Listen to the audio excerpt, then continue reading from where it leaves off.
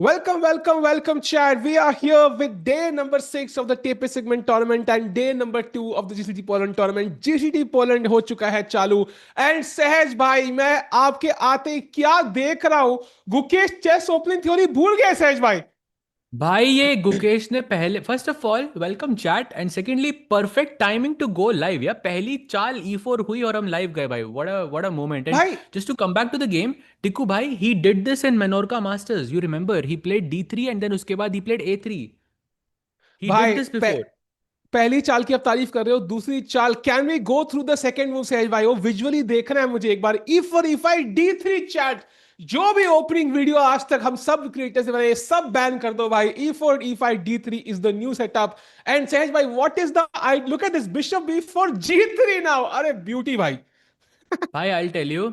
Chat, do you guys know what the Nodirbek system is? Like it goes something like this. You play knight f3, black plays knight c6, and white plays g3 here, right? So this is what we call. I mean, basically इसका official name नहीं है, but Nodirbek बहुत खेलता है, तो we're just calling it the Nodirbek system for now until it gets a name. But Gukesh played this a lot against Vishy sir in GCL. I think 2 or 3 games he played, and 2 games that I think or so he won with this G3 variation. And now he says कि ठीक है भाई night F3 G3 के बाद तो शायद आप preparation करके आ सकते हो, तो मैं क्या करता हूँ I play D3 night C6 and अब G3 खेलता हूँ मैं, तो अब आपकी प्रॉपर प्रिपरेशन नहीं आएगी. I am also keeping the knight on G1 for now because maybe in the future I can put it on E2 and that's a completely different setup and that's the idea basically. भाई that's the idea Indeed but already white से चौथी चाल पे only move आ चुकी है सहज भाई that's making me worry a bit bishop D2 only move for Gukesh वरना अलविदा इस गेम को कहना पड़ेगा and of course let's not forget who is he playing against दो important details Radoslav is the lowest seed of the event so somebody ideally you want to beat and also Gukesh is second for the world championship. Oh, that is so true. That is so भाई अब तो second को थोड़ा अपना भाई अपनी responsibility निभानी पड़ेगी. पर पर सेकंड को तो ओपनिंग पता होगी ना भाई तो उसके अगेंस्ट खेलने का तो कुछ मतलब बना नहीं वो तो साथ में बैठ के ही देखे होंगे opening. But I think this is clear कि he okay. Do you really expect Gukesh to play E4 E5 D3 in a world champ? भाई मैं रो दूंगा अगर गुकेश ने E4 E5 D3 सिंडारोव के साथ वर्ल्ड चैंपियनशिप में खेला भाई. I can tell you like we will all cry on the on the stream there, but मजा आएगा. But I think भाई this whatever Gukesh is playing by these days, especially D3, he has employed at least 2 times that we know this year. Once in Menorca and once just now. So that means he's not going to play this in World Championship. नहीं तो आप you very rarely repeat. Right, टिको भाई. भाई आपने world championship होने की बात करी अगर बिशप D2 नहीं आता मैं तो अभी रो पड़ता भाई 6 महीने का वेट क्यों करना है and now of course D4 के बाद black can gain a lot of space but essentially what white has done is उसने E4 पॉन पे टेंशन रिवील कर देंगे after D4 and then knight E2 F4, knight F3, bishop G2, and you can basically try to launch an attack. Of course, it's objectively not the best way to play, but practically might offer chances. And to be honest, I am not phased at all by this. I love this. कुछ different try कर रहे हैं Gukesh. You know, it always takes courage to play these opening styles. सामने कोई भी बैठा हो, and if it wins, you look like a badass, Sahaj bhai. Oh, absolutely, absolutely. Because you played D3, and of course, like trying something new. Of course, you are also being a pioneer when it comes to opening theory. When you try out things like D3 as the world champion, then people follow. People like 2600s will follow, 2700s will follow. Then unko dekh ke 2500s, 2400s will follow, and so on and so on and so on. And who knows? Maybe right now this E4 E5 D3 is known as Leonardus variation, something like this. But who knows? Later it could get a name Gukesh variation. Because I don't think Oh, Gukesh has a name in the opening, right? That's not yet. missing. That's the thing, and only a slight error by his opponent. So I think D4 खेला था, but understandable why he took that pawn, and now he's kind of equalized. Chat, welcome to the stream. First of all, एक बार सबके सब chat में लिख दो कहाँ से आप join करें. Where are you joining us from? Let us know the location. Let me point out there's a poll in the chat. I'm going to set up on the Chess India channel. So can we set it up on the Chess India channel? If you can potentially, otherwise I'll do it. Gukesh versus Sindarov का poll because इस game के बाद जो अगला game होने वाला है सहज भाई it is Sindarov with the white pieces versus Gukesh with the black pieces. The warm-up match for the World Championship is 6 months. It's all or nothing, Sahaj bhai. भाई भाई भाई, वो जो दिन आने वाला है, वो जो एक एक घंटे के अंदर वो मोमेंट आने वाला है, basically chat. We are all waiting for it 100%। And of course Gukesh has, मेरे को लग रहा है गुकेश और राडे ना अपने राउंड को छोड़ के वो सिंडारोव के साथ ही प्रिपरेशन कर रहे होंगे कल रात को बैठ के। हमारा राउंड गया, छोड़ो, मैं तो D3 खेलूंगा, फिर उसके बाद चेस खेलते हैं। Like will just leave it बैठ के, भाई इसी राउंड की ही प्रिपरेशन चल रही होगी कल रात को। I am like 90% sure of this. And because it's such a big game, right, it's very important to score wins and have that psychological लगा एडवांटेज दिया प्रोफेसर भाई। Against someone before the match begins. Indeed, and it's going to be a lot of fun, of course. And मैंने दोनों channel पे पोल लगाया सहज भाई. I would love to see the differences in the poll results on both channels, सहज भाई, if you know what I mean. Will be quite Oh, interesting right. to see that one. And meanwhile, chat, glad to have you all. It's going to be fun. Meanwhile, we are still focused on this game. Iski ugly game. The next game is the one versus Sindarov. And of course, TePe Sigeman will also start in around 45 minutes. Sehaj bhai, so far, I think White seems to be very happy with what he has. He can play knight f3, he can castle rook e1, and e5 pawn could be a weakness. Great point, I think. And also, this knight on f6 kind of helps, because imagine if the knight was on e7, black could play f6, yeah, to defend this pawn. So you can definitely target this. So knight f3 looks like a very strong move. By the way, just wanna, just speaking of the TePe Sigeman event, since you mentioned, just wanna mention that Fabi made a very interesting statement about Erdogmus yesterday. I'm not sure if you caught that, Tiku bhai, No, but no, no. he said something along the lines of that Erdogmus is the probably the most promising chess player in history of chess, Hmm. like the most impressive player in the history of chess, or something like this. What do you make of that? Because I think that's big words coming from Fabi. That's huge because we also kind of think the same, but our assessment is based on the results, right? It's just based on him being the youngest ever to touch 2700. But for Fabi especially, I mean, of course, for you, Sehjbhai, as well, and maybe some title players in the chat, jo do log dekh rahe hain, but for Fabi especially, it's also based on the analysis of his games, right? It's based on him going deep into why is he playing so well, how is he playing so well, and clearly he's impressed by Erdogmus's play. So I think, or Erdogmus actually, I'm trying to adapt to his pronunciation. So that means Fabi clearly sees something which the common man has not seen just yet, and that means there's a huge future for Erdogmus at the top level. Yeah, for sure, for sure. And also, he was mentioning the fact that against Nodirbek, by the way, I believe he plays against Nodirbek today. And the last time Erdogmus played against Nodirbek, chat, I think we've spoken about it many times, but just want to remind you guys that, can you guys take a guess how many moves that game lasted? Just like a random guess. Can anyone guess the last time Nodirbek and Erdogmus played against each other? How many moves did the game last? Anyone? Just a random guess. I'm guessing it was with Tata Steel where they last played, Oh, not and Tata Steel, the one before that. The one before that okay, in okay, Grand okay. Swiss. My Acha, acha, bad, acha. my bad. Grand Swiss. Okay, okay. Exactly. Savita Sharma ji, I think you got the context in this. It was a 190 move Yeah, game.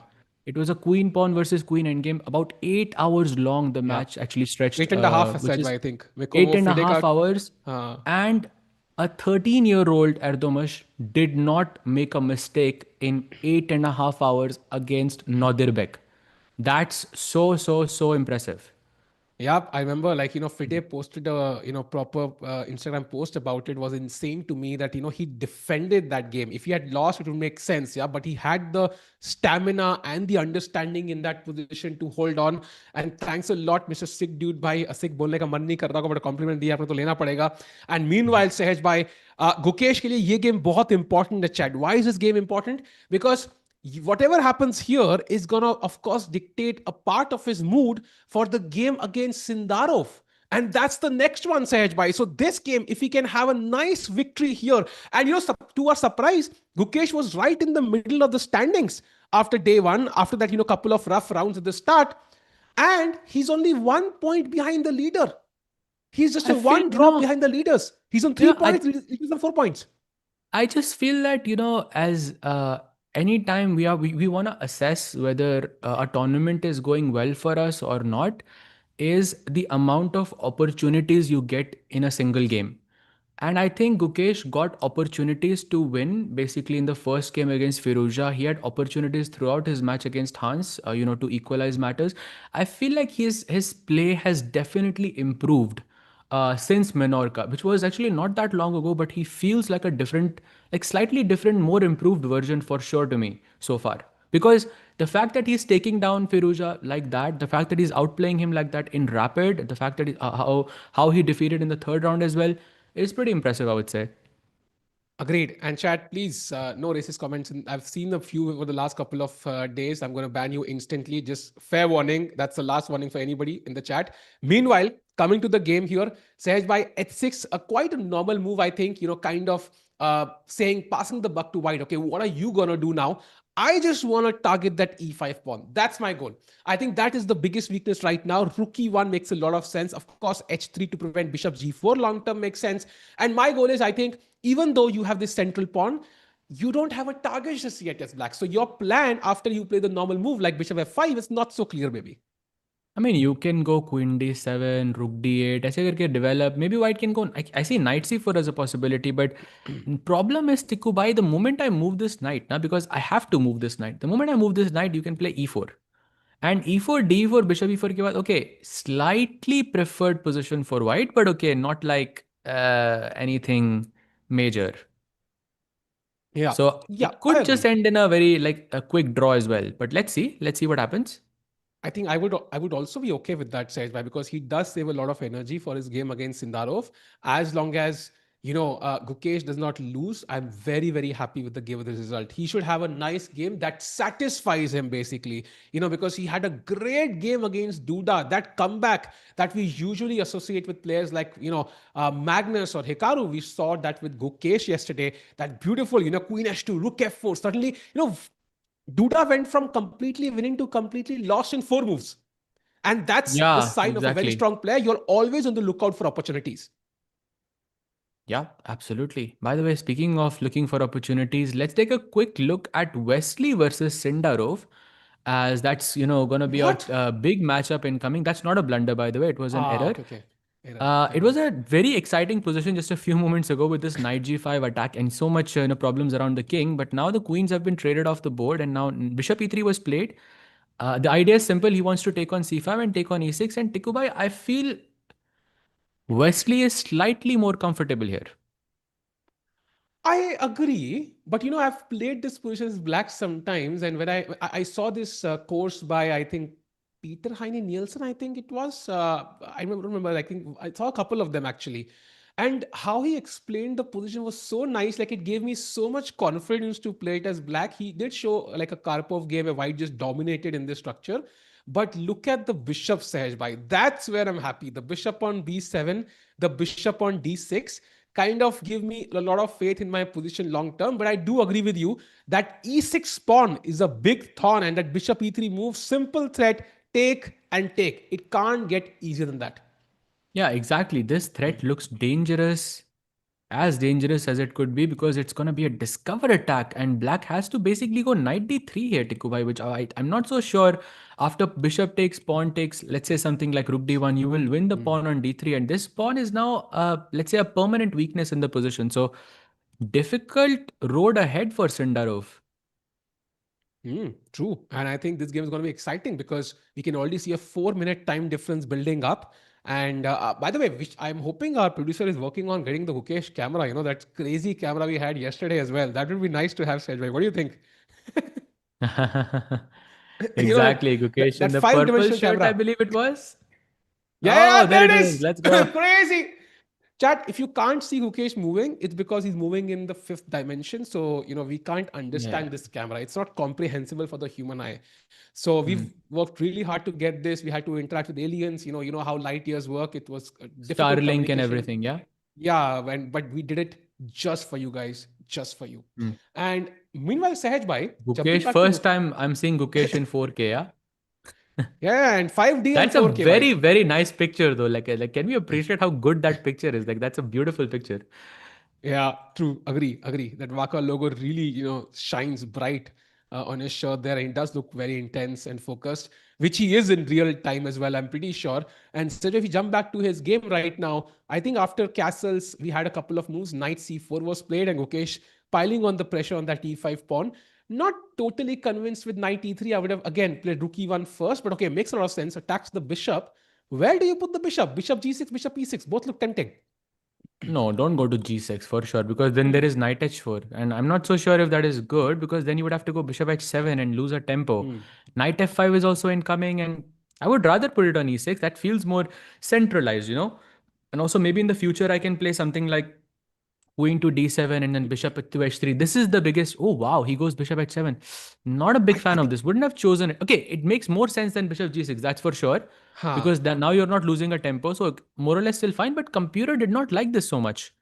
I think he's planning e4 basically. That's why he went there, because the bishop on e6 would not allow e4 anymore. He really wants to get rid of that pawn on e5, I think. Maybe and that's an idea too. So this makes a lot of sense. But can we go e4 now? Is it a good move? d4, knight e4, bishop e4, queen g4. I think is the problem. Bishop Hmm. g6. No. So e4. Actually, I'm going to try and calculate this. There is a way here for white to take advantage for sure. So takes everything. Black goes rook takes e4, and okay, something trivial like queen h5 also should be fine. Let's take a look though. e4. Hmm. Actually, no, it is working. Takes knight e4, knight e4, bishop e4. Yeah, exactly what I was saying. Yeah, takes rook e4, and okay, something like queen f3 or queen h5 here is completely fine. But okay, it's equal, basically completely equal. So e4 Yeah. is expected in this position, and I think Gukesh could draw this very, very quickly. Agreed. And chat, we're talking about Arjun as in the chat. Agreed. Arjun is leading the TePe Sigeman Tournament that starts around 40 minutes from now. He's playing Zhu Jinner today, who lost to Magnus yesterday. If Arjun wins today, and let's say Erdogmus doesn't win, he could be in sole lead. It's gonna be amazing. Of course, he could have a chance to win an event ahead of Magnus Carlsen. Sahaj bhai, that would be headline news across the internet. Oh भाई, absolutely. मजा आएगा भाई. बहुत बहुत मजा आने वाला है. I think a lot of exciting. Oh, there it is. By the way, e4 on the board. Simplifications incoming. Hmm. But yeah, to your point, lots of exciting matches are happening today. Gukesh Sindarov, of course, the big. I mean, how? I mean, I'm pumped for that one. I mean, couldn't have had it at a better time. By the way, speaking of, Sindarov is now slightly worse against Wesley So. Oh, wow. That's very interesting, actually. The idea suggests Sejwai is. Correct me if Why I'm wrong. blunder? Knight g7 is and rook e7 check. That's a mistake, no? Okay, not a blunder, but okay, that's a mistake. It's a miss for But sure. if Sindarov loses, his confidence could be low for the Gukesh game. That might benefit Gukesh, right? I think it's usually the opposite. I feel like if you win a couple of games, then your sense of danger goes away, and then you are easy to beat. But at this level, if you lose a game, then you just completely wake up, yeah, and then you just want to win the next game. Just like how Magnus was with Zhu Jinner, for example. Sejwai, I talked about Sindarov making a mistake. Gukesh also made a minor one. If we go and check that game quickly, he Arey, arey, arey, played arey. knight d c4. And now this is apparently not a good move because there is a move called b5. And where is this knight going to go now? But guys, but Tikubai, can we explain why knight d4 is a mistake and why Hmm. Gukesh went for something like this? So, like, of course, Gukesh knew knight takes e4 and queen takes d8 is equal, but just like how Magnus yesterday played that f3 move, I'm sure many people in the chat will remember, where probably it was not the best move according to the engine, but it led to more complications. Because you are avoiding simplifications overall, and this is exactly what knight dc4 here is in this scenario. You are avoiding the knight trade, you are avoiding the bishop trade, you are avoiding the queen trade, and with that the game continues for a longer period. Gukesh is just trying to continue the game for longer. That's it. Very interesting. And now, will black play b5 is the question, right? It's not the move you really want to play because keep an eye on the bishop on g2. Once you play b5, you're basically keeping the knight on c6 absolutely loose. There's also a pin on the knight on e4. So it's tactically a bit risky. So tough choice for Radoslav here, who's thinking, who's a minute behind. But b5 could be a challenging move for Gukesh to play. And of course, if Gukesh does make a mistake, then साथ ही बैठ के analyse करना है रात को बैठ के कि अरे भाई कहाँ गलती कर दी तूने मैंने कहा था क्या नाइट c4 गुकेश भाई क्या नाइट c4 मतलब मेरे देश में आके ऐसी मूव खेलोगे आप this could be discussion later on when they analyse the game Could be, why? Could be. But b5, I think, looks unlikely. Also, by the way, Radek is on 0 out of 3 so far. So he lost all of his games yesterday against Duda, Wesley, and then Sindarov back to back. So hasn't been the best event, best day one at least for him so far. So yeah, let's see what happens. B5 By is the the way, move, like you mentioned. Queen F6 is another one. Sindarov didn't find the best move. Now he is close to being lost. Not lost, lost. There is counterplay, but oh my God, he had to play rook d8. He just took the knight's edge by look at that rook on b7. It's an absolute beast right now. Exactly, and that's why Rook A B8 forces the trade of these pieces. And by the way, Rook A B8 was a mistake. Rook C B8 was better. It's not the sharpest decision by Sendar because he's usually, he turns it on whenever situation gets this tense. But here, there is a nuance. There is an intermezzo that is helping White. Chat, can you spot what that intermezzo is here? It's not Rook takes B8. Anything else? Fine. Basically, you are asking the question, how was Rook CB8 different than Rook AB8 in this scenario? Any Yeah. guesses? Chat, notice that subtle differences. What can you do with your pieces? Indeed, it is bishop Indeed. f5. The move attacks the rook on c8, and if you take on b7, I can then take on c8 and also indirectly attack the a6 pawn sedge by, I'm guessing that's the nuance there. Exactly. And if you defend this, Tikubai, then Rook D6, GG. Arre baapre. Now you lose the piece, not just the pawn. So if he finds Bishop F5, I think objectively Wesley is winning. And you know what, chat? We all talk about passed pawns. We need passed pawns to win the endgame. Look at what white has on the king side. 3 versus 1. I can simply play g4, king g2 to unpin my f pawn. And then, as Sahajbhai says, always push the f pawn very, very fast. And then these 3 pawns will just maul black here, Sahajbhai, I feel. Basically, here we would. This is a question I've asked the chat many times. Imagine if you had F, G, and H pawns, and black only had the H pawn. And it's an end game, right? Which pawn do you push first? It's always the pawn that doesn't have an opponent. This is only in the end game when there is a race. It's called the cardinal principle. I think it was coined by Capablanca, who was the third world champion. That you always push the pawn that doesn't have an opponent. So in this case, it would be f4 because it's the most distant. If black had g7 and h7, still f4. If it was f7 and h7, then it would be g4 and so on and so on and so on. Yeah. And By the interesting way, that, they have. What happened? e5 played by Radek and knight a3 ke baad a6 also found. So Gukesh slightly worse for now, but position is complicated. Yeah, I do agree. I think again the bishop on g2 should be very happy with the developments. Sometimes hotana parents have money to send only one child to college, and the second guy has to suffer on a3 for a while. He has to sit at home, doesn't get to date, at college, doesn't get to study his favorite field. But the other guy can maybe work at Google, make a lot of money for the both of them. Says with the bishop on g2 is the guy working at Google now. But I guess it depends on, the type of life that they live because when Magnus played against me, the knight on a3 was the guy who was going to college and going to Harvard and getting multiple degrees and, yeah, basically just cooking. True, true, true. And I think, regardless, Chad, I think Gukesh definitely has a plan in mind. We know he's always the guy to take risks, and this was true even when he was in great form. Remember, like Arjun against Gukesh, for example, from Norway Chess, Arjun against Magnus, always taking those risks. That's his style of play. By the way, he's played pawn to c4, and now the only move for black for an advantage is knight to d4, putting both the knights in the center and says, "Why that does look a bit threatening to me with for the white pieces." But also feels a bit unrealistic. I feel b4 is more logical. I don't know, but you see c4, your eyes go to b4 instantly. Knight a c2 and a5. You're saying, okay, that's kind of better for me. But knight d4 ke baad, bhai, knight a c2, knight c2, knight c2, and you're supposed to capture on c4, basically. So it's a sharp variation. He could find it for sure, but I think logically, like optically, I would play b4 here, which is still good, but not like the best move in the position. Also, queen f6, I another very interesting try, bhai, because b2 is under attack. I agree. B4 looks very logical because then I have the c5 square permanently for my knight. Of course, not right now, but slowly but surely, I'll put a knight there and then can always hop to the d3 square. That's a beautiful treat waiting for me to grab. साल भाई Thapar college कैसा है आना है कभी Thapar college है मन है एक बार मैं कॉलेज का कभी गया नहीं हूँ someday I'll come to Thapar and visit it once more but let's see भाई आपको um पता है मैं किसी इंडियन कॉलेज में आज तक नहीं गया हूँ. like because मैंने अपनी सहज भाई आपका ग्रेजुएशन थोड़ा इंडिया से बाहर करी थी इंडियन ना, तो इंडियन इंडिया बहुत चीजों में मिसिंग है भाई, फूड में मिसिंग मैं है, से ये बहुत बड़ी कॉलेज में मिसिंग है। मेजर चीज missing, I want see the vibe as well, like once in my, like ये कैसा रहता है, like how, like just want attend a class as well, it would be so much fun.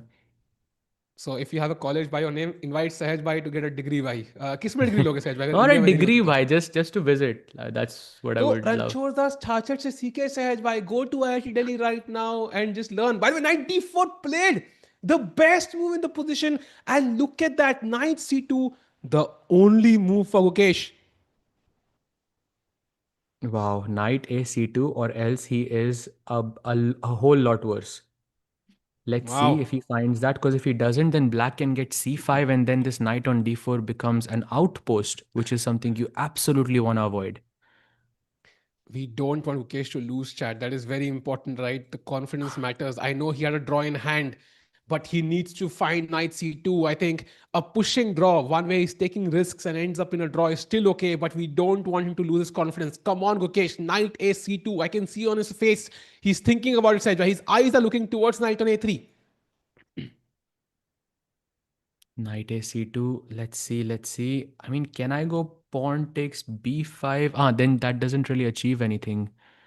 Knight ec2 doesn't make sense. I'm just trying to understand if he finds knight a c2 via process of elimination, or is it like a move that appears to you instantly? Because I probably won't play knight a c2 instantly. I'll probably think of rook c1, rook e1 type of moves as well, because I will think, okay, let's develop all the pieces and then challenge the knight.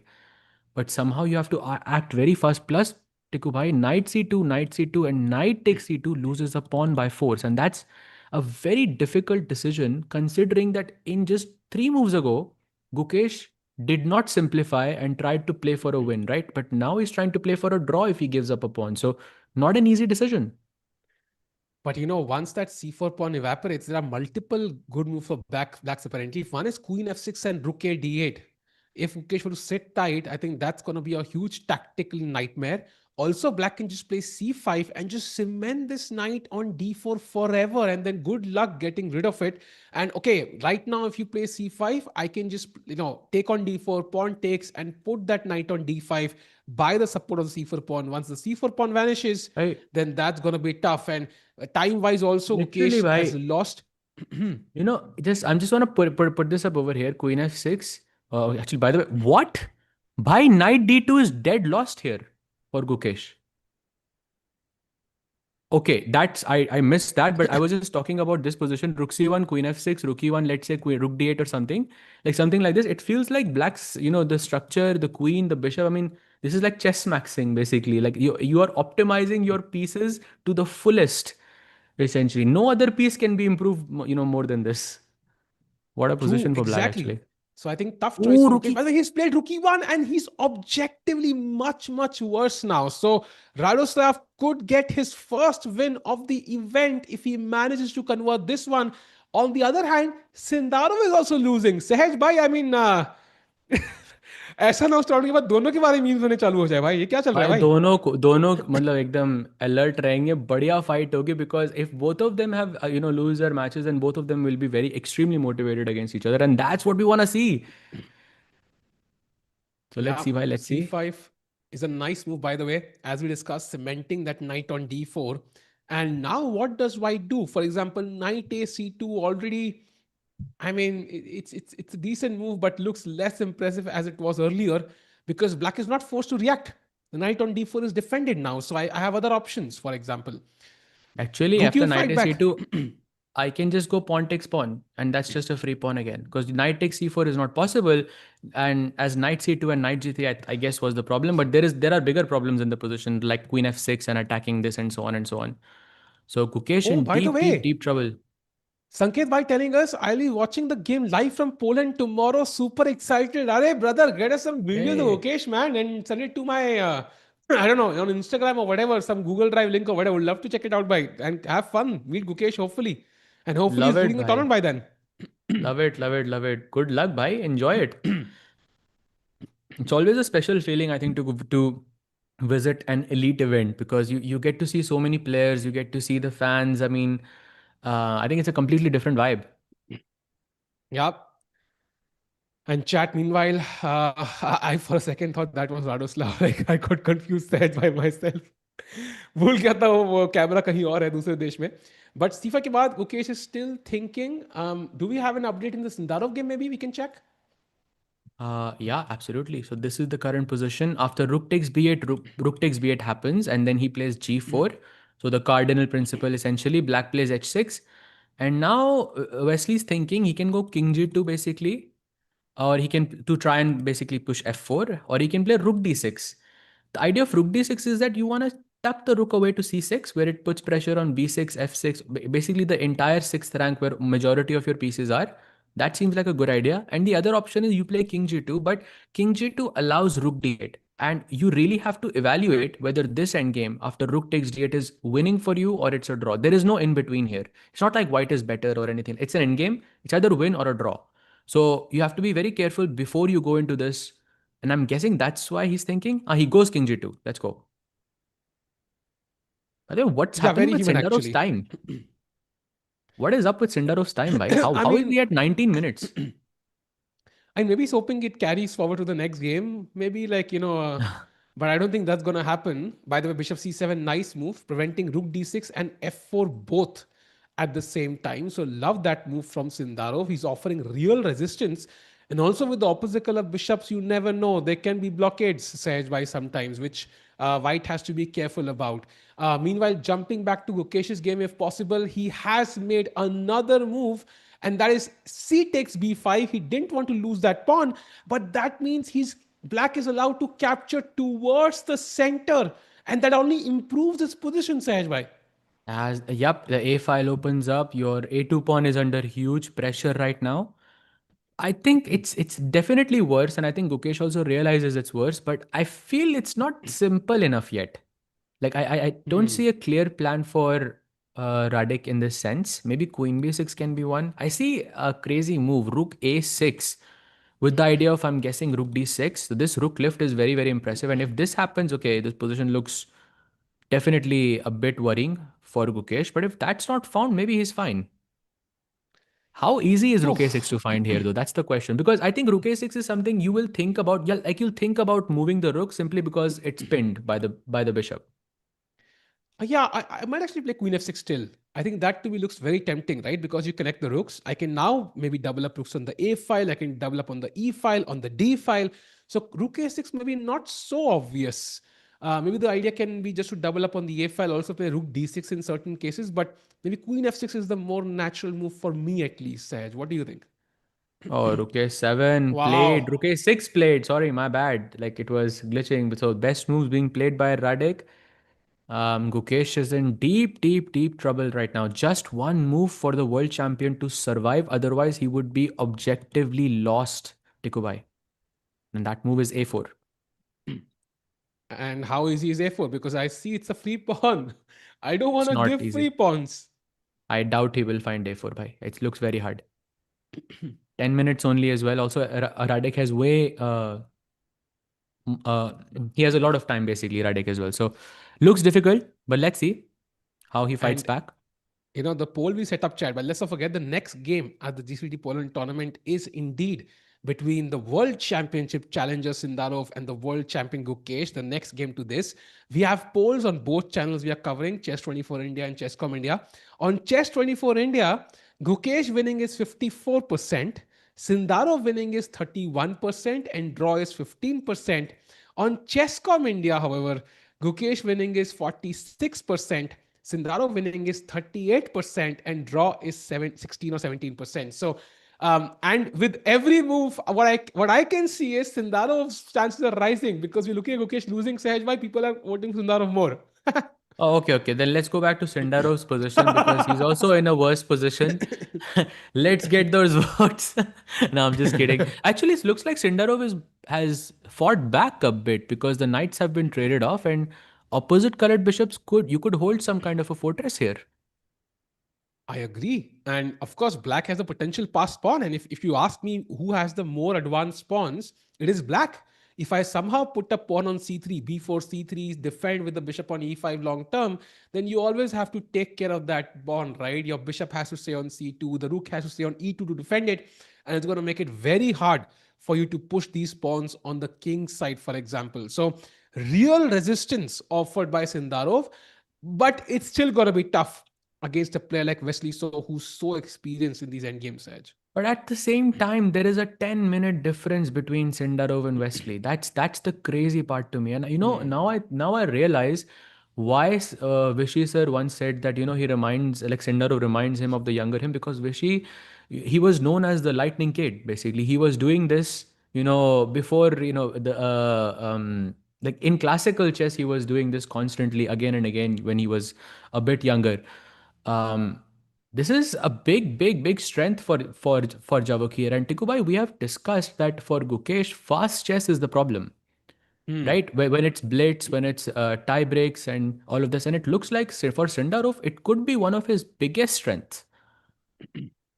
Agreed. And that extra time pressure, really helps. 17 minutes is insane. Yeah, you can sit down and calculate for 15 minutes for one move if you really needed to calculate it. And somebody mentioned in the chat as well, I think it is Mr. Raguk, who said Sindarov will save this due to time, but Gukesh will lose due to the same. So very interesting that, time being an important factor, although Gukesh had the draw in his hands, Edge, he Hmm. self-imposed these complications, which is biting him again. So I mean, it was a basic case of him coming up very ambitious, playing with his usual intentions, but maybe the understanding of the position was a bit lacking in this case.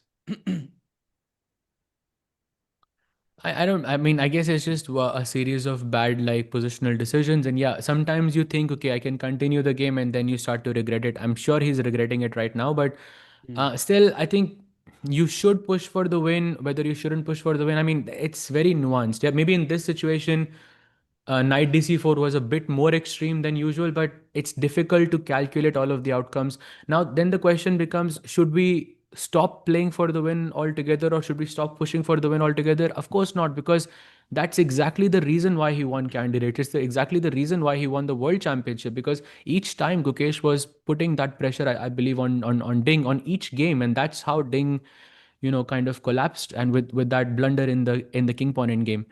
So he should just keep doing what he's doing, and find the right balance. That's what it is. But this definitely, I agree with you, was not the best decision by Gukesh.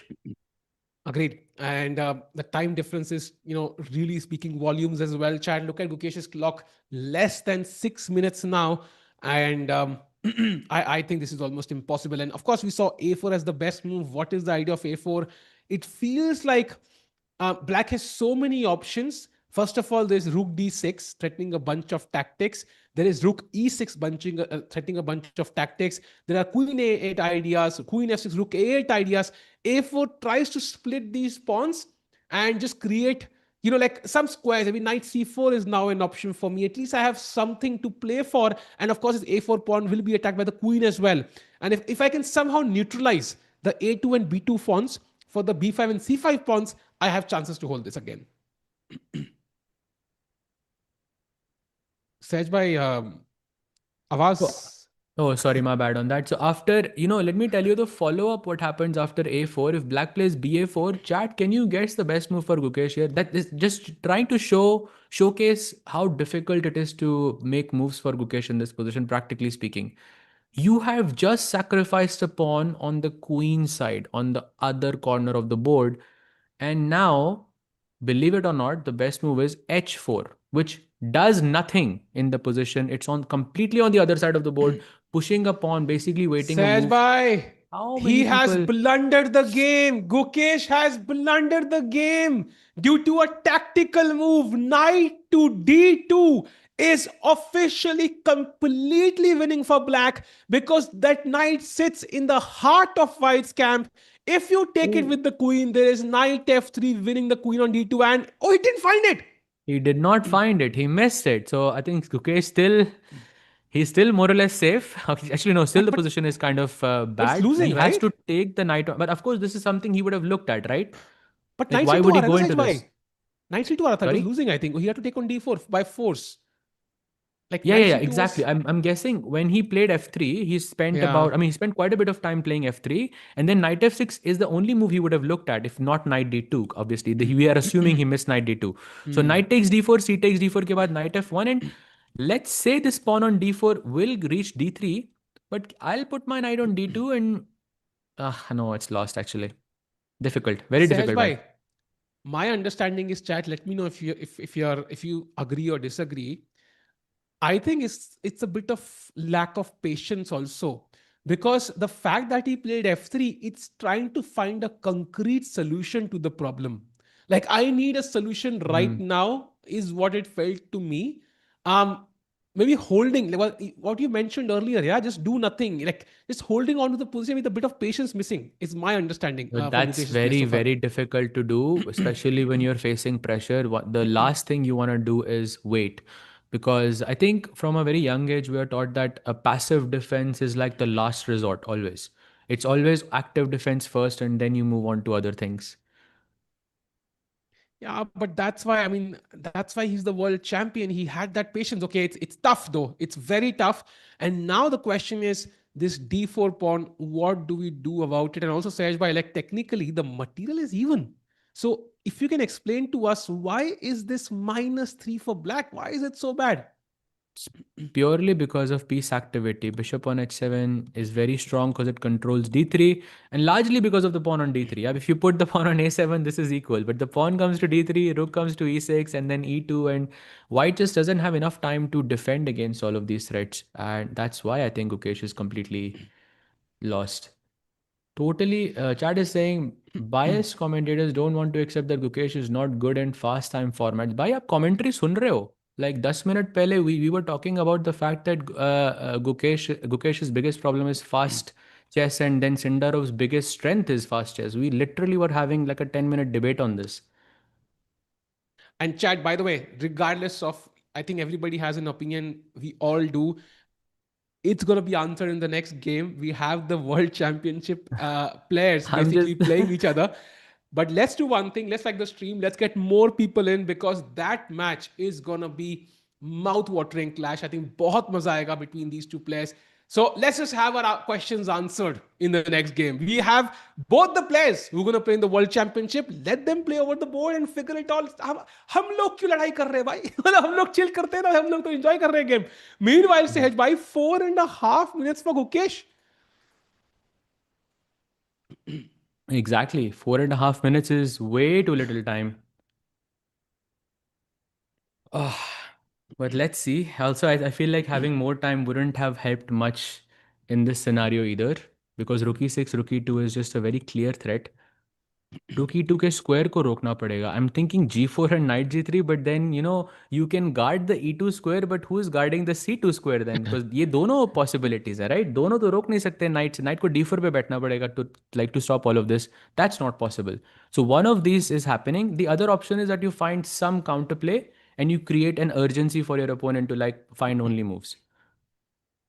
I think the fact that Yokesh is still thinking is a sign that he knows he clearly messed up. And now I think it's already too late.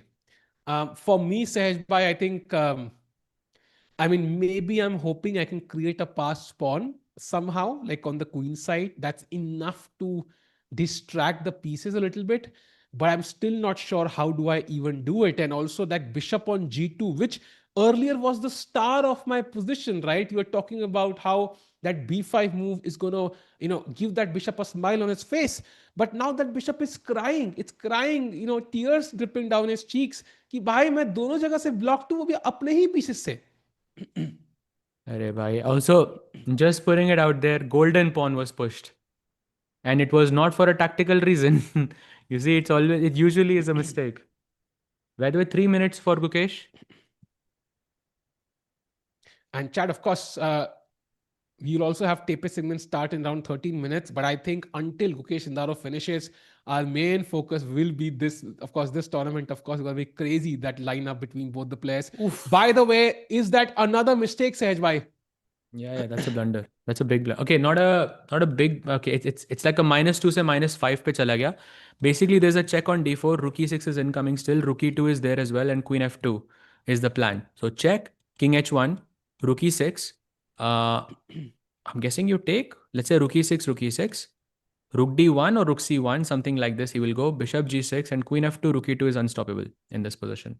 So very clear plan for Radek to bring the queen and put it on the f2 square. And again, if the pawn was on f2, this problem would be, let's say, this position would be less worse at least. And Chad, I think there are a bunch of questions I see about Gukesh, about us. I think in terms of playing Gukesh playing events, which I think is the main question, I feel like he's already withdrawn from a bunch of events. For me, I think whether he plays or not is a different strategy, because I have seen players who've played like 3 events in a year, 2 events in a year do very well. I have seen players who have played like 2 events a month do very well. So it depends on the problem he's facing right now. I don't think he's playing too little or too much. He's found a nice balance in the number of events, so I don't think that's a defining factor for his play. By the way, queen b6 check played. King has to go to h1 now, and that f2 square looks so tempting. Sehaj bhai and It's not chat. about events. It's not about events. It's not about the fact that he is playing a lot or not playing a lot. I mean, it's obviously the weight of the crown. We have established that. But I feel like to an extent, it's also hunger, because in 1 year he won everything, and then uske baad he's thinking, okay, now what's next? And probably that hunger is going to come back, I think, for the world championship. That's why I think it's going to be a very, very tough match. I would say either side. But let's see. And Chad, the poll results are shifting dramatically. On Chess 24 India, it is 51% Gukesh wins, 35% Sindarov, and 15% draw. On the Chesscom India channel, it is 43% each for Sindarov and Gukesh, and 15% is a draw. So Gukesh's game is changing the poll. Your votes in real time. Will the game end that way? We'll know very, very soon. It's the next game after this. By the way, Rook E2. Look at that move. And Sehaj Bhai and chat, I think we'll all agree. If your opponent's queen can land upon the f2 or f7 square, 99% cases you're suffering. The game is over. Whether be it Scholar's Oh, Mint or whether yes. be it in the end game or the middle game, whenever that happens, you're suffering. Yeah, this is just checkmate in this scenario. It's not even suffering. This is over. I think he can resign now. Yeah, for sure he can resign now. By the way, Sindarov is, I'm not sure if that endgame is winning or if it's a draw, but I think it's shifting more towards winning, if I'm not mistaken. Yeah, I think So he's yeah, going to very, have two very pawns, interesting right? developments there. Yeah, Yeah, looks like it's winning. I think this, I mean, Yeah. Gukesh probably is going to resign, I feel, in this moment. Let's take a quick look at Wesley versus Javokir to see what's going on. Yeah, only move for Javokir, which is c3. And this is where those extra 10 minutes really help him, yeah, because now he can take Hmm. his time and put up the best defense. Imagine now if Sindarov had 2 minutes on the clock and Wesley had 10 minutes, it's very less likely he would be able to find the right defense and make it as hard, for his opponent to convert into a win. But it's very This is a important. very big quality for Sindarov. If he takes on b3, you have to take with the bishop. That's very crucial. If you take with the pawn, I think that's a draw instantly, because black can just play a4, even sack that pawn, but it doesn't matter because the bishop, opposite color bishop, can actually stop 2 pawns on its own. So, crucial decision. I think Sindarov making a choice what to do. He ideally should play c3, but he could just take a practical bet, Sehaj Bhai. I'm just going to take on b3, hope my opponent just takes with the pawn, yeah? CB3, bishop takes b3, only move that's winning. AB3 is a draw. But yeah, you were right in saying a4, pawn takes, bishop takes. This endgame is a draw. Another very useful thing to remember here, chat, is that this pawn is the wrong color. So if in some scenario bishop was to be exchanged or sacrificed for these two pawns, let's assume that one pawn will be traded off, let's say with the g pawn. Then you could technically sack this bishop for the f2 pawn and run the king to h8, and that's a draw. So this Yeah. is what he has to find. This is why after CB3, bishop takes B3 is really important to avoid and keep this pawn. This pawn is what's going to help Wesley win the game, essentially. By the way, jumping back to Okesh, we have a couple of Oh, moves. he takes Kya on hota? B3. I And told you now I it's think tempting. Sindarov is lost. He take with the bishop, yeah? Yeah, now he's lost. Now he's completely lost, because the a4 pawn, you can never push the b4 pawn now, Yeah, you can essentially. just put the bishop on D1 where it keeps an eye on the A4 pawn here, and then you just keep pushing F4, H4, G5 and simplify there, and then move the king to the queen side. It's easy from here. By the way, Gukesh, 20 seconds. He plays queen Oof. c3 and then rook a8 aata hai, and then I believe resignation is on the cards. And it's the demolition on the clock in on the position with the white pieces. Like there is nothing to take forward for Gukesh as a positive here, Saj bhai. That's the sad part, and it all comes at a time when he's about to play Sindarov. Queen f2, by the way, isn't that just mate or a piece drops? By queen f2, rook e2, I guess is only. By the way, you're threatening mate in one and the piece is gone, so that's where the thought is coming from. But rook e2, d2 stops both of them, but then there is a queen incoming. That's sad, no? I'm not ये तो sure खत्म हो गई if भाई. that's any improvement, but yeah. By the way, you can't play knight e4 because there is knight e4, fe4, and then there is bishop takes e4, and that's also Oof. winning. And can you show the? Oh, okay. I think Ah, we'll yeah, yeah, see it sure, on the sure, board, sure. anyways. So Yeah, bishop takes e4 के बाद bishop takes e4, queen f1 check, yeah. and that's a checkmate. But okay, Chad. I think on one side, Gukesh did kind of bring this upon himself. He had a draw in hand. He tried to overpush and is going to lose now. But the only positive that I can see is ambition. I'm hoping he sticks to that ambition in the next game as well, although he'll have the black pieces. Next game is very, very, very, very important. I'm going to say it's the most important game for Gukesh so far in the entire year, for Sindarov as well, of course, apart from the candidates. So, super crucial game. Do not go anywhere. It is the next game after this one. Meanwhile, Gukesh has 10 seconds, 8 minutes in contrast for Radoslav, who, by the way, was Gukesh's second for the World Championship. I think there's going to be detailed analysis of this game, Sahaj, tonight between both these people. Yeah, bhai, for sure, for sure. I mean, it's always an interesting situation when you play against people that you work with. It's never actually easy, actually, to play against someone that you know on a personal level.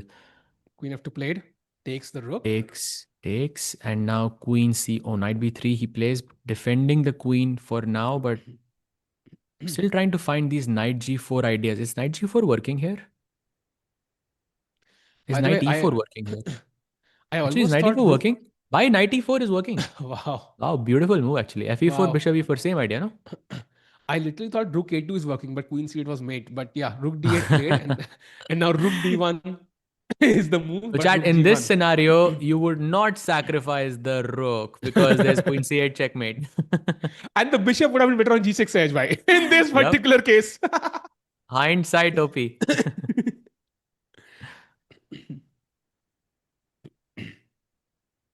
By the way, rook g1 played, but okay. Yeah, I mean, Gukesh is saying, oh no, I blundered. I blundered rook d1. I missed that there was a queen. How could I miss that?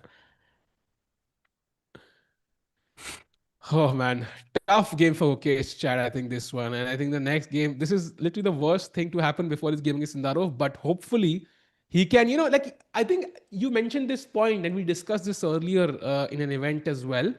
Gukesh does not operate well without a clear goal. Now he has a clear one because he will lose his world championship otherwise, and that is to beat Sindarov.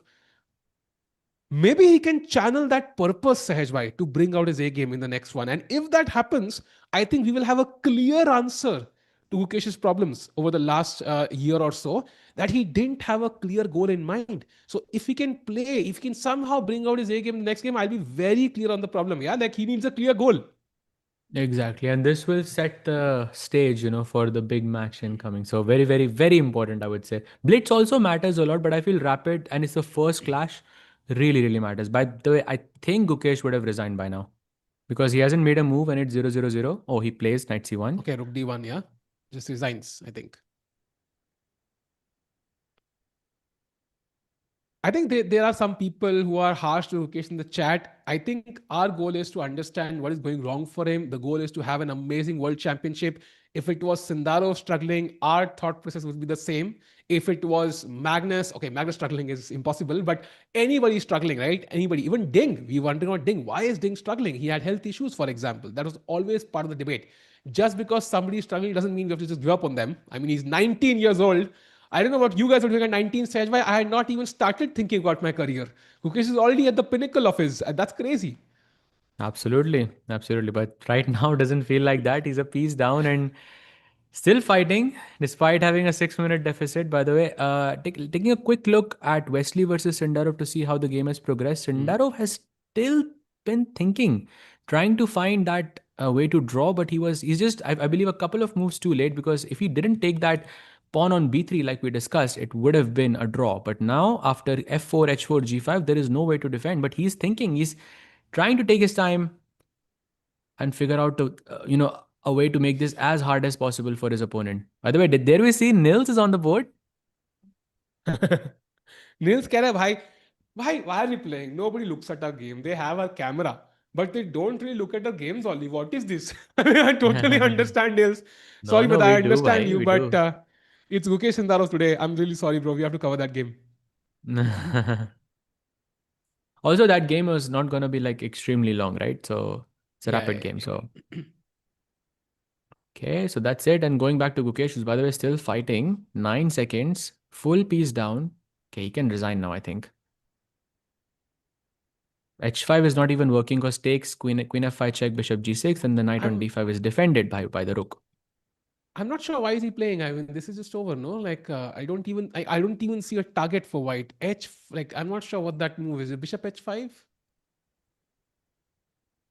Yeah, queen f5 check, bishop g6. This is not even hanging.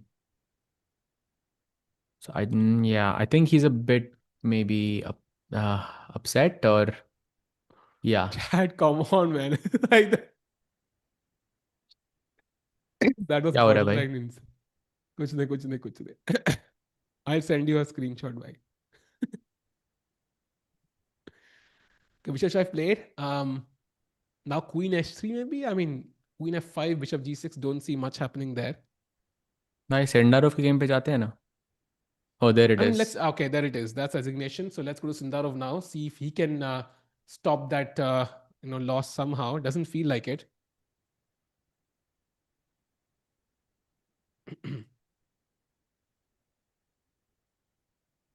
Exactly. By the way, also this is kind of similar. If Sindarov loses, no, this is kind of similar to that candidate situation of Magnus and Kramnik, where both of them were Oh, by the fighting way, for the first place to win the match, and both of them lost. Rajbhai, look at this King F4 only move, by the way, for Wesley So or Sindarov is back because you can maybe you can play Bishop E1 or something. I don't know what the plan is, but King F4 only move.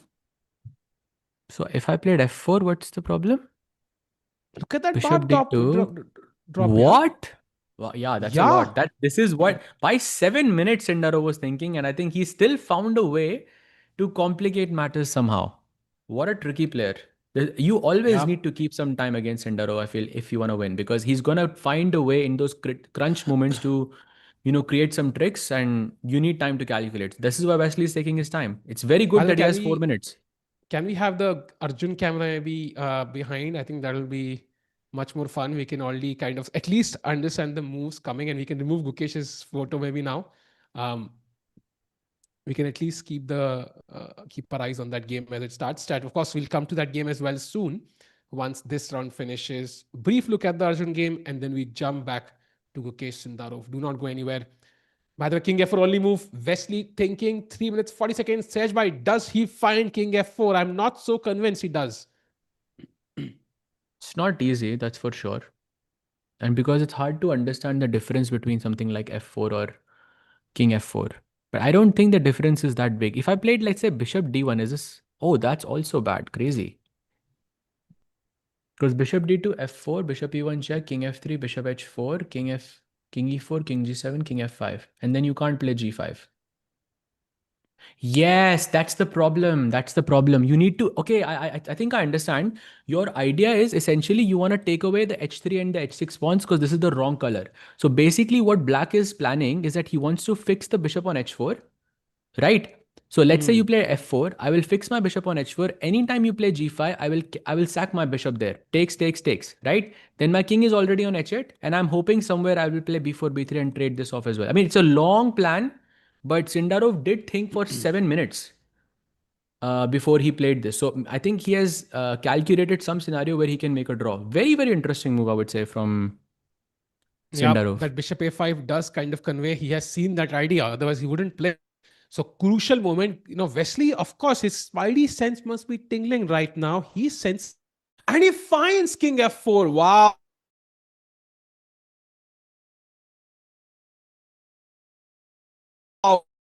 Man, finding that This is idea why you move need those easy extra at 4 minutes. all. Why?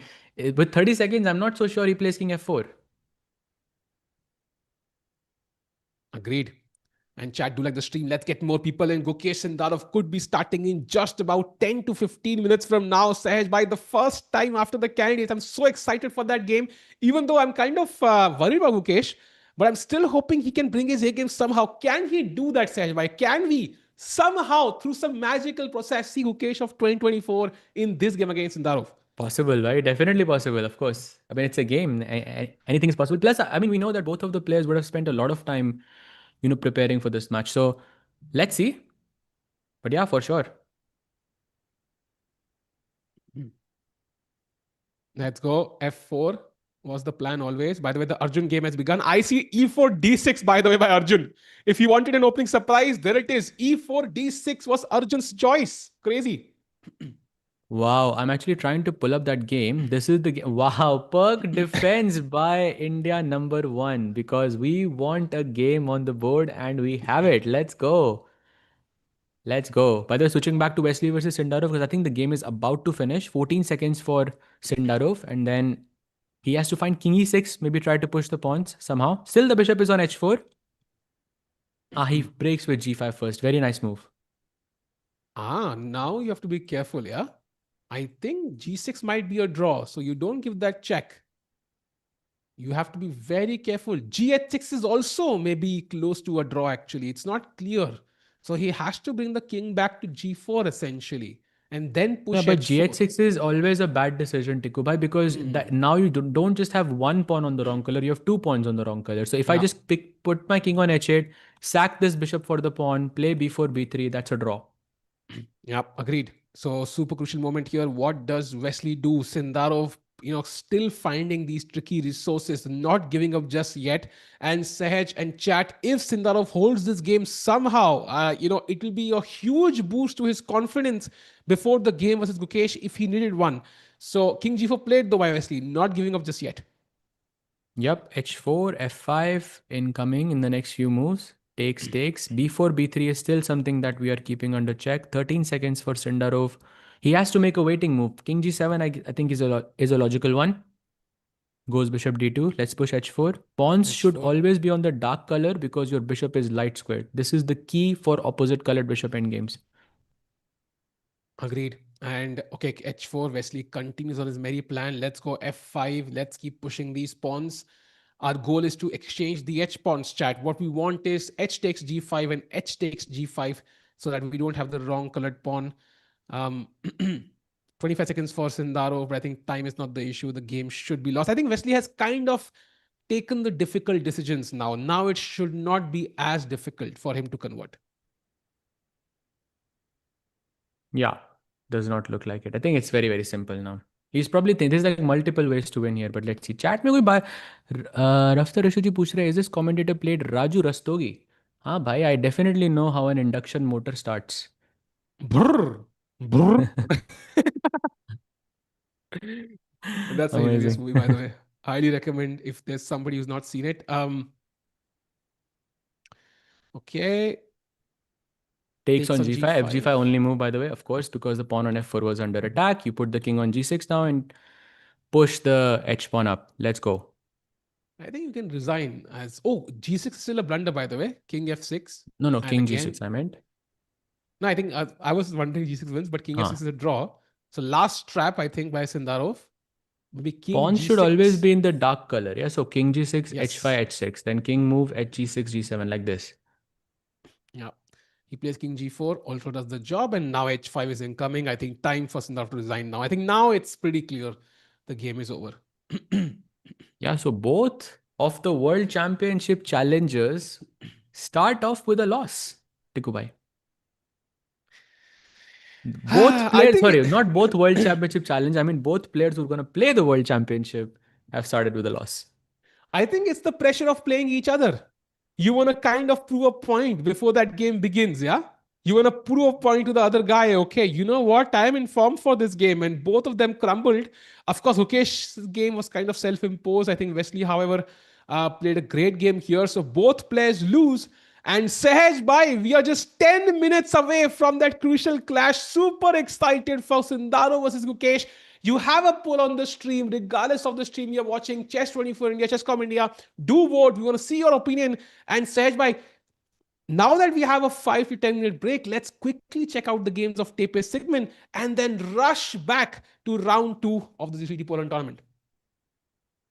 So we were looking at Arjun versus Zujiner, where he started off with the perk defense with e4, d6, white plays d4. Still more or less main theory. Bishop e3, I believe, is called Austrian attack, if I'm not mistaken. I could be wrong. But bishop g7, and here Zoo plays what basically every chess player plays in this position when you know what your opponent's intentions are, which is to create havoc on the board, create some complexity on the board, and you play this move to try and play solid and keep that slight edge throughout the game, and that move is knight f3.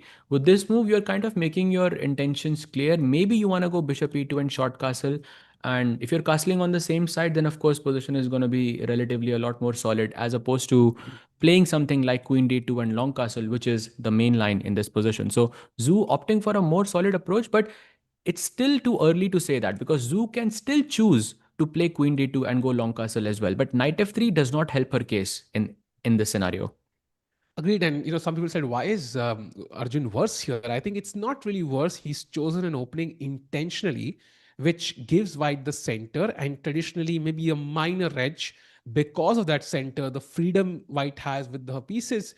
But Arjun is planning to counter attack either with e5, c5, or some break in the center long term. So he has faith in his understanding of the position, the opening preparation he's done, and the kind of form Arjun is in right now. I think it's not a bad decision at all. And I remember, Sajay, we talked about this yesterday, Olympiad final game. I think he played the Scandinavian and still won that game. So when Arjun is in flow, he is very flexible with his opening choices. Yeah, he's not hesitant to play any opening under the sun.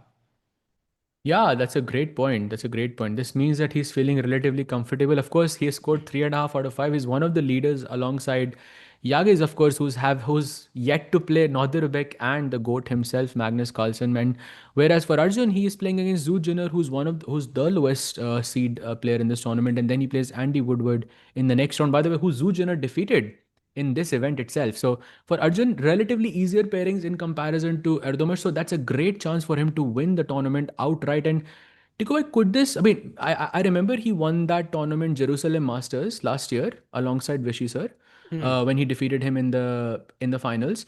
Apart from that, any other major open elite tournament victory for Arjun? I think if you exclude the Rapid and Blitz bronze medal, which is, by the way, an Yeah, insane of achievement, course. because I don't think like, uh, it's so hard because Magnus and every big name in the chess world is playing. But in terms of classical chess, if we focus, I think this could be the biggest win of Arjun's career by far, not even close, because he is playing an event which is not only a tough one, a high average yellow. He's playing an event where we have Magnus Carlsen. I mean, we joke about this, that the graphics are ready even before the tournament has started, that he's won. And to win a classical event where Magnus was playing, apart from him, you have Nodirbek, who's world number 4 and in the form of his life. You have Yagiz, who's the biggest talent, as Fabi said, chess has ever seen. And to win that event would be an impressive feat by Arjun, who's also again entered the world top 7 now. So I think Arjun, and you can see by this opening choice, he's feeling confident. So that would be insane for Arjun. But of course, it would also be insane for somebody like Erdogmus, who's just reached the top level, and winning an event ahead of Magnus could mean a huge boost for his confidence. So this is not just a chess battle here. And also for Nodirbek, that was the only reason he played. That Magnus was playing the event. He wanted to win an event where Magnus was playing. So, chat, it's a battle for pride. It's a battle for confidence, a battle for careers.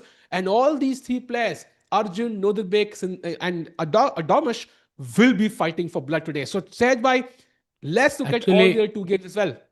chat is letting us know WR Masters was one of them, and yes, you are right. That was a classical event, but like, okay, considering the fact Magnus is playing, Nodirbek is playing, like I feel like this feels very very good from Arjun's perspective, because for a long time Arjun was not getting invites, to elite events, and if he wins one of them, then I think it really opens up, the space for invites in the future for him, at least in the near future. Just one big tournament victory is what it takes. Would that be a right statement, Tikubai? Agreed. And also, like doing it when Magnus is playing is definitely a boost for his confidence and for the visibility. Imagine everybody's following this event, right? TePe Sigeman, because Magnus is playing, and guess who wins? It's Arjun. Or guess who wins? It's Erdogmus. Guess who wins? Nodirbek. That's huge, I think, for these players who are trying to beat the GOAT. By the way, I think Sejbhai, we need to play it. So Zuzina clearly, hinting that she has some dangerous plans with queenside castles, bishop h6, h4, h5 to build up an attack. So Arjun's opening prep, look at this, plays instantly pawn to a6. Wow, nice. He's still very much in prep. I think looking very. This is where Arjun becomes super dangerous. Now it's looking like the proper Arjun we know. What was that e5 Petrov that he was playing before, and those solid openings by Hatao Osa. We want mess on the board. That's what he's known for. This is what he plays. This is what he does the best, and love to see the old Arjun back, more or less. Which is nice. Agreed. Chat में someone's asking, I'm not lying. You guys aren't blind. After Gukesh won the world championship, what did he win? I can tell you he won a match against Magnus Carlsen. So Chad, I think is that not good enough? No, I mean 2024. If there was a player of the year, it was Gukesh. There's no doubt about it, and it was even when Magnus was playing classical chess. So it might not have been a great 2025 for Gukesh, and we can all agree on that. It was for a world champions level not impressive, but 2024 was arguably one of the best years for any player. You can ask Magnus that question and he will agree. So that means Gukesh has the potential to do that.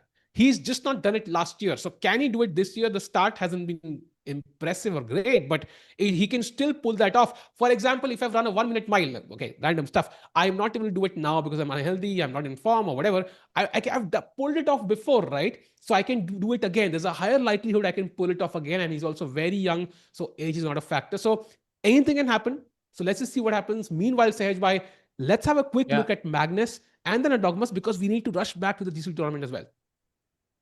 Oh, yep, there it is. This is Magnus's position. It was a King's Indian employed by Magnus. So, by the way, another aggressive choice by the GOAT of chess to, have a game. And he knows he's half a point, trailing behind Yagiz and then, of course, Arjun as well. And he wants to catch up. So, he plays a very sharp opening, goes a5 in this position. And knight f3 ke baad, he plays knight to g4. And I'm taking a look. No games of Magnus here, which is actually very surprising. In the previous position, not either. But do you know who does have a game in this position exactly after knight g4? It is an Indian player, chat. So if you want to take a guess, if I gave you 3 guesses out of the top 3, just one player you could name has played this opening before. I would say fairly quite recently. Prag. This exact position, by the way. Prag. Not with it, not Vishy. And there it is. It's Prague. Prague has actually employed this in 2024. Could be actually an Olympiad match, Tikubai. I'm not exactly sure. Please do correct me if I'm wrong. But that's a good sign. Yeah, and I think Magnus Carlsen also playing very quickly, not taking too much time. Looks like he's quite satisfied. But the question is now, Sahaj I mean, I hope there's no repetition possible, right? Because sometimes in these lines, when you play knight g4, there are repetitions. Is there a repetition White can aim for or no? No. If Magnus wanted to repeat, why would he play King's Indian? And to be honest, like, I'm sorry, but Andy is a very strong player, but he's also very young. Yeah. So I think in either scenario, even if it's, I mean, Andy must play this game as much as he can because, like we discussed, playing a match against Magnus would like increase your elo just by default. And by the way, camera shifting to the right a bit to get a better view of, I'm guessing, the GOAT of chess, but there it is. So from both perspectives, of course, Magnus wanting to play on, of course, to win the tournament, and Andy playing this simply because he needs to get the experience of playing the GOAT of chess. How many people can say that they've played the GOAT of chess in classical? Not many, yeah? Not at least these days, because chess is so young and Magnus is, well, not playing as much classical anymore. Agreed. It's a learning experience as it was for Zhu Jina yesterday, who definitely gained like 25 kilo in strength after, battling against Magnus. So that was a crazy game. So Magnus looks like, which you have played by the way, Andy. So both players look like they're prepared, 100% accuracy by both, or 0.2. I think that's just a rounding error. So now let's go to the game of Yagiz Sehaj Bhai. I think we also have another crazy opening there, the Sicilian defense. Oof, let's take a look. Oh, ho, ho. We have this is, I think, a very, very big match, I think, for today because एक revenge तो होगा भाई because Nodirbek, tried to win for 190 moves. By after, I know it's not the first time they're meeting. After that, they also played in, in Tata Steel as well. But still, you don't forget a game like that ever. I feel if you played 109, Tiku bhai, what's the longest chess game you have played so far? I don't know in moves, but I do in hours. It was, I think, like 7 hours or something, like But almost you almost remember seven the hours. player, right? You remember who you were playing. You remember what type of situation it was. At I least remember it was in I Delhi. remember all Ah, the yeah. like the long games I have. I will remember, and we can argue that maybe in Yagiz's life this might be the longest game by quite a bit of distance because usually Hmm. the longest that a chess game can go is maybe like okay 5 hours, 6 hours is max because the time control just doesn't allow it. But in Grand Swiss it was different because after move 60 you could get an extra hour. And because of that, the game stretched for 8.5 hours. That's one third of a day. By in modern chess, that is completely unheard of. So I think he will remember that game for probably for the rest of his life. Yeah, because that's such a defining moment. Agreed. Agreed for sure. And I think Yagiz is definitely, I think, somebody to look out for the coming years. Nodirbek, by the way, with the black pieces, though he's also kind of in a difficult situation, right? I think if he wants to win the event, he knows he's trailing. So he needs to win this game somehow, and defeating the leader would be the easiest way to do so. So tough game here. Both players out for blood. Sicilian defense from black, F4 by white. बहुत मजा आने वाला है सहज भाई. And before we jump to GCT Poland, where the game is about to begin, one last look at the Arjun game, Sahaj by maybe.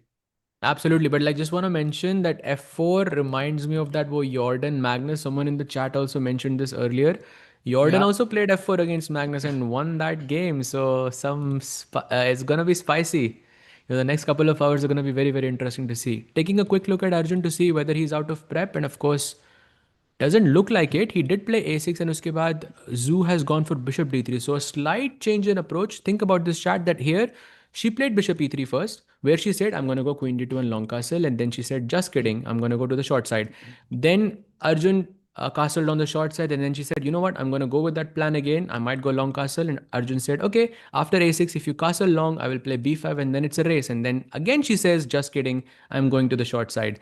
So a bit of hesitation there. I think Zujiner is playing a bit solid because the position already is slightly better for her thanks to the space, central control, piece activity, and everything so on. So she's gonna castle on the short side, but Arjun, I don't think has this in his prep.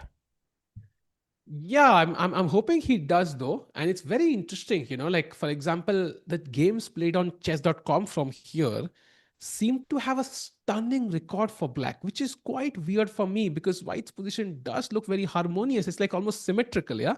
The knights on c3, f3, the bishop on d3, e3. If you're a chess beginner, this is what your coach will tell you is like the dream position for white if you could somehow achieve it. Like every piece is developed, you have flexibility to castle, queen side, king side.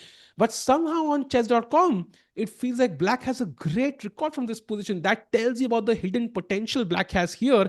And it's going to be, and Zoo displaying some, like indecision about castling here or there. So it does feel like to me, Zoo is out of prep, Sahaj Bhai, Oh, and for sure. Arjun may be as well after this move, bishop d3. But maybe he might have an idea about what to do. For example, the most common move by black on chess.com here is b5. But if you play that after bishop h6, it shows a clear advantage for white already. But black has a great record. So it's very confusing as to which path should Arjun take. I mean, bishop h6 is working, but this is still, it could transpose into one of the variations that, maybe instead of bishop d3, you could go queen d2 here and then you could play bishop d3. Some transposition could happen. And I think Arjun would be familiar with that. But I think this idea of going short castle and keeping things solid is where Arjun, I think, did not do as much research as the more sharper lines. And I think that's what you Hmm. should do when you play perk or anything sharp because when you're playing against someone who's on paper a lower rated player, you take a worse position, you analyze all the best moves that they can play, and then you rely on the fact, okay, if they don't play the best moves, then I know then they are not that much better, and then it's a chess game, and Arjun has got what he wanted. in that scenario. Oof, yep, and he's drinking a sip of water. Chat, by the way, do like the stream. The match is about to begin in less than 5 minutes, I think. The match between Sindarov and Gukesh. Sahaj bhai, I think it's time we talk about that. We can stay here for the time being. I'll let you know when the game begins, but I think we have to talk about that match now. What does this first clash mean somehow? Because it's going to set the tone, right? We also have two blitz games between these two guys. So it's not the end of the road. They have to face each other thrice at least in this event. What does this mean but for these two players? I do remember that, like, for example, Ding, when he played Gukesh at the Olympiad, or at least was supposed to, he withdrew. For me, that was a clear sign that Ding did not want to face Gukesh and was a bit hesitant. And that already gave psychological edge to Gukesh. And now we have these two players not backing down, but both of them lost the last game. So nobody's going to be in a great mood at least. And Gukesh, of course, not in great form. So who do you give the advantage? Sindarov is the obvious answer. Do you agree with that? क्या चल रहा है तुम्हारे दिमाग में? I think it's very difficult to comment on it unless the game has already happened, because it's the first time they're facing each other. I do think that this match holds more importance for the World Championship than the Blitz matches. Blitz ke games, I think, because classical is so much longer and so much lower. Blitz just feels like you're playing a completely different sport, like in this scenario. So I think the Rapid definitely holds more weight in comparison to the two Blitz games. And yeah, I think both of the players will be super well prepared, and they know that, showing your strengths or getting that a bit of psychological edge before the match begins is a very, very important factor here. So let's see. Sindarov does play with the white pieces, so more difficult prep for him, easier prep for Gukesh, supposedly. मजा आएगा भाई. And result अगर हम predict, I don't even know if I want to predict the result here. Chat, I think you can do I this feel like we difficult job should for just us. be the vessel. Yeah, I think you can do a difficult job for us. So, what's your prediction for this game? Is it a Gukesh win? Is it a Sindaro win? Is it a draw? I think draw would be kind of a disappointment for me, to be honest. I want to see blood in this game. So I want to see both people going for it, a crazy game, a well fought game, and somebody coming out on top at the end. Exactly. Exactly. Gonna be fun. Gonna be fun. Chat में पूछ रहा है शायद, what is the highest rated player you've okay, like in title Tuesday it was Hikaru, like just it was like I think last year or so, but over the board I'm nuanced यार थोड़ा. Over the board is more difficult to Somebody talk about. saying maybe draw and keep audience guessing. Audience is not guessing though. I think audience has a clear favorite right now. That's Sindarov. So for Gukesh, I think winning this game could actually be about not only proving a point to the audience but to himself as well. I think that I can actually do this. And I don't know, Saj, like if I am sometimes not feeling great about myself, then it's often like it puts so much pressure on me whenever I have to do some task, right? Which involves other people. I think Gukesh must be feeling a lot of pressure right now. He played that great game yesterday, would have given confidence, but then again, the first game kind of must have hurt that confidence again. So don't know what he's thinking right now. I do not want to be inside his mind. It must be complete wildfire there. I mean, I think one pattern we can pick up from Gukesh's games, I think from Tata Steel and from this event, so from GCT as well, is that both games he was playing against, let's say, a youngster with the black pieces. One was Sindarov, one was Firuza. Both times he had black pieces, and both times he started off amazing. He kept more time on the clock, he was managing everything, got into a winning position, but his opponent fought back, he got into time pressure, and then his entire flow was kind of disrupted. It happened in Tata Steel. Okay, Tata Steel wasn't a bad event for Gukesh. I think it was, but it wasn't great either, right? And I think if we could single out that moment, that had he defeated Sindarov in Tata Steel in that Queen End game, I believe it was a very long game. If he had defeated him, then I think his confidence would be, I think, much, much, much better in this sense. Similar to the one with Firuza as well. So I think it's that conversion is where things are lacking for now. True. And कई लोग कह रहे हैं कि Sindarov will win. No diss to Gukesh, but I do trust Sindarov. कई लोग कह रहे हैं I have faith in Gukesh. कई लोग कह रहे हैं this is going to be a draw. I think we are all over the place, Sehbhai. We can't come to a conclusion about what's going to happen. I think the best way to decide is actually over the board. I think just 2 to 3 minutes to go, Sehbhai, to action. Oof, man, I'm so Absolutely. excited. So while that happens, of course, Arjun is thinking, let's do a quick roundup of all of the games before we move on to GCT, so the people know, the updated game. So let's go to Yagiz versus Nodirbek. So we were at Bishop E2, E6, and then F4, and Abdusattorov, after thinking for about 3 minutes, plays Bishop E7, and now Yagiz is already thinking. And by the way, chat, just to let you know, this position is like hundreds of thousands of games have been played here. I'm not even joking. Like it's very, very, very famous. Even if you don't see it right now, it will transpose into something else. This is what we call the Scheveningen system. You can go short castle, bring the queen like this to G3, and thousands of games being played. But the fact that Yagiz is thinking does not mean that he's out of prep. It means that he's choosing a direction right now. He could play A4, he could play G4, he could try to, muddy the water earlier on, or he can go into the classical main line. Both of them are possible. But he's still in prep. He's just thinking which direction to go to. Going to Andy versus Magnus, I believe we left after H6, sorry, Bishop G5, where Magnus plays H6 and Andy goes Bishop back to C1. Bishop H4 is also fine. A very typical King's Indian position. Generally speaking, Black wants to play E5 here, White pushes D5, and then Black tries to push F5, White tries to, advance on the queen side, the regular stuff, and it becomes a race who's going to be faster on their attack. Very complex. Anything but a draw is what's going to happen in this game. And then moving lastly to Jorden versus Nils Bay. This is also a crazy matchup, but the position is relatively quiet. It's a simple Italian. Maybe he's threatening to take on b6, go bishop e3, play with the double bishops. And yeah, and by the way, Nils is now half out of five. Right? He made a draw yesterday. Like, so, that's great. Because he was not having a great event, and then against Abdusattorov, very quick draw. Yeah?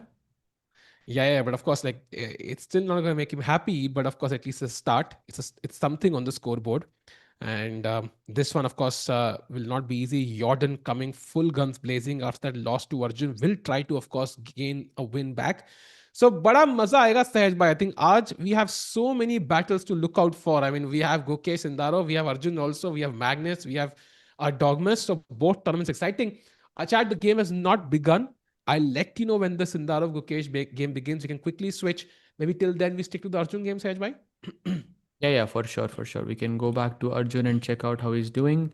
No, there is an update. He did play knight c6, which was, I think, a pretty good move. And with each move, I think Arjun is becoming more and more equal. By the way, only move here for Zujiner to keep any advantage is d5. And I'm sorry, but I'm not playing d5 here because just on the sole fact that Black can play knight e5 and takes, Black can play e6. The pawn on e5 is fantastic. This looks pretty promising. d5 does not feel natural to me at all here. You would play something like short castle or h3, try to keep things balanced, and that gives Arjun the possibility of playing e5, and that would be completely equal. True, agreed. By the way, Arjun not even at the board. That tells you how much confidence he has about the position. And this is very common stuff. I think chat knight c6 is played to tempt that d pawn forward, and basically, just it's a hook for the black pawn on e7, for example, or black pawn on c7. You can later break with e6 or c6 and basically neutralize the game. So Arjun playing it very smartly. This is exactly what he does. Let's not forget he's an expert at this. There's a reason why he was on board number 3. Is because this is his biggest strength, to play somebody who's just slightly weaker, somewhere around 2500, 2600. To beat them, back to back is exactly his strength. And that's why I think he's a clear favorite here. And he is likely going to put a lot of pressure on Zujina, who, of course, lost to Magnus in the last round. So, Sahaj bhai, I think today we're going to expect a bunch of wins for one side here. Magnus pushing, Yagiz pushing, Nodirbek pushing, Arjun pushing. I think आज तहलका मचने वाला है. भाई तहलका तो much रहा है, but I just keep hitting the refresh screen on my chess.com window to see when the live games will begin between Gukesh and Sindarov, because that's what I'm waiting for. Let's go, bhai. Maza aega. Already I'm seeing like flags, like Uzbek fans are already here. Crazy, bhai. Bhai, it's going to be crazy, chat. So you can even spam your predictions. Forget the draws. No draws in this game. Let's assume there are no draws. Draw is banned. Who's going to win this game between Sindarov and Gukesh is the question. The first time they play Sahaj Bhai, it's so important. Everybody remembers their first time Sahaj Bhai, the first time they're going to play after the candidates. It's so important. What will be the opening for Sindarov? Will he play it safe? Will he play it ambitious? I'm not clear on this, Sahaj Bhai. He will play ambitious 100%. Sindarov is a very ambitious player. I think he's very aggressive. We saw it in candidates. I mean, also he's so fast as well. So, and he knows that for Gukesh, the key, I think, for him to navigate this game would be to play something weird early on where Gukesh thinks, then he has that 5 minute advantage, 10 minute advantage like he did in the previous game, and then he utilizes it at the right moment. Basically, that's what he can target essentially in Rapid.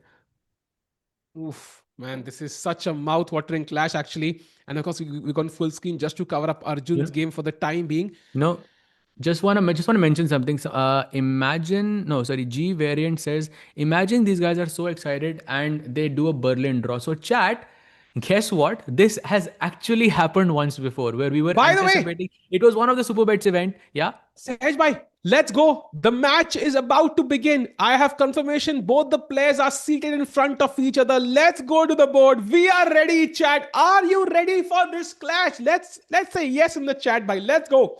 And Sahaj bhai, final prediction. Gukesh or Sindarov? I don't know, bhai. I don't want to make a prediction there. By the way, we do have liftoff E4 and Kaan by the world champion. Let's go. He has employed this many times in classical rapid blades, everything. He has played this many times. Good structure. I mean, good opening for him, I would say. Could be a surprise. Chat, I literally have popcorn at the right moment. I'm not kidding. I am prepared for this. I am ready for this. Knight F3, by the way, Sahaj bhai. Oh! I'm sorry, you were saying? Oh! I got it for this event, just this match only. I got it for this. Like literally, not even joking. Let's go. Why? What is Queen C7? I have not seen this play move E5. before. Oh, very interesting. I think he wants to play E5 and Knight F6 to control the center, play Bishop D6 on. And I think that's the idea. Surprise there. But of course, Sindarov also surprised with the second move with Knight F3, D5, D3. And generally speaking, you want to take on E4 here, and that's like you go into an endgame. But Gukesh says, I don't want to go into an endgame. I want to have a proper game on the board. And look at this. Takes C4. How many games? Oh, there is a game of Magnus Carlsen already in this position against, I believe, a grandmaster from Argentina, Alan Pichot. The fact that Magnus drew is a good sign for Gukesh, at least, with the black piece. By the way, Knight C3 played, E6 played. Both players playing very quickly, Sahaj bhai. I think both are in preparation right now. But whose preparation do you think will be better right now? Because I feel like Sindarov, coming from the candidates, might have better preparation overall. I think Gukesh has prepared for candidates and world championship. So I think overall, I think world championship would have more weightage here. But of course, then you can also say that he played the World Cup for a month. So it's close. It's very close, but I would still give an edge to Gukesh here. Because world championship is, I think, a completely different ballpark. And chat, we are hearing your opinion on the Chess24 India channel. It is 49% Gukesh wins, 35% Sindarov wins, 15% draw. So Gukesh is the favorite there. But on the Chess.com India channel, it is 46% Sindarov wins, 39% Gukesh wins, and 15% draw. So both channels have a different opinion, Sahaj bhai. Big surprise. Yeah, absolutely. By the way, world champion prep now. In this match, Gukesh is going to use the world championship prep, just so you know. This is the only match where I think he would just not care, yeah? But by the way, look at this, 26 minutes for Gukesh and 24 minutes for Sindarov. Can we say Gukesh won the opening battle? Not yet, Sahaj bhai. Not yet? I'll see it. I'll be happy when I think all the pieces are developed and Gukesh is equal. I think that's when I'll be satisfied, because right now the position is too dynamic, right? Because like this Bishop F4 incoming, what happens then? The White King is 3 moves away from castling. Black's Queen side is undeveloped right now. So I want to see full development and then I can calm down. Exactly, but doesn't this pawn on D3 look a bit weird to you? Like it's usually on D4, no? Like this such a weird structure, I feel, for me, just having this pawn on D3, because generally the pawn is on this side and you play D4. And Black is always thinking about taking the pawn on C4. But crazy that actually Gukesh has this under prep still. Bishop G2 played, and now only move for Gukesh. Pawn takes C4 and he plays it in a second. Yes, Gukesh has won the opening battle here. Right? He wouldn't take on C4 this fast. No, I think he knows what's happening. That's good news, by the way. Opening is very important here, chat, because this is rapid chess. You cannot take 10 minutes to figure out what to do. And that's why knowing the opening in this game is already, I would say, one third the battle won. But of course, I think d takes c4, white has a bunch of options. And that does not include the recapture, Sehaj Bhai. That is crucial. White has to either play bishop f4 or he has to castle. So essentially sacking a pawn temporarily. Wow. Wow, wow, wow. So pawn takes c4 is also technically sacking a pawn, no? Because I can go queen c4, I Yeah. guess. But then you And can't then you castle. won't be So able to castle, yeah. But yeah. you can play castle now, pawn takes d3, and then queen a4 check, and then there is knight. Hey, this is difficult to say the least for Sindarov. It is, if he knows the theory, it could be a potential attack building up for Sindarov. If he doesn't know the opening, Gukesh has a genuine chance to just pick up the pawn, neutralize the initiative. Like if I could somehow put the bishop on c6, Sahaj by knight on d7, and just gobble up these pawns, I'm already just a pawn up, yeah? So Sindarov has Yeah. to be to the point. The queen on c7 is awkward. Let's play bishop f4. Let's attack that queen. Yeah, absolutely. And by the way, I'm not so sure if this is correct because now the time has more or less changed. I saw 26 minutes for Gukesh earlier, now it's 23 minutes. So I'm not sure if this Interesting. is a bug or not, or if this is prep for Gukesh or not. So chat, do let us know if you are seeing this on your screen as well, because we don't have the cam, so we can't really say for sure. But I think it is prep for Gukesh so far. I think it'll get fixed if it's different after Sindarov plays. By the way, we have a question. Who's more Yeah, difficult to there it play is. There it against? is. It's fixed. Wow. And by the way, somebody asked me who's difficult to play, Gukesh or Sindarov? Both, brother. I mean, they're like 500 points ahead of me. So I'm going to say both of them. For What's the me, the difference question? is minimal, yeah? Like, who's more difficult to play for you? Is it Gukesh or Sindarov? I'm like, both Oh, of them, brother. both. Yeah. Very, very difficult, both of them. And by the way, chat, look at this. That The best move for black is now queen a5. The queen has already moved once and has to move again. भाई queen a5, pawn takes c4, and टिको भाई that bishop on d6 वाला जो trauma था वो फिर से आ Oh. सकता है इस सिचुएशन में.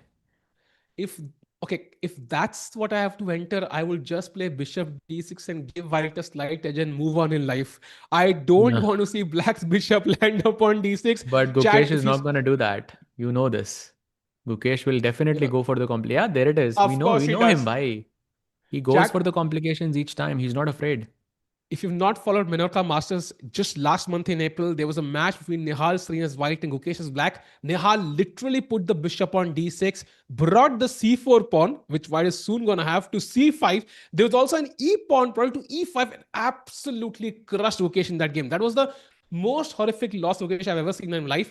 So bishop d6 is clearly a trauma for Gukesh. Don't want to see the bishop land on land there, Saj bhai. You know, I see is a very funny comment. It's worth mentioning. Falcon ji bol rahe hai, if preparation had any weightage, then Magnus guy would have, who has played 5 world championships, would have won every second tournament. Yes, bhai, he does. That's the point. Oh dear, that's actually Then very he means funny. that it as an insult. Yeah, he would win every second No, no, event, no, but no. he wins I more. think he Maybe meant preparation it has in no the rhetoric impact. way. Exactly.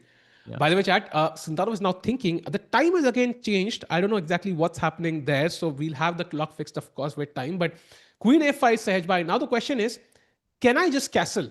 Because I just want to castle. I don't want to think about anything. Just castle, put the bishop on d6, and you can, enjoy with your pawn. But I, as Sundarov, will get to attack you. I don't think you should castle because here I don't have to take bishop c3. I can take the pawn on d3 as well and I can keep the bishop and then आपके bishop d6 के सपने सपने ही रह जाएंगे. So instead of Hmm. that, you should go pawn take c4. That invites you to take on c3 because now if you don't take, then of course white's pieces are better developed, short castle, knight e5, and okay, good advantage for white. So you are basically forced to take here twice. White will play knight d2, and now this possibility of bishop d2 is very, very much alive. Hmm. And somebody has a point, said Gukesh's strategy is to basically stay ahead on the clock. And that's something people often do when you are struggling with your form. I think just keeping that pressure on your opponent sometimes can be a viable strategy. But of course, you have to understand the position. But the thing is, so far, Gukesh has played so fast. I think he does. He's looked at this in depth. So his understanding of the position should be decent. Maybe it might not be perfect, but it should be decent, Sahaj Bhai. Yeah, for sure. I think time thoda upar niche ho raha hai, but we know that he is playing relatively quite quickly. If we had to estimate, I think he has around 26 or 25 minutes on the clock, which is what he Hmm. started off with. So I think Gukesh is still in prep. Yes. And this is live board. Yes, Chad. The exact position right now in front of you. Queen f5 was last move played by Gukesh. Bishop f4 was the last move by Sindarov. And of course, Sindarov has a bunch of options. He can just take on c4. He can play bishop d2, but that would be passive, right? The bishop just came from there. So he has to go for the pawn sack line in one way or the other. He has to go for the initiative. And what does he have in return? Look at the pieces on c8, b8, and a8, and the king on e8, all four of them still not developed. That's what he has for the pawn. Exactly, exactly. That's one of the biggest problems, a lack of development. But you can either develop, compensate for that, or you can double down and take material, and then there is an imbalance on the board. Knowing Gukesh, he always goes for the imbalance. So let's see. He takes And the take pawn on c4. and By chat the way, informing us, Ukesh has Sindarov down 25 on the minutes. clock is already like very, very new to me because in the previous match, he had like 19 minutes on the clock after move 30 or something and against Wesley. Now he has 18 minutes already on move 10. Yeah, that's a 7 minute difference already. Yeah, and chat confirming that Gukesh actually has 25 minutes. So the 7 minute difference is on point. And maybe it's just about Sindarov not knowing the position as well. So that's already a huge leap for Gukesh. But now after pawn takes c4, he has an only move. He has to take that knight because white just kind of took the pawn back. So now white has all the advantage. Look at the bishop on f4. Look at the bishop on g2. So he has to take on c3 with check. And now, Sahaj, how do we block? I'm thinking knight d2 because I want to save the pawn on c4. A knight d2, but there is knight d2, but there's also bishop d2. By the way, he does take the pawn on c3. There's also bishop d2. Okay, he goes knight d2, simple enough. And now short castle. It defends the pawn on c4 as well. But now short castle is mandatory. Otherwise, bishop d6 का जो trauma है भाई वो at least castle तो कर लो. Bishop तो आ ही रहा है. But castle कर लो पहले, नहीं तो castle कर नहीं पाओगे बाद में. Yeah, I think castles is very important, Chad. You can always delay the development of the bishop and the knight on b8 and c8, but you cannot delay castling. That's super important. Just count the number of developed pieces for each player, Chad. The number of developed pieces for white are three, two bishops and a knight. For black, all those three pieces are undeveloped right now at home. The only developed pieces is the queen, and that will be harassed. We know already you should not develop your queens early in the game. So it's a liability more than an asset. So Sahaj Bhai, white is a pawn down, but has three extra pieces developed for it. Exactly. One, two, three. But let's see. Short castle. Short castle is the direction. The position. The thing is that the position is so tactical, so sharp that we can only discuss it with direct moves. Essentially, of course, in some scenario, in the ideal scenario, if Black's bishop was on c6 and the knight was on d7, like you mentioned earlier, if the bishop was on f5, let's say e5, bishop f5, and knight c6, you give me three moves. I think Gukesh is close to winning here. But it's that initiative of those 2-3 moves that Sindarov is keeping. Like you said, he has three extra pieces developed, and that's where the advantage lies. And Gukesh now thinking, I'm not so sure if this is a good time to think because short castle seems just very straightforward to me. Yeah, because I see bishop d6. I remember my game against Nihal, and I just never played. And I just short Yeah. castle instantly. And Sahaj, this is where, I think the pragmatic play has to come in. We saw this mistake made by Gukesh yesterday when he had 4.5 minutes versus 1.5 minute. He just spent 3 minutes for an obvious move, which was the only move in the position. So if he sees castling and he has already seen this line at home, I mean, he should know castling has to be done. So why not just castle first and think later is my question. Yeah, that's a good question actually. But okay, the position is sharp. Maybe he's not comfortable right now. He's trying to navigate. Plus, he has a 4 minute advantage as well over his opponent. So difficult moment. Also, it's good to understand, yeah, like where the pieces are gonna go. Should I push e5 maybe in this position immediately? I mean that's a very good point actually, Tikubai, because besides short castle, I agree knight c6 is something you wouldn't consider much because of this bishop d6 business, but e5 is interesting, no? Because you're challenging the Huh. bishop, you're restricting the d6 square. But And wait, if you can't play I play bishop rook e3, then c1? I can go short castle. This is actually better now for Gukesh already. Can't I play rook c1 here if you play e5? I Only move. basically want, yeah, I want to disconnect the queen and the pawn, and then I want to take on e5 and win the pawn back. Yeah, but it's Like not the most logical. Yeah, I would say bishop g5 or bishop e3 is where the eye goes first. But yeah, after rook c1, let's say I go queen a5. You still keep the pin, yeah? You don't lose touch. Bishop That's a good g5. point. Bishop g5, let's say. I want to double your king side now. And knight d7, I'm guessing you have to play, Yeah, right? To knight avoid d7 is that. what I was thinking. But that computer doesn't like this so much actually. Computer is saying just go short castle and just allow bishop f6, and I don't Oh, believe in that's that. tough. That's tough. So maybe that's I the would move he's not do that. considering. And e5 ka main point chat is basically it does open the bishop on c8 as well. It also kind of undevelops a black piece, gains space. And once e5 is played, if white could just put the bishop back on e3, I think Gukesh is doing very well in the game now. Knight comes to c6, castles, and Gukesh has, I don't think there's enough compensation for the pawn anymore. So e5 definitely something he should consider.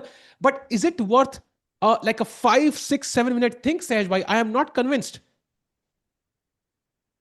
Yeah, but that question is always nuanced, I feel, because you was perfect, and this is the first time you're starting to play like, without prep on the board. So you want to get your thoughts together, you want to create a structure, you want to create a plan, and I think it's not about spending 4 or 5 minutes, or you should not spend more than 2 minutes or 3 minutes more, in this position or anything. You can't quantify something like this in chess because every position is different, every situation is different.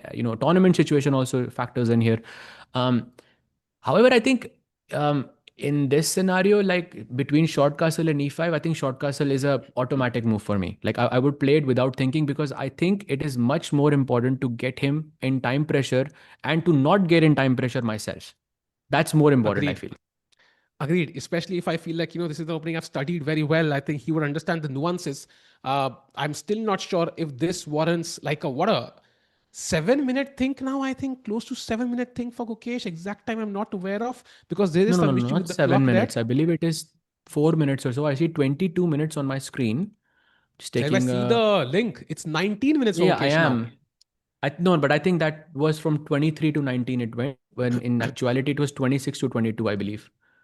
I could be wrong, but I think with one I move it will think be we've clear, yeah? been I think 6 minutes have passed, but I think it doesn't feel like 4 minutes for me. Like it's been a while at least. Maybe it's just my heart beating faster. I don't know. But we're still waiting for Gukesh's move. And just an update, chat. Radoslav and MVL have already drawn, so we already have one result in this tournament. So waiting for Gukesh to play his move, and this is the tension. I think this is the pressure talking. Sahaj. In any other game, he would have likely played by now. E5, there it is. 5 minutes and 37 Wow. seconds later, he plays E5, but still keeping more time than Sindarov. That was my point. Like you want to keep more time than your opponent always in rapid classical or whichever. By the Time way, pressure. Yeah. apparently White can just castle, which is crazy to me. White can just Castle. castle. Castle EF4, rook E1 check, king F8, and knight E4, queen D8 is Can we mate. show it, That's why. Sahaj? Can we So show it? castle, EF4, rook E1, king F8, and knight E4, and then queen D8 is mate. It's very, very nice. And of course, like goes without saying, bishop E6, there is bishop takes B7 hanging. So that's Wow. not possible. But okay, incredibly difficult, I think, to find. Yeah. Took me a while You to like calculate even after I knew the answer. I think the problem is, has Gukesh seen it? If he has seen it, then it's great. If Sindarov is he not seen it, Sindarov plays it, that's going to be a bit of a shocker, I think. Yeah, it would be a Definitely shock because psychological I don't blow. think Gukesh would have looked at this move. Yeah, go ahead. Oof. Oh, Rook Rook C1 C1. played. And now Queen F5. By the way, love that camera. Perfect picture, perfect angle, perfect everything. So I mean, I'm sure the fans look similar to what how they are here. A lot of people would be watching this match. So let's go. And also same color as well. Gukesh playing with black and Sindarov with white. Maybe I think the setup at uh, GCT is a bit darker. And of course, the cameras are different. But yeah, I can imagine it's pretty similar. By the way, Rook C1 is the move. And now, chat, basically, if you let go of the E5 pawn, White will just gobble on it. So Queen A5 is the move that comes to mind. I mean, Queen D4 is there, but I don't really like that move. I think Queen A5 feels more natural, far away from any attack. Queen D4, I think unpins the knight. So I can play Queen E2 and knight F3. and the pawn on e5 will fall. Queen on a5 keeps this in check. So even if you play queen e2, I can just castle, and then soon you have to take the pawn with your bishop, not with your knight in this scenario. So queen f5, by the way, only move and played. Let's go, Gukesh. Chat, do like the stream. This is the match we are waiting for, man, for the past. Since for the past month, yeah, since candidates, we wanted to see this match. Do like the stream. Let's get more people in. Let's build this rivalry because, regardless of your predictions, it is the match of the year, of course, between two youngsters, 19 and 20 years old. Both of them showing great signs in particular phases, of course. Gukesh not in great form, but can he do the impossible now? Sahaj, my bishop g5 played the best move in the position. Now, does Gukesh allow damage off to his pawn structure? I don't think so. He should allow that because then practically becomes easy, right? Bishop 6, knight e4 long term, and the And king could be very weak. I'm just gonna say, Tikubai, this feels like very, very difficult for Gukesh to play on because short castle damages your king safety. Knight bd7 is what we looked at earlier, but look at this move c5. Just giving the pawn for free in hopes that you will take it, and then I will take on f6, and then I will castle and everything and everything. Just that black's position looks so cramped. You are technically 2 pawns up in this position, and yet still the eval favors white. That's you can just see the weight of the compensation here. The bishop on g2, bishop on g5, knight coming to e4, rook super active, king, just anywhere the queen jumps, it's going to be super active. So Sindarov playing for initiative, Gukesh playing for, of course, he has to take material as a compensation. Game is very complex. All three results possible. Sahaj, maybe let me know if this is, if you agree with this or not. Okay? I'm very curious about this. This is the kind of position where black has a pawn or two and white has dangerous compensation and then attack is building up, right? In classical chess, you can kind of play this because you will have a lot of time on your clock to basically figure out the nuances here. It's tough, but you can sit for 20 minutes when it's needed. You can find out the details and hold. And if white makes a mistake, you are essentially a pawn up. In rapid chess, maybe this is not the best version to play because likely, regardless of what you do, white is going to have a lot of initiative. So maybe Gukesh's opening repertoire also kind of signals that this is not the best for rapid and blitz chess, and this might be decent for classical. It's an interesting, I think, point that you're making because generally speaking, it is very difficult to play against initiative because you have more things to worry about. Moves just don't flow freely. Like hand moves are very difficult to make. You always have to be aware, calculate, and that takes up a lot of time. But I'm not sure if it was the best rapid opening in that sense, but I think he has gotten what he wanted, which is basically a game. And if you think that the king is unsafe, there is a way for Gukesh to in some way balance out the situation, and that way is bishop to g4, attacking the queen. White plays queen b3 and just simply knight bd7. And okay, like you can take the pawn on b7. I'm not materially up. I get to castle, and it's a game. I don't really see a reason why Sindarov would be putting pressure here. Yeah, I'm hoping he does find bishop g4. That does seem to be the best choice among all the options. And also, to continue that point, I feel like we already saw Gukesh playing faster in the first 5 moves, and now we see him thinking, already falling behind on the clock by 2.5 minutes, close to 2.5 minutes. So that tells me the opening choice was a bit difficult because imagine white's moves. I already know if nothing crazy happens, castles, maybe c5, maybe knight b3, knight c4, maybe rook e1, attacking, bishop s6, of course, on the cards, bishop b7 on the cards. So I already understand all of white's moves, but black's moves are much tougher. Like, oh my God, I don't know. That's not because of the opening. That's not because of the opening, because you see he played Caro-Kann, knight f3, d5, d3. I mean, queen c7. This is just how the game went. I feel it wasn't really part of the opening. Like it kind of looks like some Catalan where you sacrifice a pawn. It could have transposed from Catalan for sure. In that case, you could say, okay, maybe not the most ideal opening, but it came from an actual game. Yeah, I don't think after move 4 or 5 they were making conscious opening decisions there. No, but I think the queen c7 line, for example, maybe if Gukesh knew this, like he might have known that this line might arise, right? So maybe you want to go for something safer in rapid chess, but I think it's a very hard debate, right? He might have expected Sindarov might not go for a certain line. So you're hoping he goes for a particular variation, which you have prepared very deeply. Very hard to know for sure. But what I do know for sure is Gukesh is going under time pressure now, chat. I think I can only see a close to 4 minute difference on the clock, and he's not even developed the pieces yet. Sahaj bhai, this is not, but he does find the best move now. Bishop G4 played. Let's go. Bishop g4, expected. Nice move. Queen b3, I think, is automatic from Sindarov. We should play it fairly quite quickly. Yeah, but I think the time pressure is where there is an alarm in my head that's just ringing right now that the time is Yeah, gonna go lower and lower and lower, and we know Sindarov will keep that five minute advantage over Gukesh. And in those crunch moments, we've seen Gukesh like lose against Hans. Draw a completely winning game against Firuja. I don't know. Like I hope that doesn't happen again now. agreed. And now the queen, I think b3 move looks quite natural. You want to pressure b7. Queen c2, of course, also possible, but not sure what the queen is really doing there. Um, I think queen b3 would be more ambitious. Ndarov is now thinking. I don't expect him to think for long though, because the choices are limited. And then, of course, knight d7, castle. So Mukesh feels like an automatic choice. He took a lot of time for this move, but I'm hoping the next 2 to 3 moves should come very quickly from Gukesh Sahaj Bhai. That's where he has to make sure he doesn't waste time for the sake of it. Yeah, pretty much. I would say knight bd7 and short castle is just automatic unless you play f3. But I think we've seen it from the previous game. I think Gukesh himself has seen it from the previous game where he played f3 and the queen actually reached the f2 square. That it's not going to happen. But you know, the benefit of playing f3 is that once you go bishop, I mean, it attacks the bishop for once, and then once the bishop retreats, then you can take the knight on f6, and then you can kind of say, okay, your king side is a bit weak, your structure is a bit exposed, and all of that. But this is a very, very committal decision, and that this would bring Gukesh completely back into the game, and I think he would be pushing. And Chad, yes, I saw Arjun is even tiny bit better now than Sujina. We'll come to that game after this game ends. That's also very important. But right now, it is literally I would say, the trailer for the World Championship going on.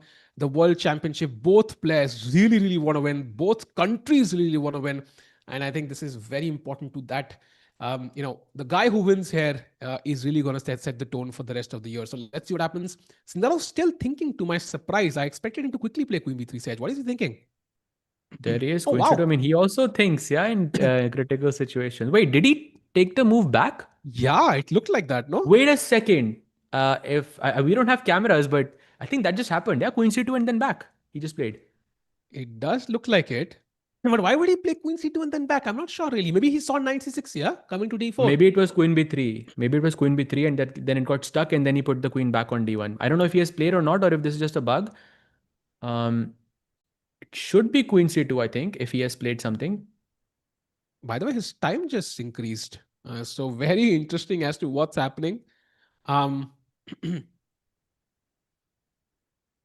okay, I'm gonna confirm this very quickly. Sahaj I bhai, am. meanwhile, I have. Queen C2 is played. It's already played, there. played, Checked played. already, yeah. Okay, fair enough. And now knight c6 is the move. Only move, by the way, but a very logical one because it protects the b7 pawn. But why not knight bd7? Not Wait, knight bd7 because you could take the pawn, rook b8 may, the queen is not trapped. Now you see why queen c2.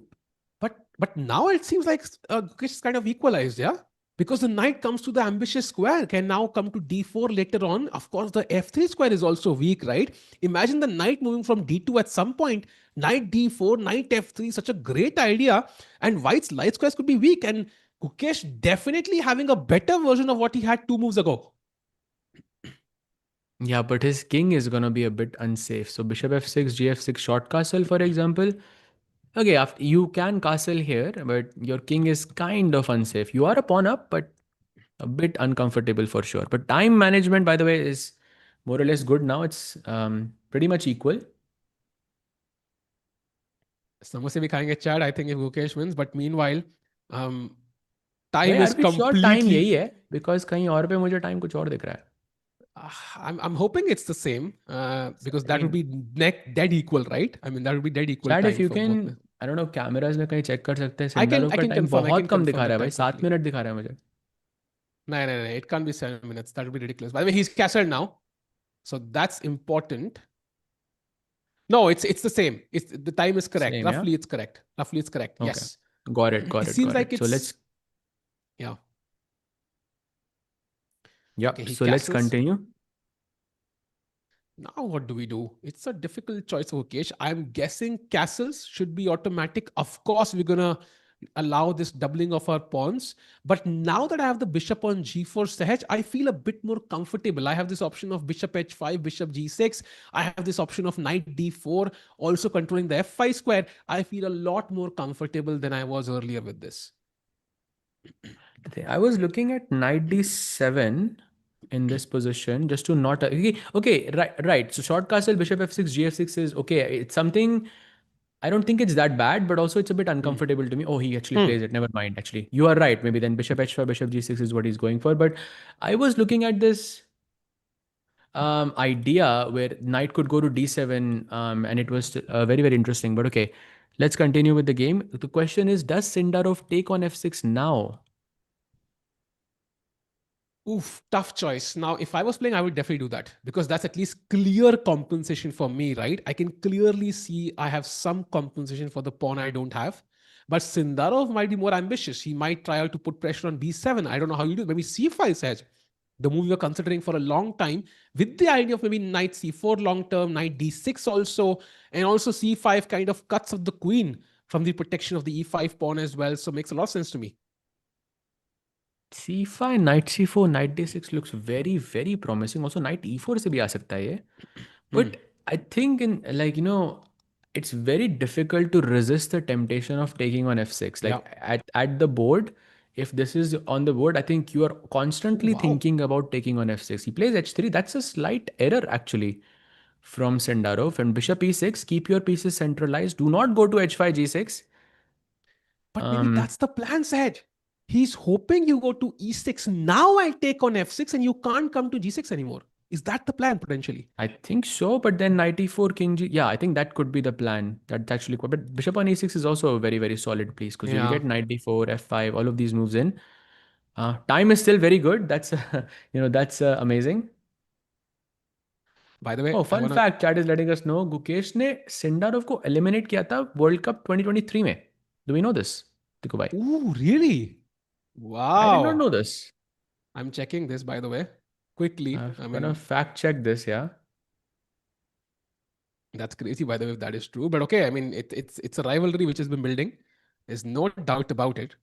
Gukesh did lose to Magnus. That's what I remember at the World Cup. Um, He but yeah, meanwhile, chat, both players thinking, taking their time. And that is not true, actually. He did not play yeah. Sindarov in the World It's Cup. So not he true played actually. Espenko, Wang Hao Yeah. he eliminated, and he eliminated like some Iskandrov from, So I yeah, feel like we would know this. Also, to eliminate yeah, him in the thing, he would have to win a class. I mean, I don't think he's won a classical game against Sindarov yet. So it's some three agreed. and a half half or something like this, no? Arjun ne kiya tha. Arjun did It that. was Okay, that makes Arjun. sense. Yes, Arjun. Yes. Correct, correct, correct, correct. By the way, Arjun is completely equal now, if not better. So we'll come back to the game later, but focus on this game for now. Waiting for the moves to come in. Sahaj, by what's happening? Both players taking their time. Maybe the nerves showing for both players. Okay, still thinking. Bishop e6 is the best move here. Just taking a long time. I think he's also a bit confused because he wanted to go bishop h5, bishop g6, provided that white will take on f6. But we know that after bishop e6, Sindarov is thinking about capturing the knight. But there is Hmm. another possibility, right? If you go bishop h5, then what if I don't take on f6? Like, Hmm. and is your bishop on h5 useful? Is the question. That's what Gukesh, I believe, is deciding on. And you know But what the this interesting is. part is, Tikubai? Hmm. Sorry to cut you off, but after bishop h5, bishop f6 was stronger, and bishop e6, bishop Wow. f6 is weaker. Okay, so clearly I have to, upgrade my chess skills. But okay, I mean, sometimes they give me subtle details. And bishop is played, by the way, the best move in the position. So now that is looking at the c4 pawn and also controls the d5 square and does feel like a bit more harmonious in the position, right? It has influence over the king side and the queen side both. Also keeps an eye on the h3 pawn. So whenever the bishop on g2 decides to take on c6 or b7, I might have the h3 pawn under my grasp. So I do love that move. Yeah, very, very nicely put. Now, Sendarov has to decide whether to take on f6 right now or not, because I don't think he's going to get a lot of chances after this, because Gukesh can also go knight d7. and just completely, then it would just be similar to him having an extra pawn in this position. So the clock is ticking. He has to take on f6 fairly soon. Okay, I have a question. Who do you think gets below the 5 minute mark first between these two? Who will face real time pressure first? Is my question. Gukesh, for sure. Mukesh, yeah? Yeah, for Hmm. sure. Time pressure, It I think, does. Gukesh, but has to just manage that, I think, somehow. And I think the Black Queen also needs to decide a new location for herself because the knight is no longer pinned. By the way, taken on f6, important choice. White's bishop pair advantage has evaporated now, but he has damaged Gukesh's king side structure. And now, Sahaj, by, for example, knight e4, knight f6 could be a threat. And somehow, White needs to get the king on the king side, a queen on the king side. If the queen was on h5 here, I mean, that already looks like it's lost, yeah? So it's all about the queen transfer, I feel. And even then, I think not that. I mean, still Queen D8 could be saving the day because you're controlling G4, G5, all of these important squares. But 94 was played, and now King G7 is the move. And can you guess what the best move here is, Tikubai? I think I can, Sajbhai. I think I can. I don't want to guess it though. I don't want to guess it. I don't. It is करना ही Queen नहीं है guess. I don't E2. want to What guess. you said, bhai? Queen E2, Queen I don't H5. want to guess it. I told you like the That's queen why I has to said no, come to. because you were not guessing. Yeah. So I guessed it for you. Queen e2, queen h5 is the best move in this position, just shifting the queen on the king side and launching some attack. But of course, the queen and the knight are not going to be enough here because you need a third piece. A successful attack always needs three pieces because one gets sacrificed and with the remaining two, you deliver a checkmate. So here, there are only two pieces. There has to be a third warrior, this pawn on g3, let's say g4, g5. That could be the main catalyst in the king side attack. And of course, this bishop can at some point come to e4 combined with the queen on h5. So that's also a piece we should not forget. And of course, the rooks must be really waiting to enter the game somehow. I don't know if f4 at some point is a move, but definitely could be an option he has to think about, at least Ukesh, every single move. And somebody asked a good question: is 1 minute or 1.5 minutes real time pressure? Maybe not now, but if we reduce 5 minutes from this for both players, like 4 versus 3 minutes or 3 versus 2 minutes, is significant time pressure. So I think whosoever goes below the 5 minute mark first, regardless of the form, is going to feel some extra pressure there. Yeah, 5 minutes or like maybe a little bit lower, but I think Yeah, still maybe. the pressure Yeah. is there. The pressure is there. That much I think you're 100% correct. By the way, speaking of the move f5, um, can we play it right now? Like why not? Why do we have to play King G7? Nothing. I mean, you're not threatening from Queen G5 check or anything like that. Why can't I just play f5 immediately? Taking a Is look, knight f6 check an knight option, maybe? G5, I was thinking knight F. So just looking at the bar, knight D6 is what it says as the best move, and Oh, there wow. is no way that Sindarov goes knight because you want to focus on the king side, right? I think knight F6 check is what I would look at as well, and that's by the way is a mistake. Oh, he plays king G7 by the way, so this is a bit irrelevant. But king Okay. G7, knight H5, king H6 was possible. Just putting it out there. But yeah, going back Yep. to the game. Wow. The king coming all the way to h6 would have been insane. By the way, now Sindarov has to make a choice. Queen e2 is what you mentioned, Sahaj, as the best move. Maybe queen d1 also does the same job. Same thing. And I'm wondering if f5 is a real threat here. Even like, is g4 a move? Like, I see my engine is screaming g4 somehow. But I do love your move first because once I play g4, how do I get the queen to the king's side? Because the black queen is controlling d2, right? So I don't have a path to the black king side anymore. So I would rather not play it if it's avoidable. I'm sorry, but if G4 happens, like I will question how much I know chess. Like this looks like such a horrible strategic mistake. Your bishop is light and all the pawns Yeah. are on light. Your dark squares are so weak, and all of that you're basing off of the fact that there will be some kingside attack in the future. Yeah, very, very difficult. But if anyone Hmm. can find something like this, it is of course, the people who are playing the world championship. So G4 is crazy though. A move I don't think I would ever think of in this position. Yep.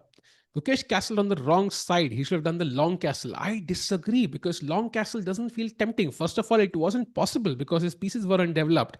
And also, right now, I have an open file on the b file towards the b7 pawn. The bishop is looking towards b7. The knight can go to d6 or c5. So that would be absolute hell for Gukesh's king if the king was on c8. I still prefer it on g7 because the white queen is far away. So I think that's why the king side, it's not safe, but it's safer than the queen side.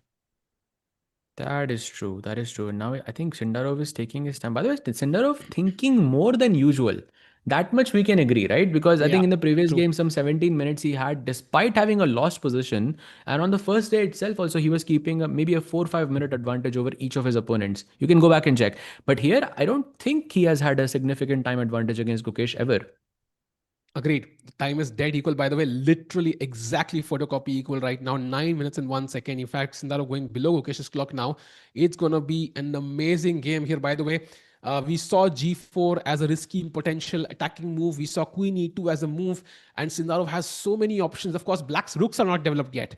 If Black gets a couple of moves, brings the knight to D4, that will also cover the E2 square. So the queen's path will Hmm. get cut off. Then the rooks can come into c8 at some point, put pressure on the c4 pawn, and then the tide can turn. It's very hard to attack when your pawns are falling on every single move. So I think that c4 pawn is definitely weak. So Sindarov has to be very quick about his attack here. He cannot waste time. Yeah, yeah, true, true, true. Definitely not. And he has 8 minutes left. Queen e2 or queen d1 or queen b3, I guess. f4, I really don't like. I never like these moves, to be honest, because I mean, optically it looks good, but I feel like you're giving me a lot of tempos with knight d4, rook c8, like the moves you mentioned. Maybe f5, e4 could also be a possibility, just to completely shut down and not give you the chance to open up the f file, basically. F5 is actually the best move here. So knight g5 and e4, something along these lines I was thinking. You can even Hmm. keep the pawn on f5, because even if you take queen takes e5 and the file is not really open, so he's fine in on that sense. I think, look, optically, I think if I had to choose whether you're picking black or white here, I'm picking black. That's just my take on this. True. Tikubai, are you Agreed. on the same boat, or what do Agreed. you think? No, I agree. I think it And feels that chat? objectively, between if Sindara was playing on the both with both colors, I would say black has the better chances. It's more about, I think, I'm worried about Gukesh's confidence here. If he can gather up the courage here, bring his A game, I think he maybe practically has the better position now. But it's also like tiny bit better. Yeah. And by the way, F4 played on the board, Sahaj Bhai. We did consider this move, but it wasn't our first choice. Sindarov wants to attack, and he took a lot of time, 4 minutes to play that move. Yeah, and that was a slight error. Gukesh now objectively better, maybe even clearly better, but he has to find the accurate move f5 to consolidate that advantage. Just one chance that Sindarov has given, some hope to get a better position. Can Gukesh seize that opportunity is the question. It's so crucial, chat, to play f5 here, I think. Because if white manages to open the f5, let's just play a pawn move to a6 to show that. I think after white takes on e5, even just plays f5 himself, pushing that bishop back, I think it is game over. But Mukesh has played it, yeah? He played f5. He played e4 also. Why? He played my move e4. Actually, e4 was not the best, but e4 was is what I was Wow. looking at as well. And we have a super chat, by the way. Thank you so much for the super chat. They have mentioned a channel which I don't think, even if I tried, I could pronounce it. But this channel has interviews post games at TePe Sigeman, including Magnus. Very interesting insights. Check it out. Thanks, bye. Thanks for the super chat. We'll definitely check it out. Looks very, very interesting. Yeah, we'll definitely check it out, Chad. Do check it out after the stream once the games are over. Would love to know Magnus's insights. And by the way, look at the position. Sindaru just played Queen B2 check. You know that key check, by the way. And now B7 is of course hanging, but the best move is actually G4, building up on the attack. G4 looks incredibly Kai ka scary to attack, me. queen b6 check. Kai ka attack. What attack? Ah, One check and oh,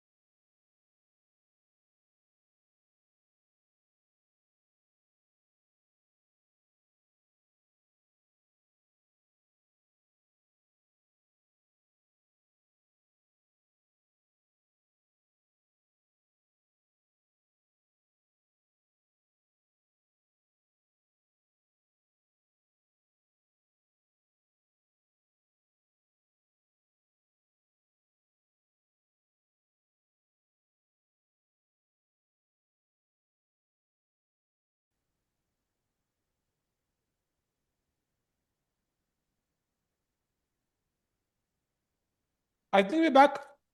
Are we back, chat? I think we're back, chat. Let us know if you're back. अभी Ninja link दिख रहा है, but I think we're back. We're back. हाँ. I think chat, can you see us?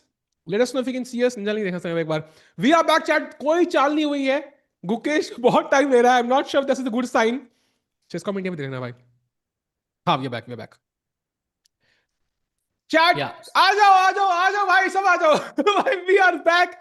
And luckily, Gukesh, उसने बिल्कुल wait किया हमारे वापस आने का भाई. And now only he plays Queen B6. But सहज भाई 5 मिनट रह गए उनके पास. And Sindarov avoids the queen threat. Queen H5, Queen H7, mating 2 का threat. Yes. You know, the funny thing is that we were lagging, but in that entire lag, Gukesh was thinking. So no updates happened there. Like I was watching the game. The moment the internet came back, he plays Queen B6. Yeah, crazy. I'm not sure that's a good sign, chat.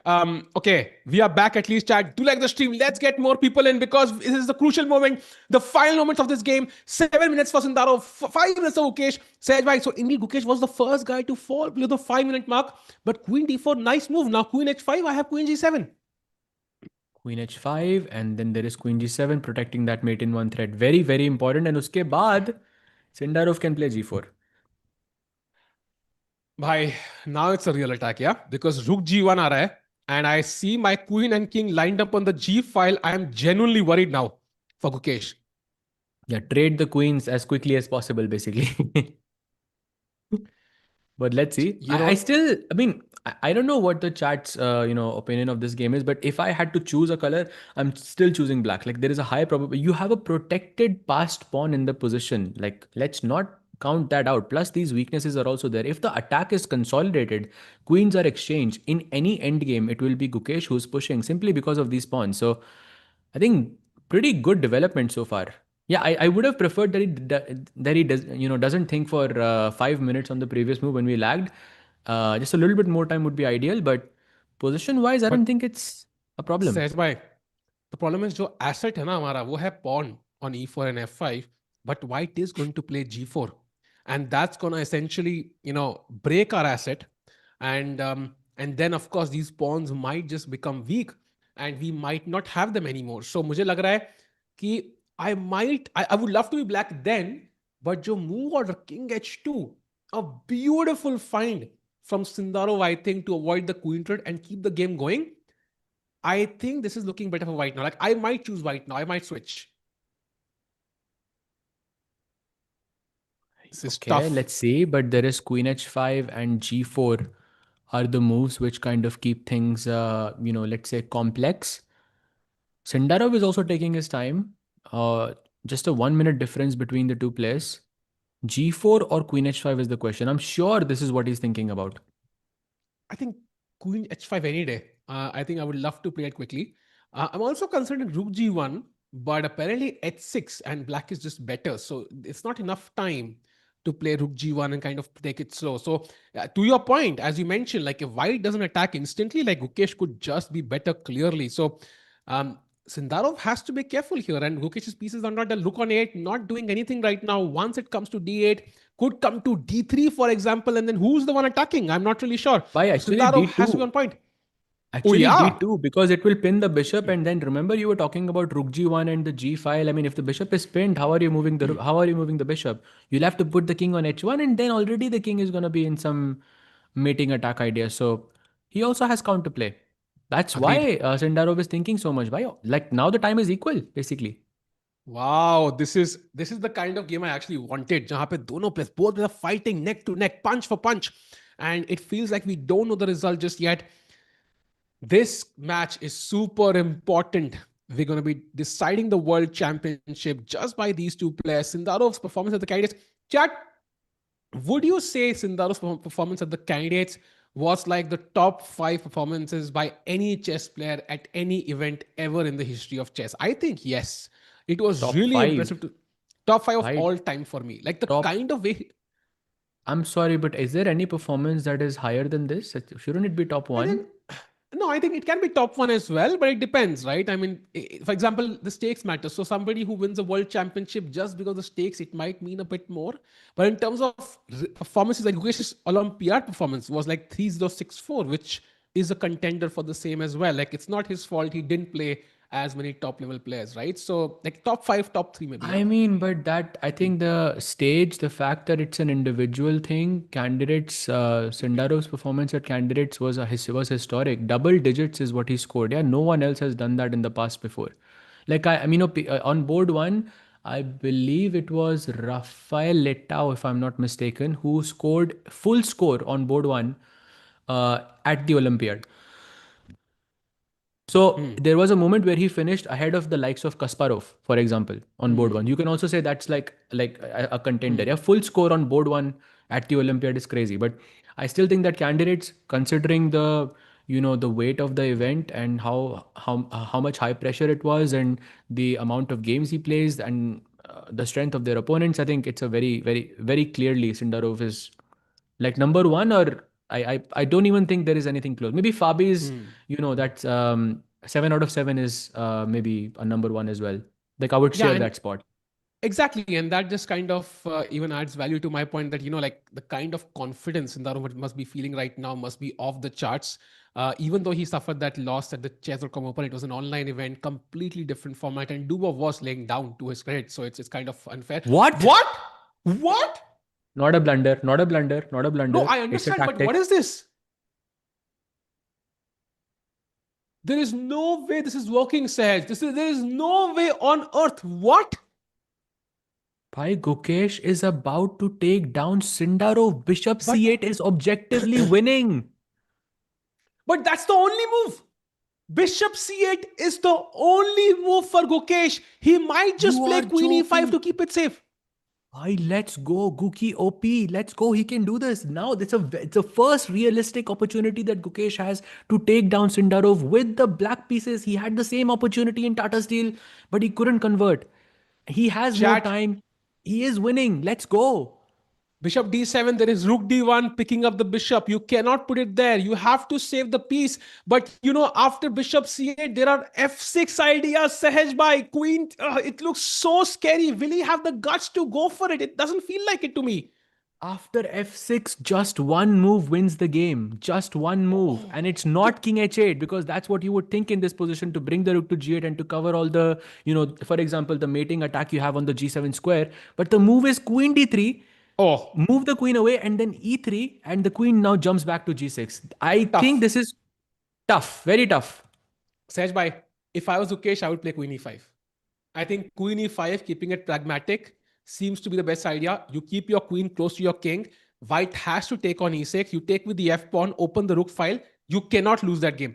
You But then cannot go lose that rook game. e8 At and least, rook e6. No, at least you have a pawn.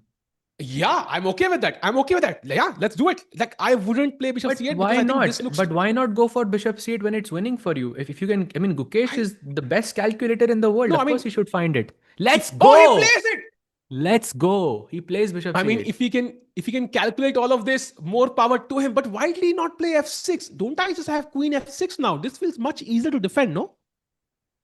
f6, maybe he missed queen d3 and now he's trying to, just play a bit quickly. And look at this, Tiku, by queen e5 lands to f6 again because there's no queen d3 now. That's a trap that Sindarov is setting. Don't put the queen to e5. This looks like the most logical square, but it's a mistake. Put it on f6 or on g7 instead. And if queen g7, f6, then you have to play queen h6. So I'm going after queen f6. I like the f6 square because it simply stops the f pawn in its tracks. Now I can start developing. Okay, how do I do the bishop? Play Queen queen f6. f6 Let's go. played. Let's go. Let's go. Let's go. And chat, that was definitely this definitely is not a computer move whatsoever because white wanted to play f6 and to create these mating attack ideas. So putting the queen on f6 and using it as a blockade to keep the pawn at bay is a very human decision in this scenario. By the way, Gukesh is just a piece up now. There is no attack. There is Wow, literally no chat. attack.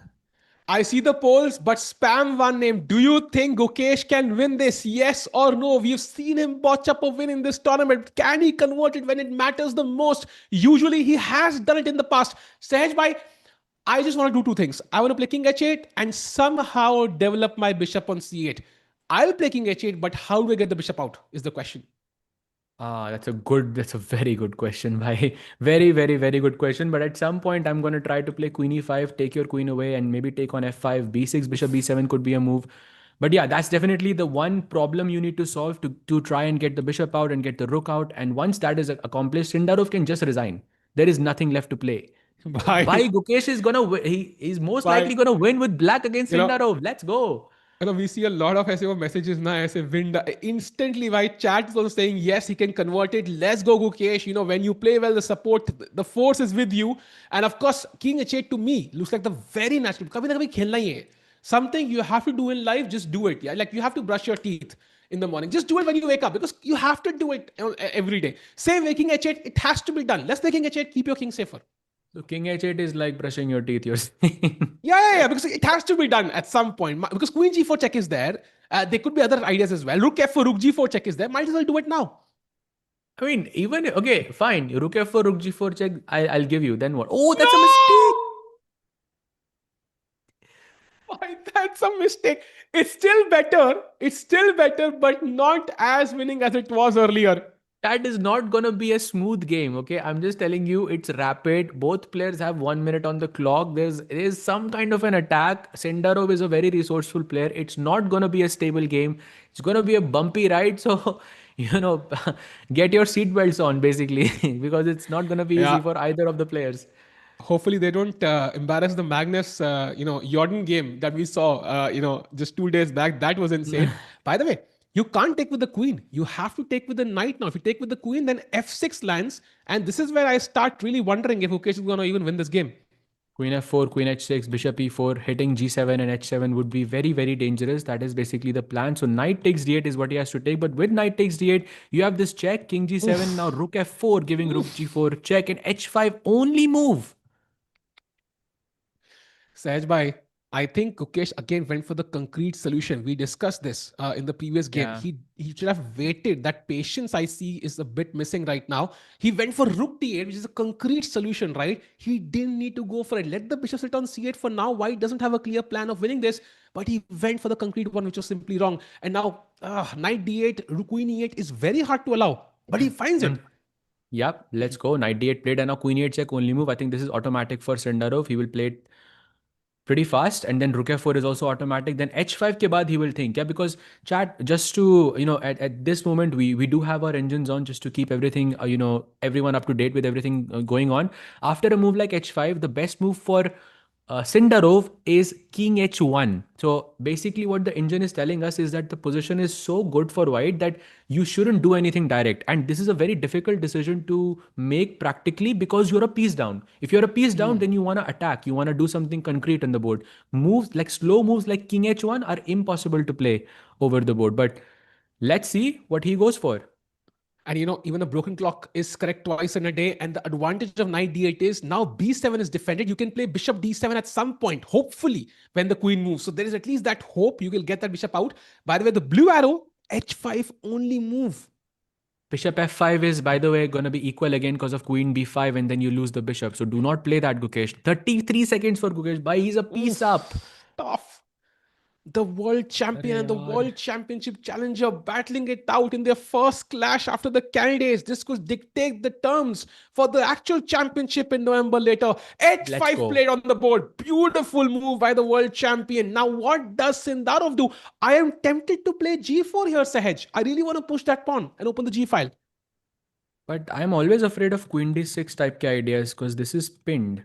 And he has 1 minute only. I'm not... f6, king h7? Bishop e4 check is careful. Yeah, you have to be very careful. Just only the queen is defending right now. No other. Oh, he plays queen e2. What? Bishop. He can just ignore the pawn. Even if you do this, let's say bishop d7, queen h5, knight c6, or whatever. Bishop c6 check, king f8. There is no check on h8 or h6. Oh, that's a big mistake by Sindarov. He blundered. Gukesh, come on. Bishop d7, knight c6 plays any developing move. There is no attack. There is no attack. Chodo usko. Bishop d7. Just play. By king 8 seconds. Queen h4. Arey, 7 seconds, 6 seconds. 5, 4. Come on, Guki. 3, 2, 1. Did he play or not? Did he play or not? I hope he played. I hope he played. I'm just closing my. I'm not even looking at the board. By it's a. He played. He played bishop d7. He played bishop d7. It's on the board. He played bishop d7. Chat. Don't worry. He played bishop d7. I don't see it. I don't see it. Not updated on my end. How much time does he have Wow. after bishop d7? He has So 38 bishop seconds. He d7, played on 8 seconds, I think. 8 seconds. Okay. Wow, Still this not is updated on my end. Okay, there it is. it's Queen there, it's h5, there. knight Oh, thank c6. God. Thank God. Let's go. Let's go. He's winning. He's winning. He's winning completely winning Gukesh now, chat. How does he have 30 seconds though? Like that's not possible, no? It has to be I 31 think seconds minimum. Ah, wow. no, sorry. It's rapid. My bad. No, classical we're doing with Sigeman and I got confused. Yeah. Yeah. What is this delay? Yeah, brother, you and me in the same boat. Should not have been there, but anyways, now see all the pieces developed. Suddenly, Yukesh's plan is much easier. And Sahaj, what does White even do to attack? It's not clear. I have King F8 as an option, and once my Rook comes to E8, it's Black who starts attacking. There is Look at the literally, six you have seconds. one check on the board, you go King F8, and there is not even a single check present on the board. Wait, you can take on F5. You can apparently take on F5 now, and that is just a free pawn. भाई Then Queen Bishop H7 G7. check का threat है आपका, दे दिया आपको, then what? I'll go King F8, then what? Like Rook E8 also is something that is very, very simple. But yeah, Bishop F5 is, Bishop F5 I don't like because there's Rook F4 and you have to calculate this. 11 seconds only for the Bishop world G6. champion. Bishop G6 Sahaj, उसके बाद is I winning. Gukesh would be 6 seconds. stressing very, very much here. Oh, Rook Rook E8. E8 is what he goes for. Yeah, human Oof. approach. Okay, the best move is Queen H7 and Queen H8. There's no way White trades queens here. There is no way White's going to trade queens here. So I think practically a great bet. Yeah, it worked. It worked. Now Rook E2, let's go active. Rook E2, come on. Rook After Rook E2, E2, pinning the there'll be bishop. also Anything they is cannot be no. 95, I think, is very nice though, because it also restricts the queen. He plays Rook Wait, E2. what? Ah, oh, No, thank no, God. it's Thank God. bhai, Tiku bhai, growth movement. Let's go. In the Thank past, God, Tiku brother. would be like, "What? He just blundered," and then no, it was a glitch. And you know the Big growth advantage now? moment there. Even if you play We're all some check growing, along bhai. the some check with the queen, there is no Rook E4 check anymore. If the king comes to the E file, there is no Rook E4 check anymore.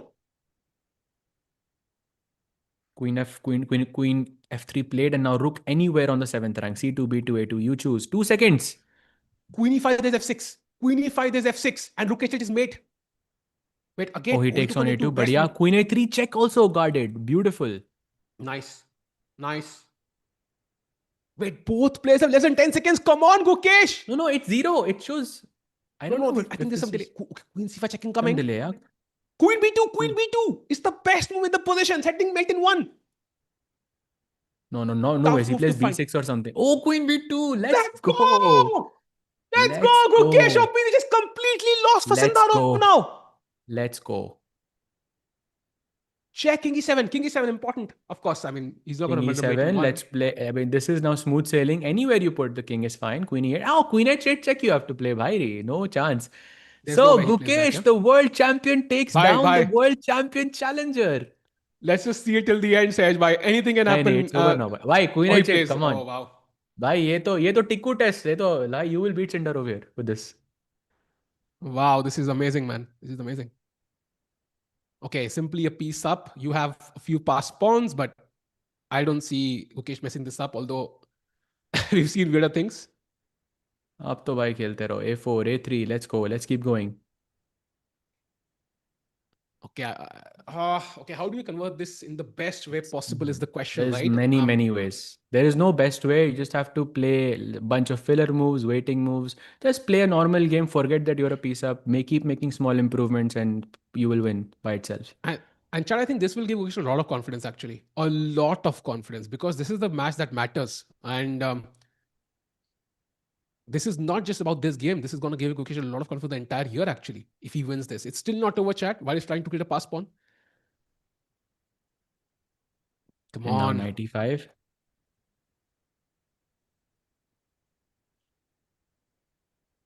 Come on, okay. 95 looks nice. Attacking the C4 pawn, keeping an eye on the G4 pawn. 95 just loses the B7 pawn. Oh, by the way, top moves after top. Why, is anyone like thinking of 2024 Gukesh? I feel like he looks like a man with a mission. Yeah. So for the moment Sindarov is there, he's playing like best moves after best moves. Ridiculous. By the way, what do you play here? It's not easy.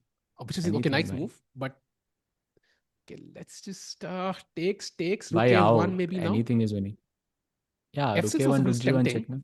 Like F6 and Knight F7 feels very tempting to me. Like Just stopping the this pawns in the and Rook tracks. G1, Rook G4 and Sindarov resigns, I think. H6, okay. But wait, rook g1, king h2, king h3. No, you can't play that. Yeah, there's King no way. h3, Okay. then rook h1 check. Rook h1 check. Yes. But rook g1, king f2, rook h1 you have to play, because rook g1, king f2, rook g4, there is h7 and queen is there. Played. Nice. And You king f2 might. ke baad, don't take the pawn. Yeah, that was the point. You have to go rook h1 to guard this pawn over here, because h7, h8 is this square is Okay, defended. it's still getting tricky because I think I'll Did he only just have play one with pawn 1 size, second? right? Did Gukesh just Yes, play he with did. 1 second? He did. Wow. Oh, rook g4 check. Fine. Pawn F6 mate. take Pawn the mate. pawn. Come on, Rook that's the g4 best. check. Come on. Do come it. on, Rook come on. takes g4. Come on, Gukesh. You'll Come hero on, Gukesh. forever. Just take it. Just take Oh, it. no. Oh! Rook g4 and No, f6 would man. have That's been so made. sad. That is so sad, bhai. Okay, also works. I think Chat, we will rook take takes it. g4 check, king e5, f6. Center mate with a pawn was possible. That iconic. Okay. Still a good move. Nice move. And rook g4 comes a check now. And next you can Yeah, bring still rook h4. winning. Chat, basically now Gukesh has to maintain one pawn. He cannot trade off all the pawns because then rook knight versus rook is a draw. He needs one clear pawn which white cannot exchange somehow. Bhai, I think h7, rook g4, king e3, knight f7, queen takes, and ये rook जो g4 पे है उसको a4 पे ऐसे लेके लाओ and a2 a1 queen and he resigns. Come on. This is a big moment for Gukesh and Sindarov both. I think we all expected Sindarov to be the favorite, but it turns out to be the opposite. So far, Sindarov is thinking, what is his last try? Pushes the pawn. Rook g4 check, only move now. Rook knight f7, I think, should be the draw. Yeah, should be the win, right? Played. Yeah, knight f7 is, this is what I showed. No, queen takes, and rook a4. Rook a4. And you just promote. Rook h1, a2, rook a1, and then the king comes up and it just picks up. Or b5 just maybe even should be. The king can come. Tikku bhai, I completely agree with this, with the chat. Statement win for Gukesh. I agree. I think this is a big win. I feel like Gukesh, and not just for the world championship, it's that Look sort of at the win. screen. Let's go! Alright, chat. I know we've, ऐसे गुकेश के मैंने negative comments बहुत देखे हैं. अभी positive चाहिए. We need positive comments now because this is where he deserved it. This was not easy. You know the form Sindarov is in. He converted it very, very well. And of course, there was that blunder by Sindarov, but what beautiful play, man, to convert this. Tikku bhai, 53% is what I remember. Yeah, and chat, my camera's battery is not off. I'm just crying. 53% was a statement. अब थोड़ा तो कम होगा भाई. Let's go. This win gives him a huge confidence boost for the World Championship. And of course, what a win by Gukesh bhai. मजा ही आ गया. And also, it wasn't like he was worse at anyone. And Sindarov blundered. Yeah, of course, that piece sacrifice that he had, knight takes e4, it was a nice risk, but maybe it was a bit too early for Sindarov. But yeah, Gukesh consolidated so well, and he takes down Sindarov. He did what all of us, 10 minutes ago thought was impossible. Can we agree on that, chat? Gukesh OP, rukna nahi chahiye, bhai. Yeah, it shouldn't stop. I think he played a marvelous game, to be honest. And let's keep in mind, Sindarov, the sack he did, I mean, won him so many games in the candidates. So now to say that was a risky move would be ridiculous. I think he played his best chess, and for this game, Gukesh turned out to be on top. What a game, man. And this means, Sahaj bhai, that in their first clash, we can have the two cameras set up now. For the first clash, after the candidates has been over, Gukesh wins. That's a big win. Now, 2 blitz games still to go, but this means a lot. It means so much. I think to Gukesh, his team, it could mean so much, yeah, because in candidates, it looked like Sindarov was invincible. Dubov then kind of showed, okay, maybe he's not that invincible. And now Gukesh himself taking him out with the black pieces, finishing what he started in Tata Steel. Let's go. And chat is kind of telling us Gukesh did a fist pump. Oof, that is so missing that actually. I remember him doing a fist pump. I say hand kuch usne kiya tha when he defeated Ding for the first time in the game, and then he fist pump on multiple occasions. That's so nice to see see him gain some confidence back. And of course, his final opponent for today is actually the informed Wesley So. So hoping he can continue this form, Sahaj, by now. But this win means a lot to every Indian chess fan, I think. It means we have hope. We are fighting back. and the odds are not as skewed as initially we thought. या भाई मजा आ गया दिन सफल हो गया I feel tournament भी सफल हो गया टू एन एक्सटेंट yesterday टिको भाई I asked you this question whether it's more important to win the tournament or defeat Sindarov. I think like even though I agree with you, winning the tournament is the ultimate goal in an event like this, but I also think that defeating Sindarov has it's such positive consequences for Gukesh, in the world championship and for his confidence as well. So for me, I think Gukesh ka tournament already सफल हो गया भाई. Agreed. And let's keep in mind the effect it could have on Sindarov, because now, he has to think, okay, where did I go wrong? And then next time he sits in front of Gukesh, the last memory will be recent. So it's something which is going to definitely play on his mind. So very interesting, Sahaj bhai.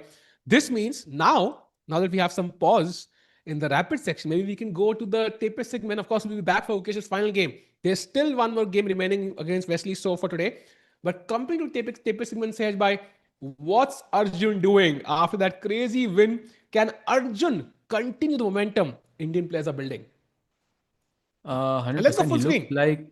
It looks like he is on track to win the game because he was a bit worse because he chose perk defense. So opening के बाद वो opening का जो advantage रहता है वो तो था ही, but now it has completely consolidated with slight preference to Arjun's position. And as I say that, I think not the best move, but the second best move. Position now roughly balanced with just one move for Zujiner, which is bishop g5 that keeps things balanced. Anything else, Zujiner is much, much worse and Arjun can start to take over. Wow. भाई मजा लेकिन still भाई मजा ही आ गया. मजा ही आ गया. मजा आ गया I भाई. have to say भाई सारे पाप धुल गए. That's fine. Now it's a fresh start भाई. Let's go. Gukesh 2.0 loading.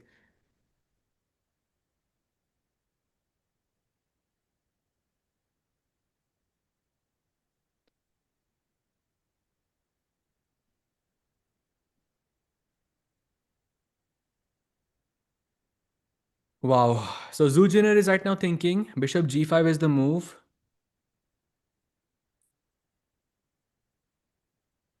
Besides that, king b1 is possible, of course, and queen h2 is possible as well. But I think Arjun is not a pawn up right now, but at the same time, it feels like Arjun's king is a lot safer in this position thanks to the fianchetto bishop and no possibility of an h5 break. This is why he played knight h5 to not allow this h file to open up here. And since there is no attack on the king side, bishop bsa f5 pe aa jayega, we have one, two. Okay, we can call these two as maybe some attackers. Queen f6 as well, also joining the attack. That could be a bit dangerous for Zujiner. Sahaj bhai, uh, I just had a look at the moment when Gukesh did the fist pump. It was a genuine, like this kind of fist pump. I have never seen Gukesh so excited after a win. I Let's have go, never bhai. seen Gukesh. It was this sort of fist pump. It Like meant we will the also do world. this, bhai. Let's go because this is what we've been. Bhai, those saal ho gaye the, bhai. Those 2 years we've been waiting for this moment, and it feels like first time individual faster format that's supposedly supposed it's meant to be Sindarov's strength in this sense, and there you beat him with the black pieces. That's a statement. Come on, you have to feel amazing after that. Yep. Crazy game, man. But it was amazing to see, and it just means that it's gonna be fun. The World Championship match overall, it's भाई gonna be haters something to watch एकदम out for. मतलब chat का जो एकदम वो view था ना ऐसे पलटा है 1 सेकंड के अंदर. Now I am seeing just positivity. I mean love to see Yeah, it I think. Chat I mean, but when Sindarov won the candidates, we appreciated that, right? I mean, he played very well. So I don't see why we can't appreciate Gukesh winning, even if, let's say, you are a Sindarov fan or Gukesh fan or a nobody fan. I think it's good to appreciate good results. For example, yesterday, if Zujina had defeated Magnus, it would be something to celebrate because it's historic. Same way now, if Arjun can win the event, I think it's something historic. He's never won such a great event, such a top level event. And same for Yagiz, by the way. If he wins, it's historic for him. We can celebrate wins for players regardless of their form. By the way, Side by 95, a nice move. I think stops the H pawn in his tracks. So it's very hard for white to get going now. F4 would be horrific because you block the bishop, and then bishop f5 is such a good move. Bishop g4 looks tempting as well. So the point of 95, even though it might not be the best move, it's something which does not give white a clear plan. And this is exactly what Arjun does, right? Will play something second best, third best, but it's hard for your opponent to play essentially. Yeah, I'm struggling to find good moves for Zujiner actually Let's go in full screen. this. I'm actually really struggling to find good moves for her. I'm not really sure how you continue here. Bishop g5, I already mentioned this is one of the best moves, but it just feels like you're helping my queen get to a good square. I mean, you can play rook e1 after that with the idea of bishop e7. Black can go bishop f6. And now iske baad, can you guess the best move for white, Tiku bhai? Don't say it's f4. Close. Just mirror कर दो उसको. Mirror. Reversed. Reverse. c4 तो नहीं है. It is c4 Oh, there indeed, is but looks. no way on earth I'm How going to are play you c4. switching? Like you're opening up the own file where the attack is supposed to build up. Yeah. So knight takes c3 and chances of a4, rook b8. I mean, looks kind of scary. Guki made a fist bump. Yes, Wow. bye. Yes, I haven't seen the fist bump, but I think it's amazing. Yeah, love to see it. And of course, this will help him sort of get back to his winning days, and it's very much needed before the world championship match. भाई अब proper मजा आएगा भाई world championship में. Yeah. And of course, और इससे two more at least games to एक go. चीज क्लियर हो जाती है like I just want to make a point. इससे एक चीज थोड़ी क्लियर हो जाती है which is that ke maybe Sindarov had that strategy, कि even if in classical you are not let's say tie break में जाना अगर आपको है तो then Sindarov would be a favorite because we keep talking about how Gukesh with faster time controls he struggles and everything, but here if he defeated Sindarov in a rapid match, right? So that definitely has to have some effect on the team. And now maybe tie breaks is 50-50 completely. सहज भाई एक बार वो WhatsApp देख लेना आप बस just for update. Meanwhile, chat Arjun is also ahead on the clock. I think that's very valuable here. Those 5 minutes mean a lot with only 17 moves in. If Arjun wins this, he's guaranteed to maintain his lead, I think. Uh, Yagiz ka jeetna is much tougher here. So let's see what happens, Sahaj bhai. Very excited for today, यार. मतलब मस्त दिन लग कल भी अच्छा था आज भी अच्छा लग रहा है. व्हाट अ पिक्चर भाई. एक बार चैट को भी दिखा सकते हैं क्या ये picture? I don't know, we वही कांट. टेस्ट कर रहे हैं. We are checking if we can I show would it love because to show this to the chat भाई. हाँ, but I'm not sure if we can. वही check कर रहे हैं हम लोग. If we possible, we'll try to share it. But yeah, Gukesh का fist pump was insane. Looks crazy. You guys should display the clip in which, yes, we're trying to get that up. We'll keep you posted, chat. But let's focus on the game of Arjun. 41 minutes for Zujiner. By the way, there's another game of happening in this event, right? There's round 3 as well. Which one? Which one? In GCT, there's another round I think pending as well. Yes, it will start Uh, soon. Yes, there's one more pending. Yes. Hi. Also, on a crazier note, than what just happened, Yagiz is much better against Nodirbek. Not much better, but better for sure. But okay, I mean, this one maybe, and definitely not crazier though. I mean, Oh yeah, nothing yeah. can be Actually, crazy no, than not really that. that better. I kind of misevaluated. And also, look at his time, bhai. 23 minutes. That's a bit of a problem. On bar, it says better, and I thought knight e4, bishop e4. And the biggest problem I have is I cannot castle, but I miss that black can play long castle in this position, which is a very annoying resource because you wanted to take on c6 as well. But now there's rook h8 coming. Rook to already d file pe aa chuka hai. So actually, Nodirbek is not worse. So I'll take my words back here. And also, if we go to Magnus's game, maybe if you have already switched, let's go to Magnus also. Apparently, that knight h4 yesterday continues, yeah, with knight h5 today. So Magnus clearly loves putting his knights on the rim. Clearly, for him, they are not dim. And yeah, this knight will later come to f4. Still, white looks better optically, but Magnus is trying to build up an attack.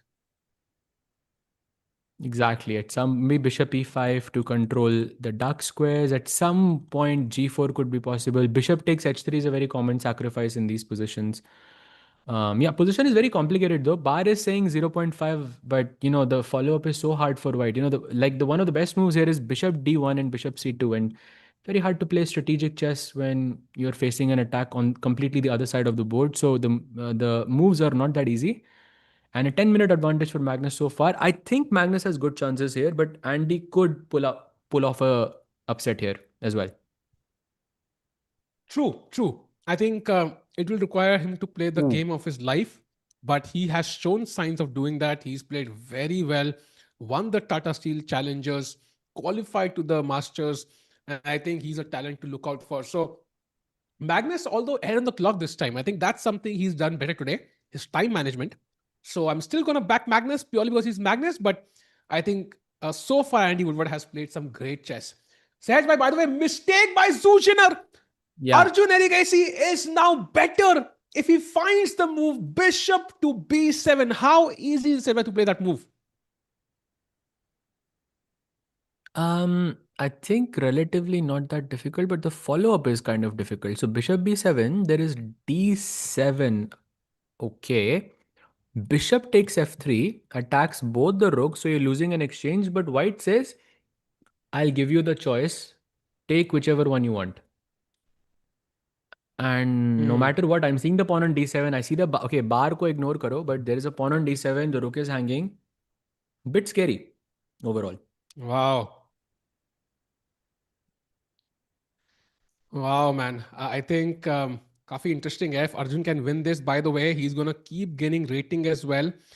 He's slowly getting up towards the world number 6 spot. And Sehajbhai, if he wins both these games, he's going to be world number 6. He's going to win the event and he's going to be on a huge roll. 10 points gained in this tournament so far. So Arjun just doing Arjun things. And to be honest, it's kind of surprising, right? Like Gukesh won the world championship, Prague played the candidates twice, and still it's always Arjun at the top. In most cases, he's had the highest rating. Obviously, if you do the average rating of all Indian top players over the past 2 years, I think Arjun likely will come up on top. Yeah. Yeah. For sure. Okay, let's see d6. By the way, besides bishop b7, Tikku bhai, there are other moves in the position as well. There's queen takes d6, pawn takes d6. Pawn takes d6 is not as much accurate. I guess going towards the end game really favors Arjun here, because once you take everything, let's say rook takes d6 as well, black has a very nice resource in this position. And chat, black to play. Let's see if you can find this resource. It's a not a one move tactic. It's more like a 3 or a 4 move tactic. But you need to see properly, like there has to be a vision. Black to play and okay, not win, but okay, basically win.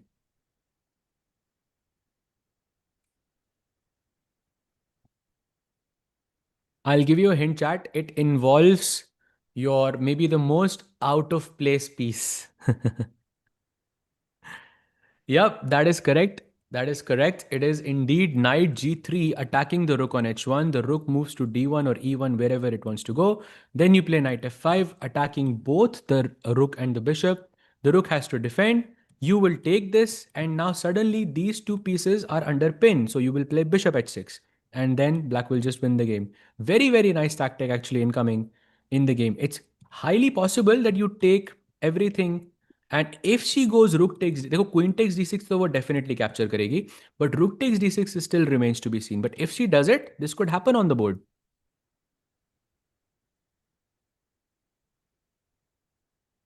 Interesting.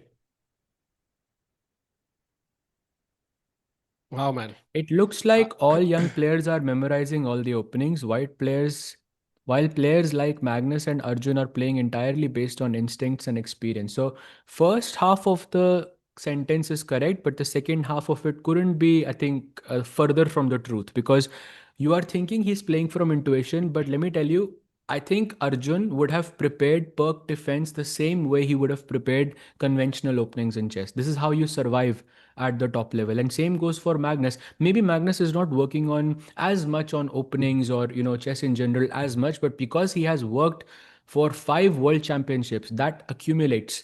He has probably has like thousands of opening ideas that he hasn't even tried. So he can just live off of that basically, and he can just keep playing them. So openings are very important at the highest level, especially these days.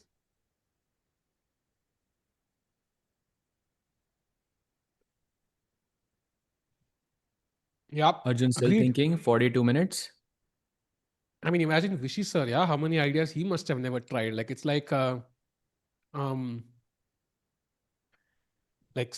world champion, so many world championships actually for him. 5 though he won, like it's crazy. And same for Magnus, same for like all these top players. I heard that Kasparov once said like in actual like tournament games, he probably got to try out like 20% of his ideas max. So that No, I tells think you less. Yeah. And also, if you think about it, like this was back then, right? Kasparov played world champions. Like last one was against Kramnik, but before that, I mean, look, he has played in the 90s and early 2000s, right? Since then, theory has developed so much. So imagine the amount of ideas you would have created to play in a game, and how many of them would you just never end up playing? They just get lost. Hmm. I think that number would be like at least 90% and above are the ideas that are still not played. Agreed. So many openings, so many, and also theory changes quite a bit, right? So you might have an idea which a year later a new engine just refutes, so you never get to try it, or somebody else tries it, or somebody never plays that opening against you, or a new opening becomes popular, right? So there's certain openings you never play, and then suddenly the Magnus plays it, and then that becomes trendy, and your old ideas kind of go waste. So it's a lot of effort, basically, which doesn't see results. But yeah, that's why chess is so hard, so many complications. And if you've looked at something with the engine, then whosoever you're playing, they cannot really beat you. And that's the advantage of opening preparations. It's like, mugging up, not mugging up, understanding and also kind of grasping, let's say, NCRT questions or RD Sharma questions for a board exam. Yeah. You're understanding maths, but also just memming the question matters. Like it might show up exactly as it is in the paper at the end. Yeah, for sure. For sure. And someone said, won't the ideas be outdated from old World Championship event from 2018? Absolutely not. Firstly, because they are World Championship preparation. So it was done on, I would assume, very strong processors, which might not be available to the audience, to like, the general public, but it was available to them. I mean, it could be possible they were using some very, very strong engines there. And secondly, I'm not sure if you guys remember, but Hari Krishna had this insane queen sacrifice in the World Cup on move 6. It was highly like that video went viral. Some of you will remember it, but in any case, that queen sacrifice was discovered 10 years before. So Hari kept that queen sacrifice at hold for 10 years and it still worked. So, and that was not world championship preparation. At least I'm assuming it's not world championship preparation, but this is. So, for By sure, the all way, of the ideas that Magnus has, they're still there. Arjun found bishop b7 the best move. Imagine allowing pawn to d7 as black. His understanding and his confidence right now is absolutely top notch, Sahaj. Yeah, absolutely. I think he's looking pretty positive overall. Good chances, why? Yeah. Another day could happen when Gukesh and Arjun both win, by. Let's go. Oh, it's going to be amazing. And of course, chat, d7 looks very tempting, but that pawn could just be weak, of course. And the f3 pawn right now is hanging, right? So it's going to basically attack both the rooks. So is Zuzhina ready to really sacrifice one of her rooks to get that passed pawn on d7? I mean, she has to probably do it because if you play rook f1, for example, and try to defend the pawn, then now I can just pick up the pawn on d6, and that was a free pawn anymore. It's not hanging anymore. So Zuzhina, I don't know if she saw bishop b7 or she underestimated it, but clearly Arjun is on an absolute roll. And look at the accuracy so far: 94.1 for Zuzhina and 98.4 for Arjun. And this comes after he played an opening which is not the best and gives White an advantage in the first few moves. So beautiful chess played by Arjun. And he just gets up from his chair, is ahead on the clock, feels like it's moving smoothly as normal. Gukesh won. Anybody joining? Gukesh won against Sindarov. A huge win, to be honest. And it was so nice to see that the World Championship is absolutely on. It's going to be fire. Oh, Yagiz under yes. huge time pressure. We'll jump there soon. Sage bhai, maybe we can have a quick look at the Yagiz game. What's happening there? Yagi's game coming up. So basically, after e4, knight takes e4 was taken. Knight takes e4, bishop takes e4, and now he does find the only move, which is long castle. And position wise, I think Yagiz is fine, but भाई वो Nodirbek सोच तो नहीं रहा है position के बारे में. वो he's thinking about something else, I feel. And Yagiz looks like he's under a lot of pressure right now simply because 13 minutes only on the clock, and yet he's still yet to castle. Man, 13 minutes. Wow. That's insane. That's insane. And he's known to do this. And look at 1 hour 4 minutes for Nodirbek, yeah? But I think it's working for Yagiz so far. But imagine if he could work on this, Sahaj bhai, this so far has been the only weakness I've noticed in Yagiz. If he works on this, maybe upgrades his opening theory, he works a bit on these middle game ideas so that he doesn't have to think for so long, then suddenly, I mean, this guy could like jump towards 2750 even further like crazy. This guy is an absolute beast.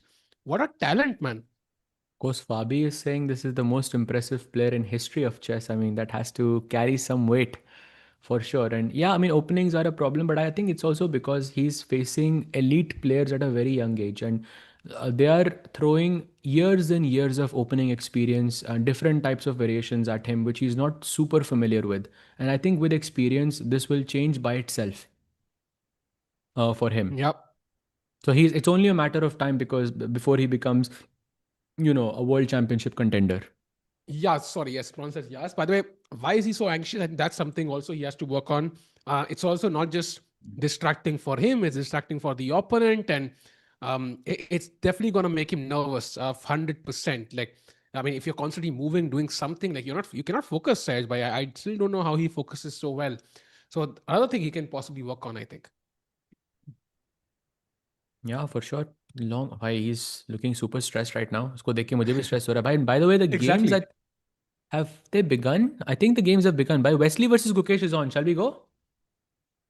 Let's go. Okay, so this is the board. I'm not sure if this scene is the best for that. If we can switch that to have a bigger board, yeah, that's That's perfect. right. I'll be back in just 1 minute, yeah? Yeah, for sure, for sure. So basically, it was four knights by Wesley, bishop b5, four knights Spanish, bishop b4 आता है, short castle, takes on c6, takes back, and then knight takes e5. So a pretty solid approach by Wesley so far because black can play rook e8 now. I mean, yes, Gukesh is a pawn down temporarily speaking, but he's going to retrieve it in the next move. So white will play knight d3, bishop takes c3, d takes c3, and something like knight takes e4. And this is a normal position. And can you guess, chat, in this game, in this position, after knight takes e4, there is a certain someone who has a game in this position, an Indian player. Can you guess the name of that player?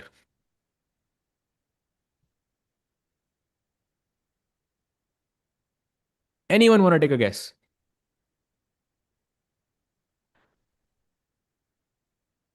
Arjun, Gukesh. Oh, okay, Cross, you found my trick. It is actually me.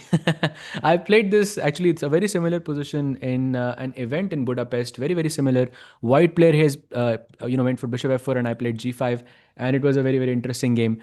But yeah, actually, this is happening. Wow, we're following that game. Takes 94, and we are basically on that position. Takes on c3, takes back, and now knight takes e4 would be a direct transposition. Sorry for the question, but yeah. Many Indian players have had this position. Really? I did not see actually. Recent times I wasn't looking. Yeah, Vidit actually has had it as well in 2023. Prag had it against Magnus as well. Wow, I did not see that. But yeah, many Indian players have had it.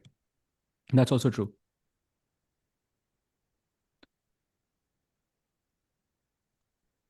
So knight takes e4, and now Wesley's thinking bishop f4 is the move, or queen f3 could be a move as well. Both of them are possible, but largely, at least what I'm seeing from the results on the chess.com screen, lots of draws. Yeah, 85% of the matches played from this position onwards have ended in a draw. Like all the games that I told you, the one of, for example, Vidit, the one of Prague, both of them ended in a draw. Even yeah, all the top games have ended in a draw here. Even there is a game of Mikhail Tal, which is very nice to see from 1992 played in this position. But can we have the Arjun camera behind? Like, would love to keep track of that game instead. Meanwhile, सहज भाई कौन जीत रहा है यहाँ पे? भाई 85% draw record in this position. तो मतलब इसका तो So ये गेम ड्रॉ नहीं होगा पक्का मतलब या? draw लग तो नहीं रहा, but I think yeah, too early to say. Also Wesley की बड़ी solid prep थी so far. But I mean, it's not like Gukesh has deviated or anything. Wait, is that a draw? Wait, that's a draw offer. Knight g5, queen g3, knight e4. I know this because this is in my Ah, files. Like I was looking at this when I oh, was playing my game. I've seen this. I've seen Is this in a it? rapport game before. Yeah. I've seen this in a rapport game before. Really? Yeah, 100%. So if I played queen f3 and then there is knight g5. I've seen this draw before in a rapid game, I think. Rapport game, not rapid game. Rapport game, I've seen this before. Yeah. Going back, actually, sorry, I think I got cut off there for a second. But knight g5, queen g3, knight e4 is a very common way to make a draw in this position. Not very common, but yeah, it's very well known. And already there is a game that ended in a draw like this, which is Zoran Hovanovic versus Michael Adams in 2024. So Gukesh is now thinking draw or no draw. Oh, very interesting, Chad. I think Gukesh should take the draw. I think I kind of feel with the structure being symmetrical, this is exactly what he had in game one, and he overpushed. He can play on, but don't overpush. That's the main thing. We saw him overpush and then he lost. So, and if you look at the tournament so far, like it kind of has that trajectory, right? Matlab, he was winning against Firouzja, drew that game, was drawn against Radoslav, lost. It's almost like he created those things because he was facing a lot of pressure. Now that the pressure has released a bit, he won the most important game of the event. Let's play logical chess, play knight g5, take that draw stage by is my thought process. Yeah, I think that's also it's a good day. Third round. I mean, they've also played 6 rounds back to back.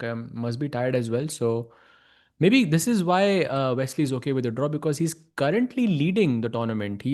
Wow, Wesley's on 4 out of 5. Yeah, he's defeated Fedosiv, Wojtacek, lost to Fabi, defeated Sindarov, defeated Firuza, and now he's playing Gukesh. So I think he's just trying to secure that number one place with the white pieces before they head off to the blitz section. So from Wesley's perspective, makes sense.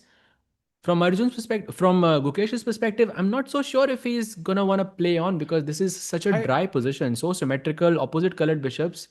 Like, how do you even play on here?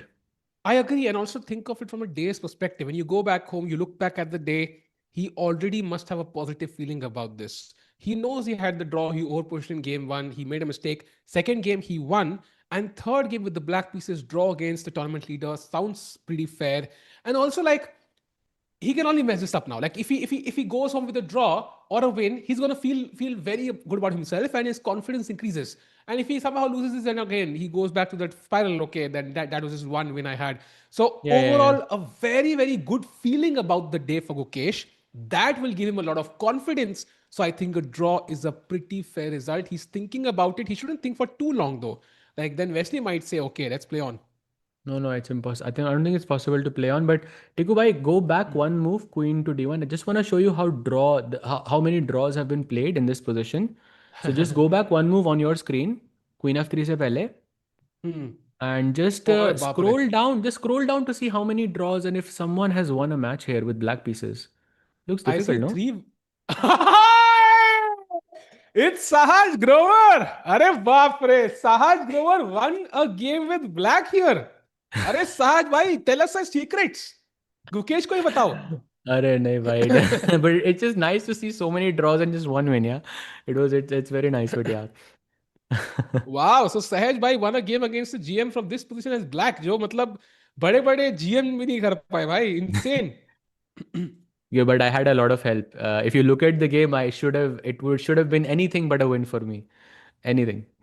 But still, the end result is what counts. Yeah, I mean, I didn't even open the game and check. Like the end result, you won from this, that's impressive. Meanwhile, Gukesh did choose knight g5. So after a thought, he's like, okay, let's just take the draw. And now if queen f4, there is knight e6. If queen g3, there is knight e4. If queen d1, of course, you're going backwards in life. You should never do that. Then what do you do here, Sahaj bhai? Any way to continue the game? I don't think so. Queen g3, knight e4, queen f. This is fine. Queen f4, knight e6, queen g3 you could play. But then Hmm. I'm asking, in why is white playing here? Because the position is symmetrical completely, and you can say that the knight on e6 is maybe slightly better placed than the knight on d3 because both sides are going to play b3 c4, put the bishop on b2 and attack the g7 pawn. Similarly, black's going to play b6 c5 and bring the bishop to b7 and attack the g2 pawn. And my knight defends this, your knight does not. So just maybe that one 19-20 ka farak, black is still better, but By the oh, way, he's they're drawing. repeating. They're drawing and knight e4, queen f3, and that is gonna be a very quick draw for Gukesh.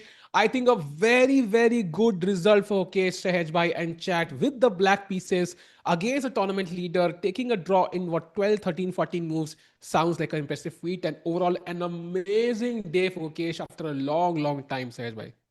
I mean, also like not an amazing. It's an amazing result, of course, but overall, it's still 1.5 out of 3. Like, still वो ज़्यादा consistent होना भी ज़रूरी है, but it's good to know that he can win on demand. Yeah, Hmm. that's the main takeaway, I believe, from today. So I think that's it for Arjun, for Gukesh. Let's switch to Arjun to see how he's doing, Yep. because his advantage, Tiku Bhai, has only increased with Zhu last move, which was Queen D7, and now the move is Queen B8. Wow. Let's go, brother. I think the best part here is that after Gukesh winning, now Arjun can also win, and this could go very smoothly for us.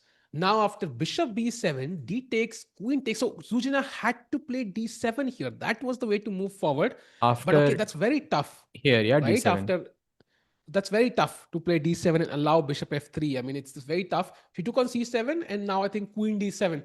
Should Arjun trade queens? Is the question though. I'm thinking why.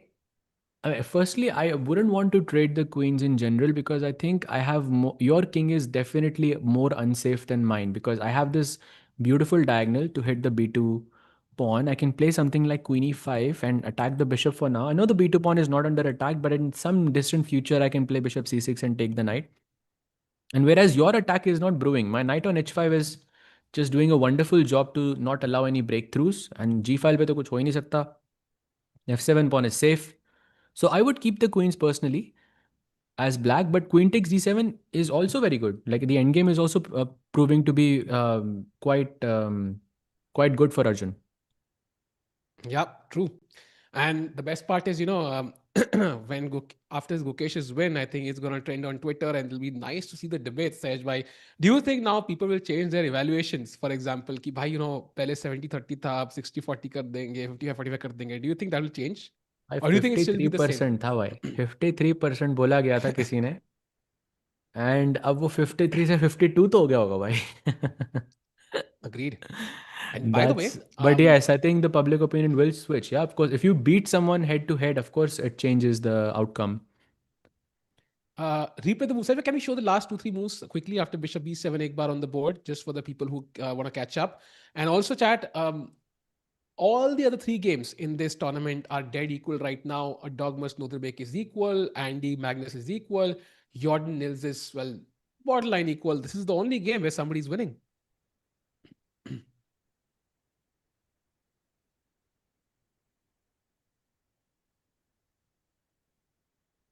So he has to choose between d7, e5, and b8. All of them are just completely good for him. Time is, I mean, good for Arjun as well. 6 minutes more. Question: 40 moves, yes or no? Does this game go to 40 moves, yes or no? Oof, tough one. When we ask this question, I sometimes feel ki it always does. So I'm gonna say yes, but maybe it might be over by then. I don't think that it'll be up for grabs, the actual evaluation of the position, but yes, the game might go on. What's your take? Yeah, I think same, because both players are, let's say, around half an hour mark. Arjun has a little bit more, but let's say around half an hour mark, and they still have to make 20 moves. So generally, this means there will be a time pressure, like some crunch moment incoming, and players generally make mistakes in those scenarios. So even if we reach the 40 move mark, I think the outcome would be pretty clear. Like, even against Magnus, when Zhu played, it did reach move 40, but by the time we reached move 40, Magnus was already completely winning because of the time pressure situation. So let's see how the game progresses. Right now, Arjun thinking queen e5, queen b8 are the moves. Hmm. And I think queen e5 looks nice. You attack the bishop, you set in b2. Right now it's defended, but I kind of like Bishop, that. bishop But d4, bishop bishop d4, queen d4, queen f4 f4 check check, maybe, yeah. yeah? Yeah. And king b1, some rook d8. I will even just take on d4. I'll give you the b7, because I think opposite Hmm. colored bishop, the side that attacks has an extra piece. So I wouldn't be opposed to it. So let's say bishop d4, queen f4. I'm not really sure if this is correct. Wow, this is winning. There's just bishop f3 also. Never mind. Never mind. Yeah. That's all. That's just simpler. Way simpler. My problem is I really want to trade queens because it just simplifies the position. But then after rook d7, I'm not sure if this is too much pressure because f7 is under pressure constantly. If you But take on why do you want to f3, trade queens here? Is my question. yeah, I don't Like, want to trade queens. I would trade queens if I feel I'm playing for 2 results. I but feel like it you want to doesn't. trade queens because you want to take the pawn on f3. Ha, also, but I can't take the Yeah, pawn because there's rook f1 at the end. So my plan just exactly. doesn't work. Yeah. Exactly, exactly. But I think that because that's also the thought process I had, that this feels very good. But also, even if the pawn was hanging and let's say there was no rook f1, still there is a long-term pressure on the f7 pawn because of the bishop, the rook, and this rook, and plus the rook goes to the seventh rank. So I'm not so sure. And on top of that, white's king is definitely more unsafe. So I would keep the queens for sure. Also, पर खेल के कोई endgame में थोड़ी ना जाता है भाई.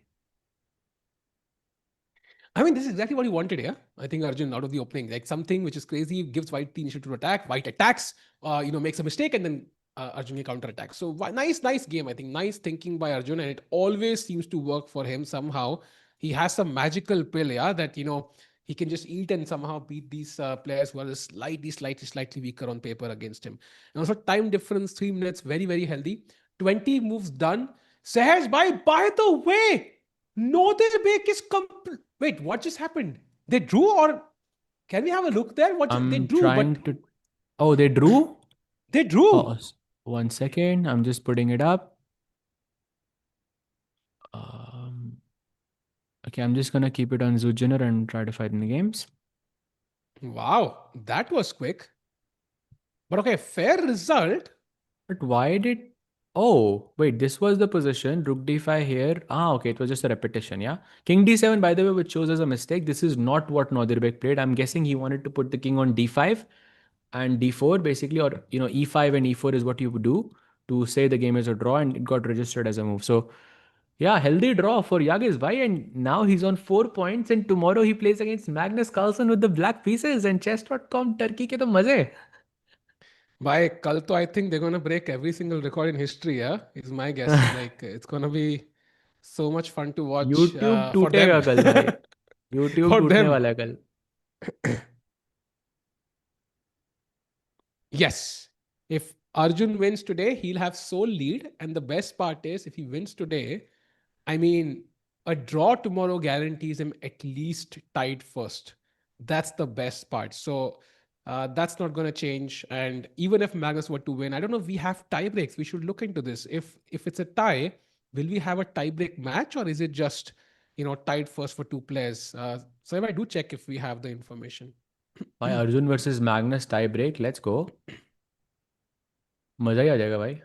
Oof, that would be insane. Yeah, imagine Arjun Magnus. But okay, we are 1.5 steps away from that as of now. So one game ended. So Nodirbek is a draw. Magnus game, I feel like Magnus is starting to push now, Sahaj Bhai. Like it feels like he's kind of consolidated the center. Now A4 he's just played his last move and feels like he's in control. I think his last move was a slight inaccuracy, at least according to the bar, but I'm not really sure why. It's maybe because it weakens the diagonal somehow, it gives black a hook. And he shouldn't have gone b3. Basically, he should have played something like knights. Wait, what? Oh, basically, you're attacking the c4 pawn, Tikubai, and the best answer is ignore it. Play bishop c2. Just give bishop c4. And you don't do that against Magnus, yeah? Yeah, it's very hard to do nothing. I think as you have discovered in the last few games across both tournaments, and Magnus is chilling, just walking around while Andy Woodward has to make this crucial choice. So Magnus pushing. Nils, by the way, is also worse. Maybe we don't have to switch, but that could be a hard loss for him if he loses another one. So Arjun, I think this is where we all land, chat. This is the crucial game. Can Arjun Erigaisi take sole lead at the TePe Sigeman Tournament? And Magnus winning would mean Magnus and Yagiz in second place and Arjun in first, right? So that will be the standings. And Nodirbek in third place. Fourth place, sorry. Yeah. So yeah, bishop c2 played. Now Magnus thinking 26 minutes. Bishop e5 is very nice. And भाई कोई भी game आज ये भी game नहीं लग रहा मुझे 40 मूव तक जाएगा यहाँ पे by the way. Looks very difficult. And now bishop e5, queen f6 is a beautiful plan to keep an eye on this diagonal, all of these pieces. And plus, on top of this, you are also creating some kind of a kingside attack with g4, knight f4, something along those lines. But yeah, the game is slow right now, but it's going to pick up the pace very quickly. Let's switch back to Arjun. Any moves there? Nothing yet. He's still thinking. Still thinking. of course, crucial moment here. I think he has to choose whether to trade queens or not. Sejma, I think, what do you expect happens tomorrow? Do you think like this win will possibly propel Gukesh into a better form at this event, or do you think this is just going to be one game and we might see him make the same mistakes? Do you think one game can have that sort of influence on a player's form, especially Gukesh Yeah, right now? it can. Yes, of course. Hmm. For sure, it can.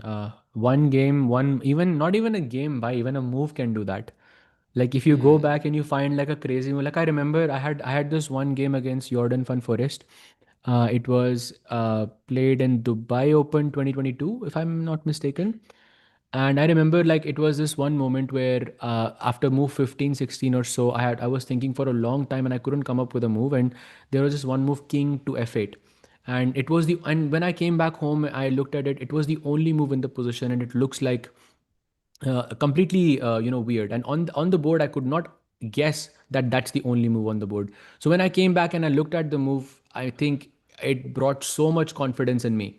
Now that's just one move. This is a game, so I think a game I think is way way way bigger effect in this sense. So I think he should be very happy. But let him soak this win. It doesn't have any implications. Just a good thing that he won a game against the World Championship challenger. It's a good thing. Indeed. And now we have Arjun about to play. Can we go full screen? I think he has played queen to e5, the best move in the position. There is no compromise, in Arjun's dictionary, Sahaj Bhai. He's going to be absolutely brutal with the best possible move. Sacks the bishop on b7, but attacks the bishop on e3.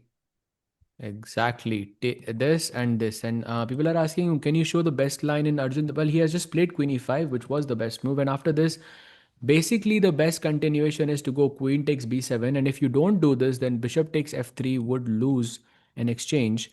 So more or less forced to take on b7. Black will take on e3 and White will play King b1. And once all the simplifications have happened on the board, we can now clearly understand it's an opposite colored bishop endgame.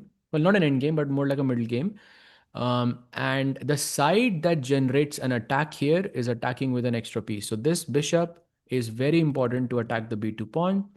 And of course, on top of all of this, white has one very apparent weakness in this position, and that is f3 and h4, the broken pawn chain. Black's pawn chain is basically connected, white's pawn chain is not. So in the future, if we were to trade off all the pieces from the board, the bishop could hit this pawn, the knight could hit this pawn, and so on and so on. So very comfortable endgame. I think also very comfortable middle game as well for Arjun. And somebody said, I feel bad for Zook. Shangabai, I think you should keep in mind that if you ask any female player in the world, pick up anybody, and if you ask them if you would like to be in Zoo's shoes right now to play, an event where, you get to play Magnus, Arjun, Nodirbek, who traditionally, because of, like the division, you don't get to play, and they're much, much stronger than you, I think everybody would say yes. I think in these events, it's not about necessarily always, winning the event or beating Magnus or Arjun or Nodirbek. It's more about learning. And I think, um, this is what Divya did. This is what many uh, top players do. Like they will play events where they are probably the weakest player, maybe get crushed, but get so many lessons out of that tournament that in the next event they play, they absolutely crush everyone. And Vaishali had again 1 out of 9 at the Chennai GM. And the next event, she wins the Grand Swiss ahead of everybody else. So it's always going to be that when she's played some great games. She won against Andy Woodward. She fought toe to toe against Carlsen for a long, long time. She's also fighting here. Of course, she is worse, but she's still playing. And I think she's played some great chess. I would say it's a learning experience for sure. I don't know why people are saying that they feel bad for her. First of all, she's gaining rating here. Secondly, she drew to Jordan and she defeated Andy, and then she had, let's say, an almost winning advantage against Magnus Carlsen in classical. I don't think you would be unhappy. And again, she's performing. I mean, she is right now ahead of Nils as well, and only 1 point behind Andy too. So I mean, it's a great learning experience, and I think she's performing really, really, really well. So this is good news for sure. Gukesh will retain his title, sir. I'm 100% sure. Arey bhai, thank you so much. Hopefully, but I think it's going to be a tough fight. I don't think anything is 100%, But I think Gukesh winning definitely is good news for him, but it's not confirmed. It's still gonna be a very, very tough fight for Gukesh, and the same can be said for Sindarov as well. Yeah, and let's not forget अभी दो match pending है yeah. We still have two more blitz games between these guys. So that could again turn the tide in one way or the other. So it's a big win for Mukesh, of course. But if he can continue this for the next two games that they play, it's going to be huge because they don't play each other many times. And Zujin in front of us, by the way, again falling below Arjun's time on the clock. By the way, also commendable for Arjun. Let's not forget that he's displayed this tournament absolutely perfectly. He's had very, very strong players with the black pieces. Literally, Magnus Carlsen se draw kiya round one mein. Then he draws against Erdogmus. Then with white, he defeats Nils. Then with black, he draws Nodirbek. Then in white, he defeats Jorden. Like a dream tournament for Arjun after 5 rounds. And this one, if it goes his way, I mean, it feels like Andy Woodward, white pieces, final round, Sahaj Bhai. I mean, he's all set to win his first classical event and first huge classical event, that too ahead of Magnus Carlsen. Would be amazing. What a feeling. Chat ने bold quill ji पूछ रहे हैं why are you streaming the same thing on चेस.com India and chess24 India Tiku भाई that question is definitely for you Good question. So, chat, there are multiple events we can't stream on Chess.com India because वही camera rights and so on जो Friday के होते हैं, World Championship, candidates and so on. So we can only stream them on Chess24 India at least for this year. So we have to stream here, and if you're streaming here, then the major events and continuing for other events also makes sense. But we also have Chess.com India, so streaming both places. Maybe different people watch us on different channels, and it's a different experience. We usually only read the Chess24 India chat, and we sometimes don't for the Chess.com India one. But there's no harm in streaming in both places. I feel personally. So can sometimes the audience can be different as well. But yeah, it's a debatable answer there. Will Sindarov be on Olympiad board 1 or 2? That's, I think, only time can tell. If Nodirbek is still ahead on the ratings, my guess is Sindarov will be on board number 2. If he crosses Nodirbek, however, then I think things might change. So let's just see what happens. I think we still have a few months. Will Vishy play Total World Chess Championship? Excellent question. I'm hoping he does, Sahaj Bhai. I'm doubtful though, because he's also the deputy vice president for FIDE, so he might have other responsibilities. But he technically, yes, can play. He has qualified by rating, so he can play the Total World Championship if he wishes to. Now, whether he will play or not, we'll try to ask him. I mean, if possible, let's see.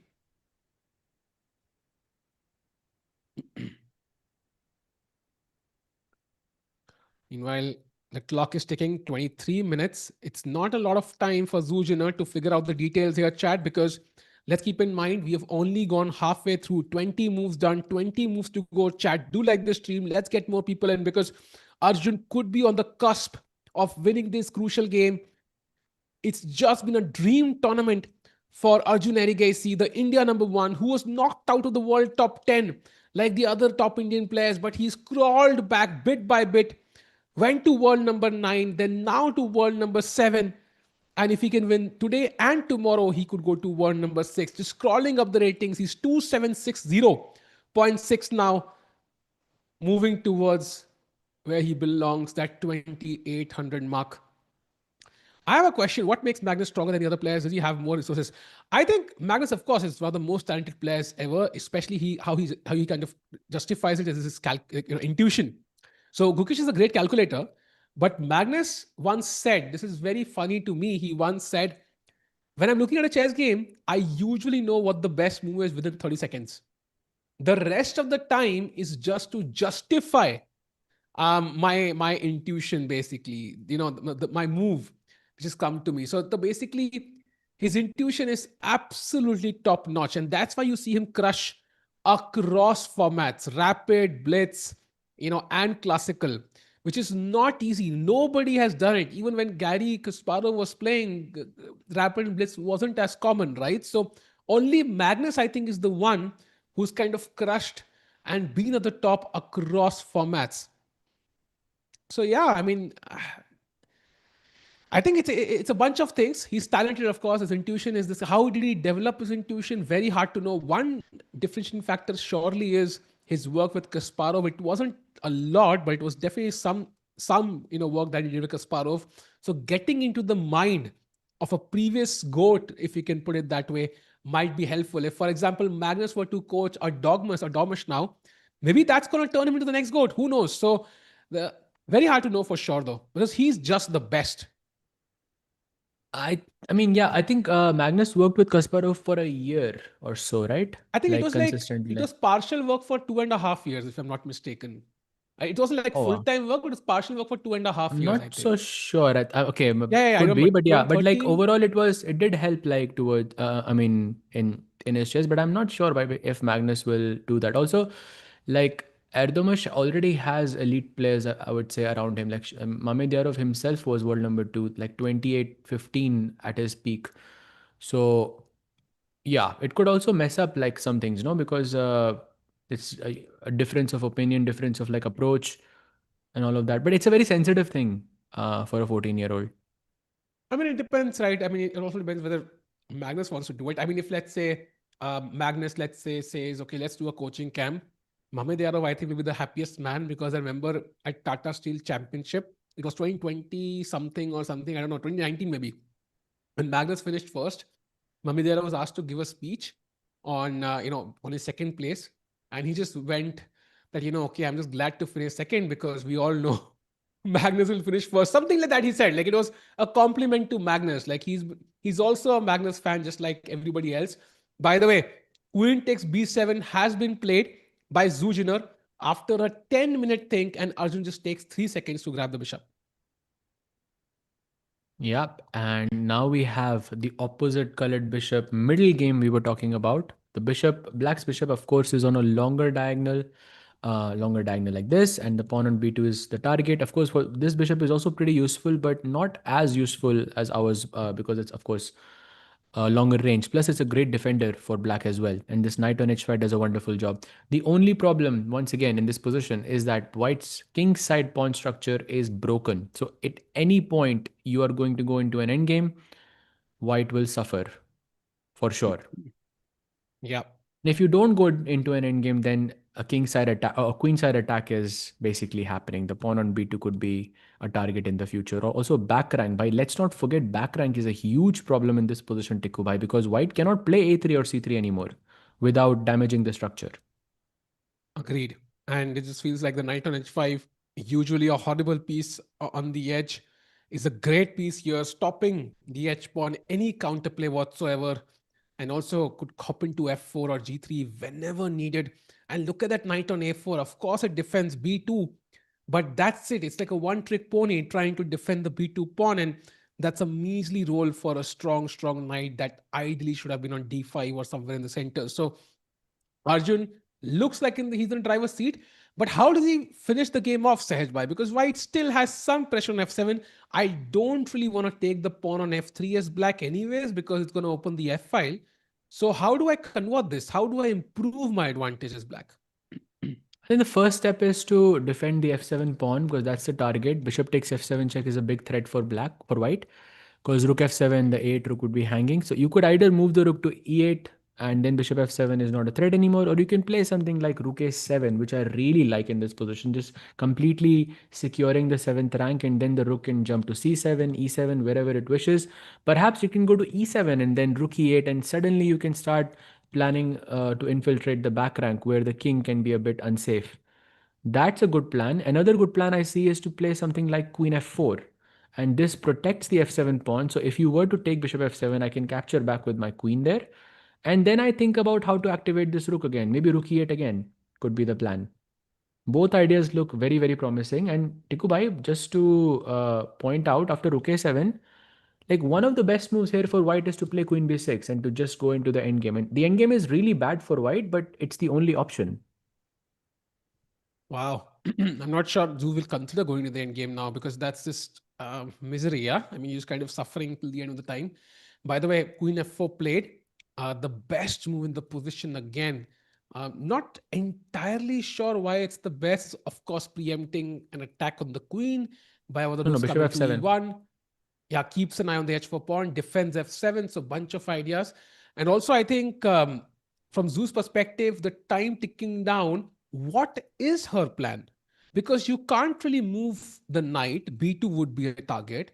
The queen is active, of course, but okay, what with the queen next? If you move the rook from h1, then the h4 pawn would be hanging. If you and the rook on d1 is already maxed out. So what is Zoo's plan? I just don't see a move apart from queen e4, for example. Rook d7 comes to mind, but of course, then you have to keep an eye on the back rank as well. Yeah, especially the e1 square. So rook e8 and then suddenly rook e3 and you are very careful. Firstly, the f3 pawn also hangs, and secondly, like rook e3 and rook e8, and the sole fact that you cannot open your back rank is a big problem here. Oh, she's going for the h rook. I think she wants to play rook h1, so she's sacrificing the h4 pawn for the sake of activity. That is Ah, her plan. And also she just went down below the 20-minute mark. So this is where the high pressure situations begins in any chess match, because in the older clocks you used to see 20 minutes, but the moment it went from 20 to 19, you could see the minutes and the seconds. So I think a lot of chess players are sort of wired to think this way, where if the clock falls below 20 minutes, that's when you wake up, because then you can see the seconds and you understand that you don't have as much time anymore. agreed. And that f7 pawn is the only weakness I feel that Arjun has, and it would not be so bad for Zoo to try and pressurize it. But let's see how Arjun defends it. He does look very confident. By the way, yes, Gukesh defeated Sindarov in their one-on-one today. They're also going to play two games day after tomorrow and the day next to that. And also one more question in the chat. Um, I read it somewhere. Why players keep their seconds hidden from everyone? And if they're low rated, how do they help the pair? I think they're hidden because sometimes if you get to know the name of a second, you can kind of see their games, see their style, and it becomes easier to predict what sort of openings they might recommend to their first in this case. And also, like, even if you're weaker, you can still help, you can come up with opening ideas. In fact, many top players have coaches. I mean, for Magnus, any helper, any second, any coach he has is going to be weaker, right? So he does need people working for him. They can help with opening ideas. They can help with, setting up tactics, solving puzzles. They can help with just camaraderie there as a team working together in a lot of ways. And probably Sahaj can go deeper as well into this. I think you made some very good points. I think with every second having a certain style, and if you know who the second is, then it can definitely reveal some things about you. But I have like a counter question for the chat. Why should the players reveal their seconds? Like that's a very fair question, I believe, because this is exactly what Magnus asked, in after the World Championship match against Vichy, because the norm was that after a World Championship match was played, during the press conference, like in the final, on the final day, players would reveal their seconds, and this was like the tradition. But Magnus just showed up there, and he said, no, I'm still gonna keep it a secret. And people were thinking, wow, that's, we didn't know that was an option. So my question is, why should a player reveal their seconds in the first place, right? Because it tells more to the opponent as it is. So yeah, that's just my take on this. The fans, I understand that the fans are interested, but I think they are also wanting to keep their preparation, their team a bit secret, and I think it also helps the player. Also, Yeah, fans can imagine. be like knowing. I think some players here and there, but you don't know like for Sindarov, that Uzbek number 5. I believe his name is Mukhidin, who is his second. You know who his coach is, Roman Vidoniak, and then I mean like some people in the team. For Gukesh, for example, we know Gajewski is there. So कुछ players तो पता है I think fans को, but I don't think the entire team should be revealed. Even in that World Championship match, like we knew Peter Hein Nielsen, was it, or was it Hammer Tikubai against Vichy? It was one of Yeah, them I who think. was like there, who was like the main guy, and then there were like a bunch of others as well. Yeah. And imagine, yeah, let's say Gukesh announced that one of my seconds is, let's say, Vincent Keimer. What's the first thing Sindarov's team will do? They will analyze Vincent's last few games. They will see the events he's playing. They will start breaking down what did he suggest in the last World Championship cycle. In fact, that's exactly what they might be doing because Vincent was part of Gukesh's last team. So, and one of the things they might do is literally hire Vincent against Gukesh. if he's already not working for him. So revealing the seconds always has these drawbacks. In fact, if players had a choice, they might not even reveal it after the world championship has ended. So from the player's perspective, it's best if it's hidden. There's no benefit to revealing the names. By the way, Queen F4 ke baad, Zuziner is still thinking, and there's a 11 to 12 minute difference. It's getting from very, very tough to almost impossible, Sahaj, for Zuziner to kind of create counter. But she's about to play a good move, Rook H1, but stopped herself from doing so. Exactly, exactly. I think she's going to take some time here. I think while she thinks she has 15 minutes, I think we're going to spend a lot of time when the game, progresses a bit.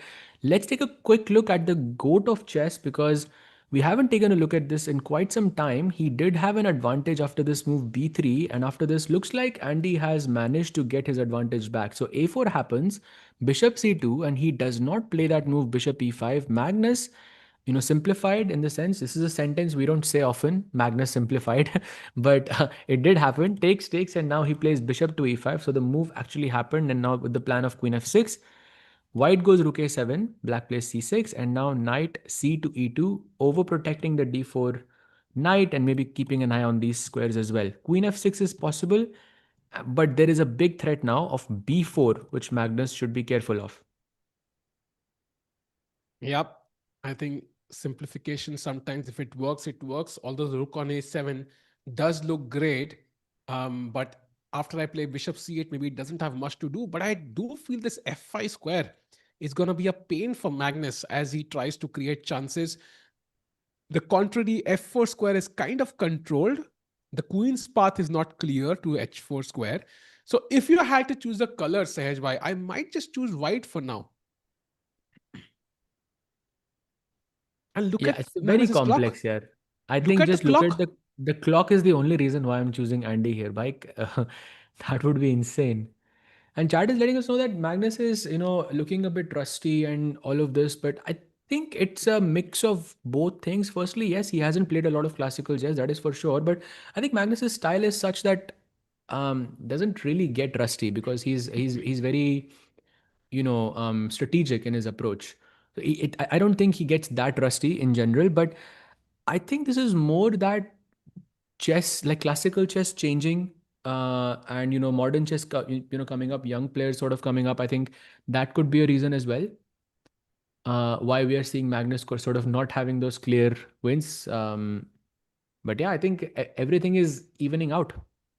Also, I feel like Magnus kind of being behind on the clock in multiple games after playing, classical, let's say after a break, is so human. Like, makes me feel like he's even greater than he actually is. Because, like when he was playing constant classical chess, he would just steamroll everyone. Now that he's taken a break, he's taking more time to figure out moves, and it's understand. This is exactly how everybody would behave after if they're playing after a break. Yeah, they will calculate a bit slower.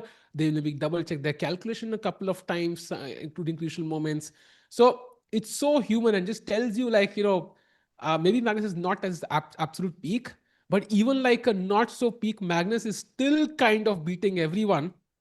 And the only sign for me that Magnus is not at his peak is the obvious, the clock management. Like he's behind on the clock against basically everyone, Sej Bhai. That's my only sign. Um, and yeah, and it's an opportunity for the other players to gain some experience and also maybe beat Magnus. Jordan did it. And Andy Woodward, technically on paper, has a great chance here. Bit early to say, but yeah, time situation does look very promising for Andy. Would be a huge win for him here. But let's see how Carlsen manages his time from this moment onwards. By the way, just two moves here for Magnus. The first one is, I think, ridiculously difficult, which is knight f4. Because knight f4, gf4, bishop takes f4 is not working because of queen b6 attacking the rook. And there are some problems along this diagonal once you defend this rook, basically. Now, what that is, whether it's knight e4, knight b3, I mean, there's many ways, but that is a problem for sure.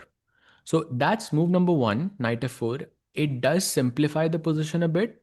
And also at the same time, I think highly unlikely because after a move like knight f4, take, I don't have to capture back on f4. I can also play bishop f2 and continue the game. And then your pawn structure, okay, it's good, but at the same time, not an easy decision to play knight f4. Option number two, I think, is even harder, which is bishop to c8 in this position. Defending the b7 pawn and preparing for the knight to go to e6, and maybe then in some near distant future, you can play knight f4. Tikku bhai, out of these two moves, knight f4 and bishop c8, what feels harder for you to play? I think for me, it's knight f4 because, again, it involves sacrifice and calculation. But from Magnus, I think he will play bishop c8 if possible because he doesn't want simplifications. He would love a position where he has chances to win. Because if he draws, that's basically kissing away any chances of winning this event, right? Can we have the standings on screen? Because clearly it must be on Magnus's mind. Coming back to classical chess, he would love to win this event. As you mentioned, he might be missing classical chess. He's on 3 points. Yagiz is on 4. Arjun could go to 4.5, Sahaj. So if Magnus draws, like he'll be a point behind Arjun. I feel like he needs a win here. He needs to go to 4 points to just defeat Yagiz tomorrow face to face and then hope that Arjun draws tomorrow.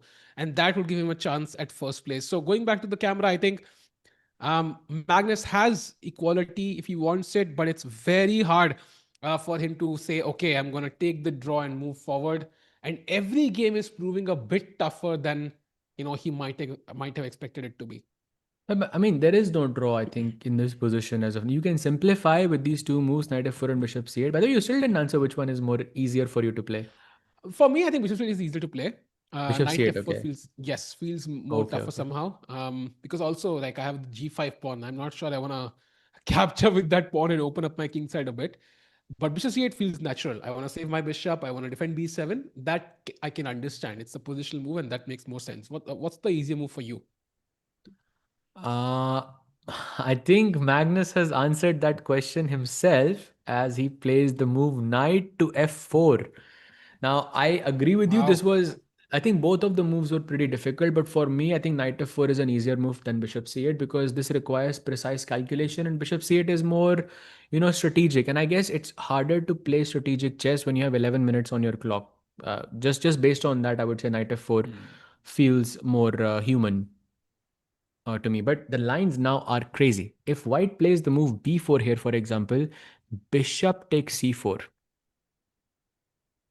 And I'm just trying to understand bc5, dc5 in this position. Both of the knights are under attack. If you move this, this gets taken with a check. And if you take on f4, c takes d4 and one of them is falling. What a beautiful pattern this is. Wow.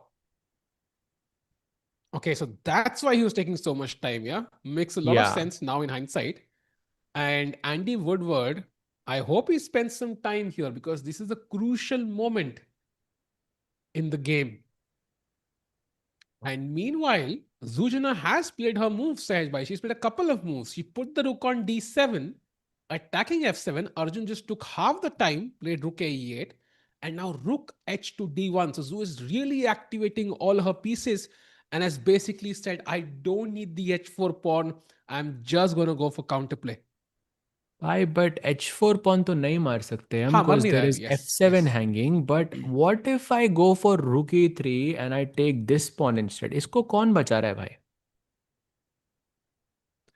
good question maybe bishop d5 but then I'm also disconnecting my rooks and the knight is now a bit loose so Bishop it's not d5 पे कोई I mean I don't know, knight भी थोड़ा खराब ही लग रहा है. rook b8 का थोड़ा थ्रेट भी हो सकता है.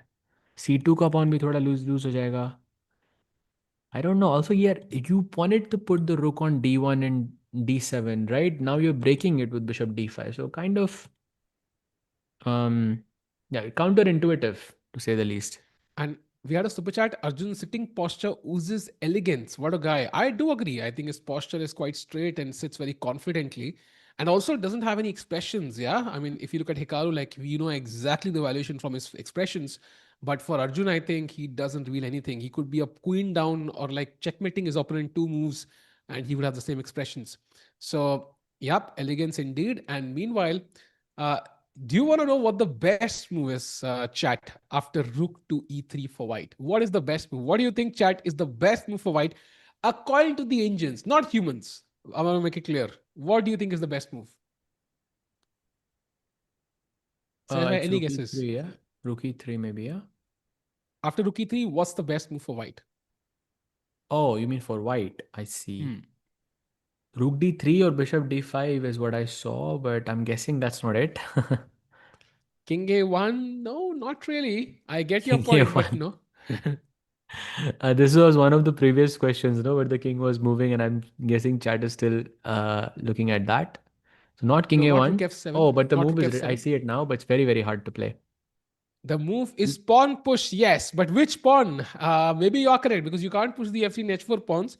It is pawn to c4, which I wouldn't consider in a million years, Sahaj, because I'm just opening up my king. I'm opening up the bishop on g7 And and the b file. allowing n% opening the b file. It's ridiculous. So bc3, knight c3, bishop takes c3, and b takes c3, and now the b file is completely open. And basically, this is what you can characterize as the worst pawn structure in chess. Basically, you can only have four pawn islands max in chess, and that's what you have in front of you. Four pawns in total, and four pawn islands as well. So any end game, Zhu Junior is going to be defending this for a long, long, long time. And Wow. that is the best way forward, bhai. Somebody said, why not add another queen to the game? This is so boring to watch. Need more action. I'm not sure if adding two more queens to the position here would make it. I mean, they would probably get traded off, by the way. I think we've often seen like people queening, getting four queens on board. And the first thing that happens is people exchange those queens. So, and it's only valuable because you only have one, yeah? Sage by, I think that's why it's valuable. Yeah, absolutely. And chat trivia question for you. In which game did the following two conditions were met? Number one, the white side had promoted, well, one queen, so they had two queens in total. So one side had two queens in total, and the other side checkmated with a pawn. Let's see, trivia question chat. Anyone remembers this game? It was a very famous game. Actually, we did cover it as well. But it wasn't an Indian player. It was an Indian player, but that's not the guy who delivered the checkmate. That's the guy who got checkmated basically. So there was an Indian player involved there. And by the way, if I don't know if this is relevant, but it might be, Sindarov is about to lose his third game of the day. So three losses for Sindarov today. Three games, three losses. तो मतलब तकिया कौन लेके आया था इस tournament में? I don't know, but it shows you how much influence one game can have. And the loss against Gukesh was a huge one. Yeah, must have hurt him. Yeah, must have hurt him. He lost to Wesley, Gukesh, and now MVL also is looking really, really bad as well. It's crazy. This is like dead loss, no? Another example, by the way, chat of the knights. The knights' only weakness is the inability to lose a tempo. So let me give you an example. Let's say white plays f4, knight f6, king d4, king. Okay, not king d4. I'll play bishop f3 or whatever. Black plays king e6, right? King d4, king d6. Now this is the position. Both sides have opposition. This knight is defending here. The bishop is attacking there. Now, white has the option to play bishop e2, which still controls h5, and this is what we call a waiting move in chess. And this is something the knight cannot do. And it's the biggest weakness of a knight. And it only shows in the endgame usually. And this is why Sindarov is losing. Imagine that Sindarov had the option of just keeping this position and just saying pass. Black cannot win this. White cannot win this. So that's the reason why he's lost. Yeah. So I think let's go back to Arjun's game. Hard day for Sindarov, who still has to play three more games tomorrow on the Rapid. Let's see how he comes back. Let's go full screen. Oh, by the way, Arjun's. chat has found it. I don't think it was Yagiz versus Pranav. I think it was Yagiz versus Aditya Mittal from Grand Swiss. I'm not sure exactly. Please do check before I say this. I remember there was that G6 mate like this, and the white king was on h5. I think it was on f5 or h5. Beautiful, beautiful mate. I think one of the more beautiful games I've seen from the Grand Swiss. And if you haven't seen it, do check it out. Two queens from one side, and the other side delivers checkmate with a pawn. Very, very rare sight. And by the way, Arjun plays queen to f6. So essentially, he's setting up a battery on that diagonal towards b2. And now the knight on a4 is basically untouchable. Like you cannot move that knight, otherwise it's checkmate in one. So that's one piece out of the game. So it also frees the square on f4 for his knight. So knight can now come to f4 because there's no rook on h1. The knight is now freer to move forward. But Sejbhai, I mean, there's also a lot of pressure on f7. How do I release that pressure? Otherwise, I cannot really win this game, right? I think multiple ways. Firstly, knight f4, knight e6 can block the bishop's view.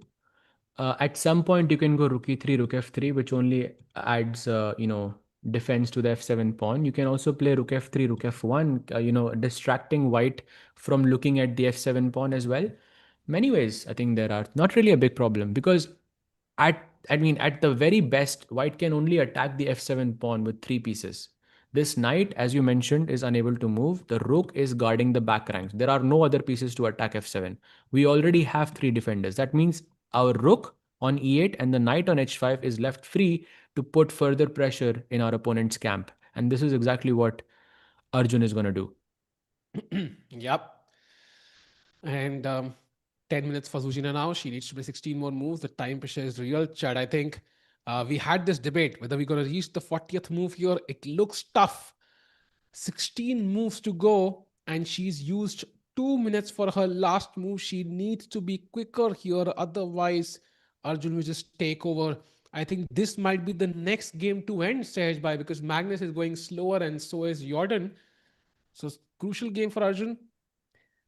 Oof, man. Such a question to 100%. you. And sorry, just to cut you off, just wanted to address the chat. The chat is saying Magnus game chat, 20-second look because nothing has changed. It's the same position after knight f4.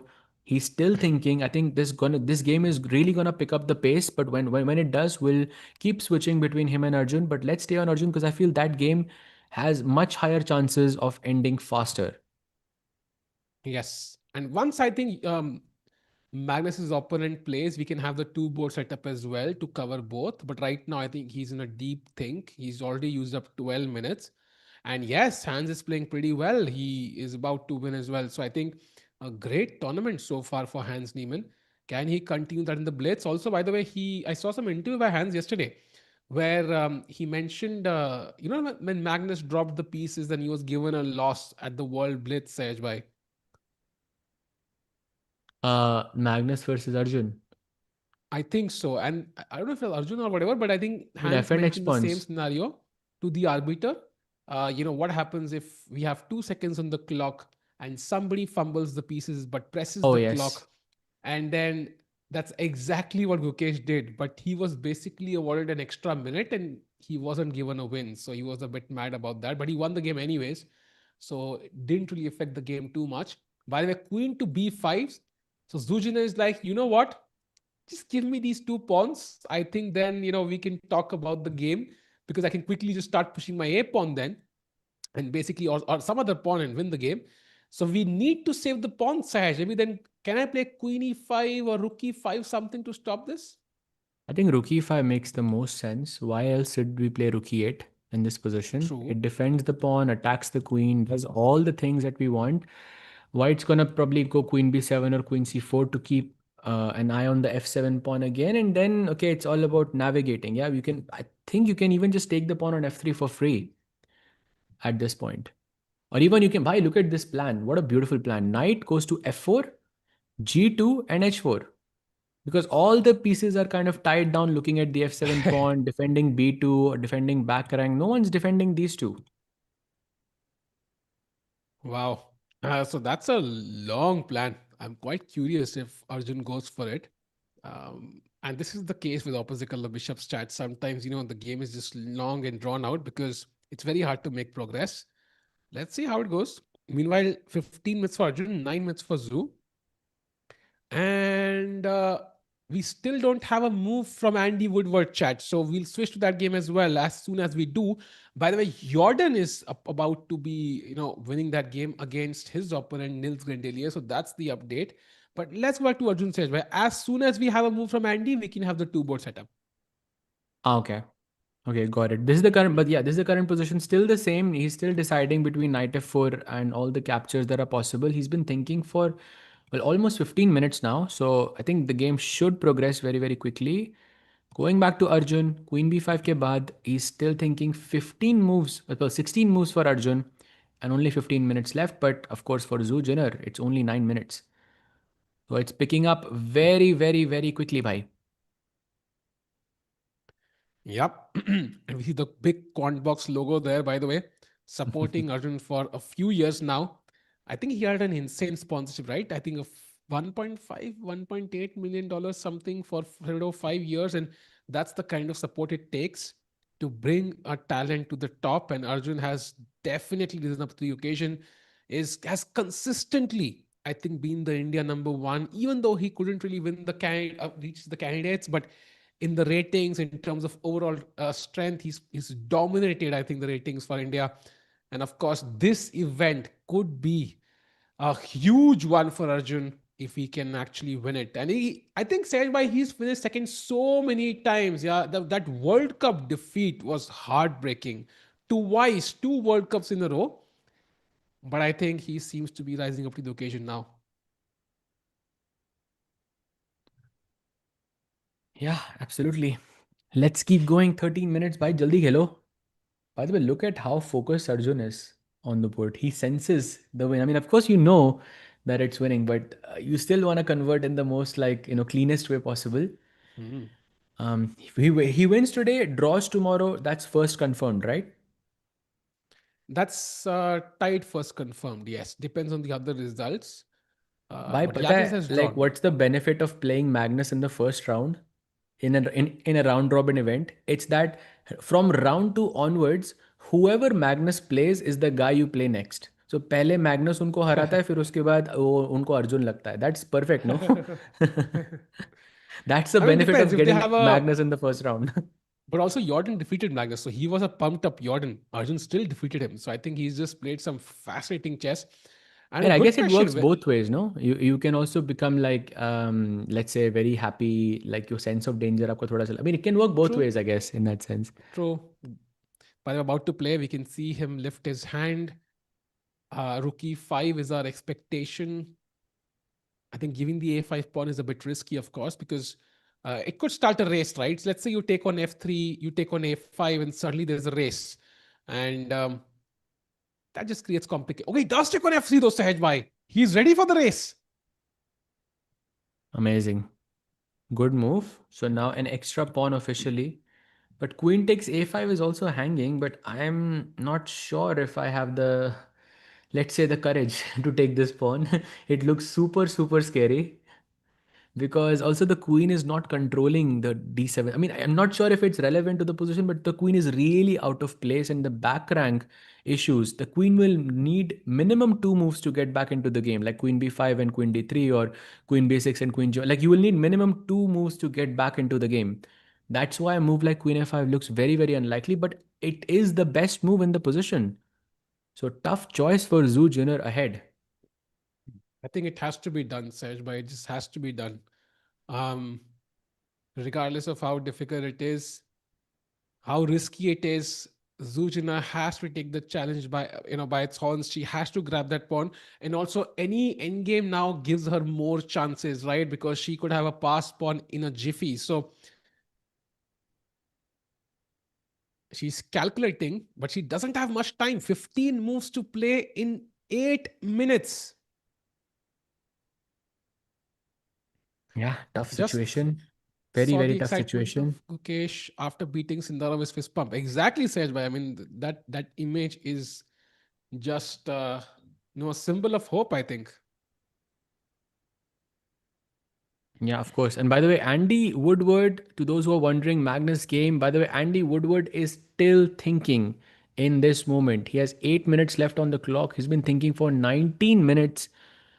I think it's a bit of a long thing for him, but it's a difficult situation because you have to decide whether to take the knight on f4, and that changes the situation structurally a lot for Andy. But I think Andy is a type of player who probably does fairly quite well even in time pressure, considering that he has won the World Puzzle Battle Championship. And he defeated Robson Ray there, and he's been in the finals there many times as well. So I think he's very used to playing fast chess, spotting those quick tactics and time pressure. But still, it's a problem. Yeah. 8 minutes is too little, Sage, by I feel. 8 minutes is too little. He took too much time for. Let's have both the games actually. With the two camera setup. I think because Magnus is anyway hidden behind the board. We won't I'll let put Magnus Arjun's hide. board, yeah? Yeah, I'll put Arjun's board here so you can switch the thing. There it is. Queen f3 Yeah, ke let's have baad. the two board setup. Sindarov will win the event. Very unlikely. It's possible because we still have a lot of games remaining. But it's tough because he suffered 3 losses today. It's not just the points, it's the confidence also. To come back from here would take something incredible. Sessi is showing 0-0-0. Bhai, wo Magnus ka game hai. Like, that's not Arjun's game. I think you're looking at Magnus' game. Sessi doesn't cover any other games besides Magnus. Well, like, I think it did cover the World Championship match between Gukesh and Ding. But apart from that, I think it largely only looks at Magnus's games. Yeah. By the Takes way, on a5. Queen takes a5 on the board. 6 minutes for Zuzhina, man. That is not a lot of time. And knight f6, best move played by Arjun in a second. That was the only winning move, by the way, that maintained a huge lead for Arjun.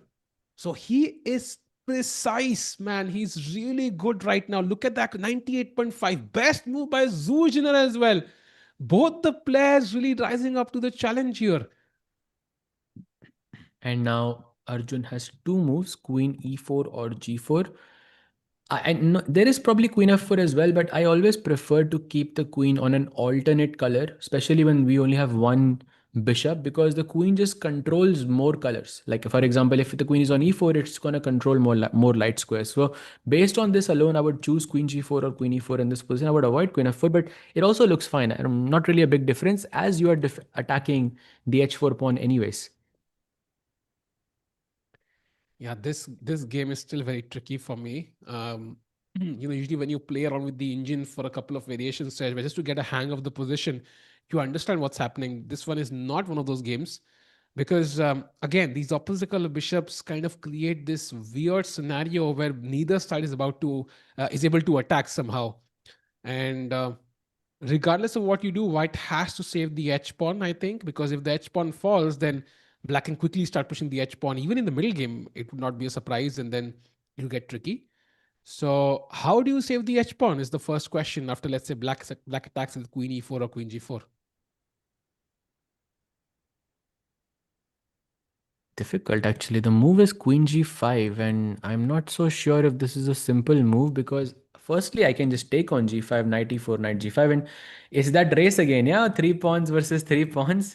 White still has to take the b4 pawn, of course, but black is going to be slightly faster because you're getting the g5 pawn just one step more. But you don't even have to take on g5. You can even play something like h5 and delay it, because now if you take on g5, the pawn is already advanced. So this is maybe objectively winning for Arjun. I don't think it's very far from that. So let's see what he goes for. Which way is he looking? I feel like he's gonna play queen e4 though. His attention is more towards the center, Tiko bhai. Agreed. The good news is both moves are good. That's the best part. Also, I think it's very interesting that this diagonal is not working for black so far. The knight on a4 looks stupid, but doing such a great job of kind of holding fort here. And once the b4 pawn falls, white's a pawn can run like crazy. So this is not completely done just yet, Chad. I think this game could be tricky. Meanwhile, on the Magnus game, does he have 1 minute? Does No, 6 Magnus minutes. Carlsen have? Huh? 6 minutes. 6 minutes. Oh, six I minutes. think it's a Really? Are you bug. sure? Maybe we can refresh. Yeah, I can see 6 minutes Thank on the God. clock. I got Six and a scared for a half second, minutes. man. Oh, Maybe thank I'll God for try that. just refreshing the screen. Can I do that, Samay bhai? Yeah, we have 6 minutes now. We have 6 minutes now. All good. All Okay, good. perfect. So I knight was e2 scared for a check. Wait, second. knight e2 check was played and takes, and now queen f6 is the move. 6 minutes each. Well, 9 minutes for Andy. But I think Magnus looks pretty promising to me now. I feel like this I think this game is not going after move 40. I feel like a mistake is gonna happen here somehow. By the way, Queen F4 played by Arjun. Similarly attacking the H4 pawn. Let's see Oh, what so he chooses the one square, yeah? He chooses he's f4. like. I He's like thought सहज e4 भाई ने g4. दोनों बोल दिए. अब मैं कुछ अलग करके दिखाऊंगा आज. Crazy. But yeah, I mean the idea, I mean, is the same. You're still attacking the h4 pawn, so it kind of justified here.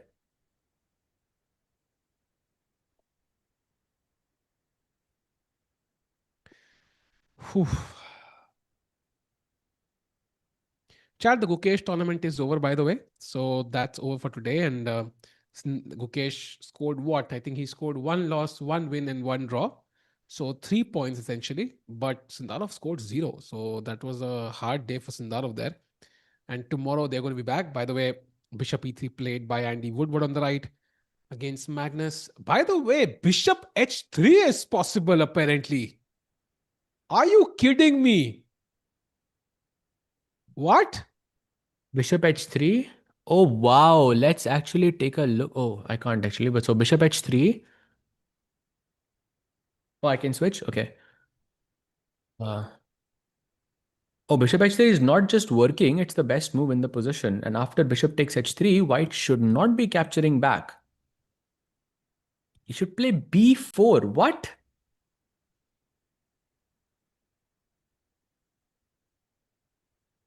Why? He's not going to play it. He's not going to play it, I think. No chance. By the way, Arjun has traded the queens. There's no chance, yeah? I think he plays bishop h3. Magnus. Yeah. By the way, Arjun has made a mistake, chat. If Ooh. you... A mistake by Arjun, he traded queens. And now, I think after knight e4, this is the variation I was checking when I mentioned Sahaj Bhai. I have no idea what's happening because rook d5, rook e5, and then there is knight b6, apparently.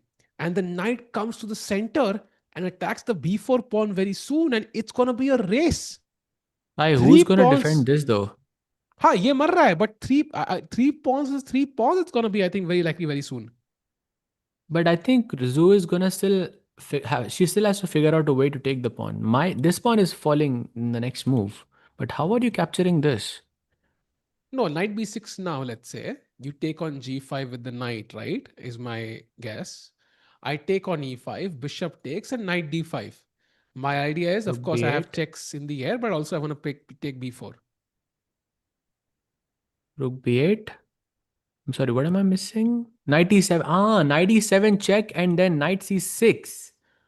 Okay, so from that moment onwards, where rook e5 is played, Zoo has 5 minutes and 40 seconds on the clock, roundabout. She has to find knight b6, takes. From here, everything is forced. So takes, knight d5, attacking the pawn, check, and attacking the bishop, rook, and the pawn at the same time. I No, would say like 5 out of 10 difficulty, but no freaking way. Magnus Carlsen finds bishop takes h3. Are you kidding me? nice move. Very nice move. But are you surprised, really? Well, this is normal, Yeah, no, I for mean, he has no Magnus. time on the clock, Sahaj Bhai. I mean, the understanding to play this move, yeah, you're getting 3 pawns for a piece, but still, I mean, he's Magnus, but still impressive.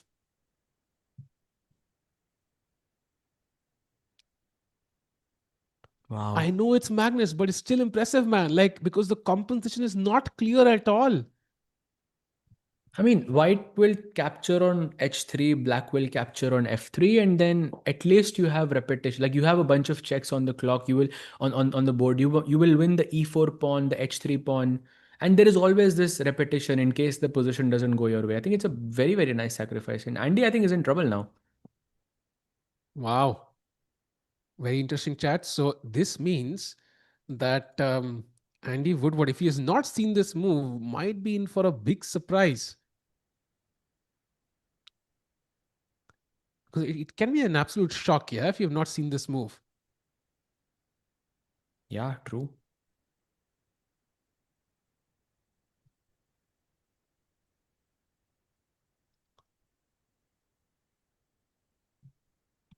Let's see, 3 minutes only for Zoo.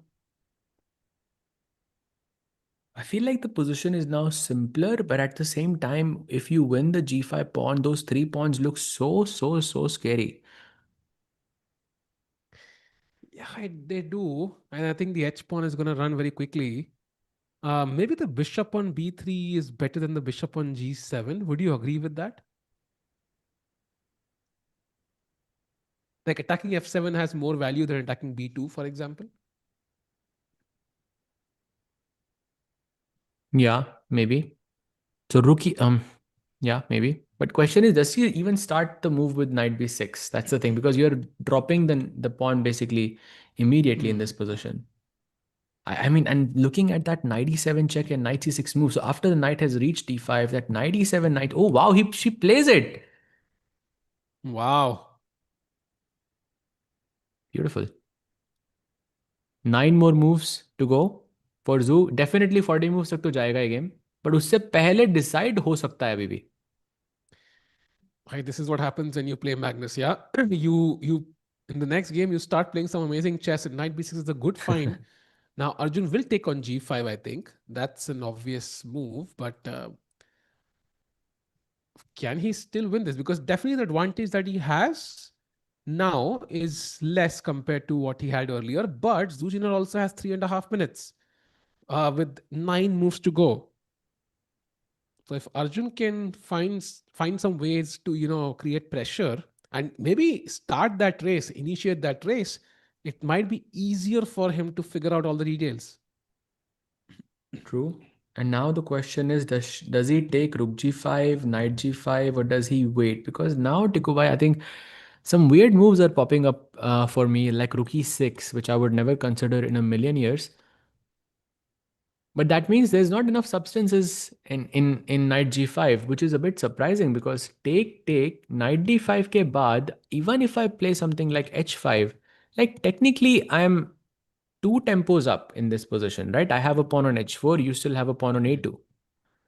Like it should be winning, or at least the players should think that it's very dangerous. No one's stopping these pawns. But You know surprising the that it is still equal. I feel like the bishop on d5 is the problem. The bishop on d5 literally supports the queening of the a pawn and also stops the queening of the h pawn. The bishop on e5 doesn't have the same luxury. I think that might be the major difference. The bishop can support the pawn on h2, but how do you really push the pawn to h1? It's not easy. So, and if I can't push the h pawn, I might have to push some other pawn, which is not easy. Yeah, exactly. But let's go back to the live board. Knight b6, 9 minutes for Arjun. Maybe knight b6 is something he overlooked. It's possible. Sahaj bhai, please check cloud evaluation of Arjun game. Bhai, it's 000. On cloud, a position like this is always 000. There's no point in looking at a position like this with cloud.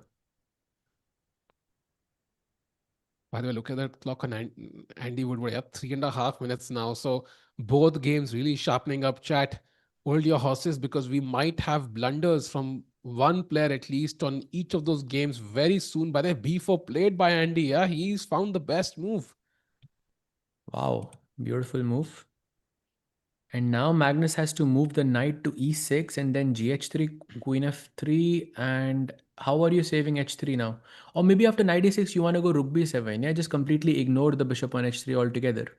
Yeah, that was my plan actually. Because if I pick up B7, I could quickly create a pass pawn on the queen side, Sahaj by then whatever you are doing on the king side, it's not clear. And then bishop on e3, knight on d2, e2, controlling a lot of important squares right now. And Magnus's play is not easy. You can't push the g pawn. I have f4 ideas, and that will just be the end of your, bishop actually. So if I had to choose a color, like I'm not even sure I'll choose black. Let's see what happens. By the way, Arjun takes on g5.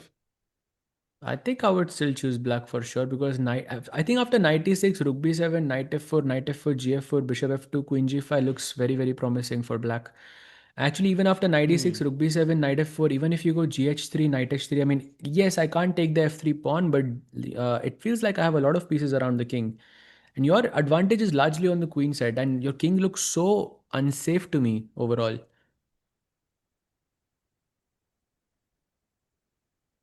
Can Magnus go crazy with g4 in some lines? G4 is answered by f4. And basically, the bishop on e5 has no squares apart from b2. And I think that will be the end of his attack. So he can't go g4, at least not yet. And he has 3.5 minutes to navigate the subtleties. Same for Zhu Jin, who has 2.5 minutes, by the way. So Magnus game, we are at move number 28. So they have to navigate still 12 to 13 moves. And in the Zhu game, we are move number 31. So 9 moves there. Both players, both boards, I think under serious time trouble now. And also this means Zhu did not find that sequence with knight d5, knight e7 check yet, because she would have played otherwise, no? Only 2 minutes Yeah. left. Because rook e5 looks paradoxical, right? Because you're kind of developing an opponent bishop. So maybe you also consider other options, but there is no option. She needs to get the knight to d5 to attack the b4 pawn because, yeah, she plays it. Wow. Nice, nice, nice calculation there by Zhu. Bishop takes e5 is about to happen. Taken. By the way, on Magnus' board, he has retreated the knight back to d7 and not e6. I think, Tikubai, what you were saying that the bishop doesn't have any escape squares. Now the bishop can go to e6 and at least find some space there. And the game just continues. So rook b7, bishop e6 or something like that. And oh, maybe rook b7 and rook a8 is also interesting, Tikubai. Oh, I like that actually. I love Are you that. playing rook b7? Are you? Oh, wait. That was not a mistake. Yeah, sorry. Never mind. She did make a mistake. No, she didn't play knight d5, Tikubai. She played knight Yeah, she had. d7. Yeah, I think she got tempted by that double attack, that fork, but black has rook e8. And to be honest, the main asset for Zhu Jiner is the opposite color bishops. I think if you exchange the knight for the bishop, I think that's in Arjun's favor. Even though you have the bishop against knight, you still don't have the b4 pawn, Sahaj Bhai. And that means it takes time for you to basically create chances here because your back rank is also weak. You can't play rook d4, for example, to pick up the pawn. Yeah, but you can play rook e1 in this position to pin. And I don't think she wants to take on e5. I think she wants to pin the bishop. And then there is some very weird lines. Knight f3 and somehow rook e3 is not working. And oh, Tikubai, look at this. Knight d2 check. King goes to c1, knight takes b3, Ah, and bishop f4 pins your own rook. Is this ulta pin. something that she missed? Possible. Possible, totally possible, chat. And rook e4, there is knight e2, and rook e2, there is rook d8 apparently. So after knight f3, there is no rook move. She will have to take on e5.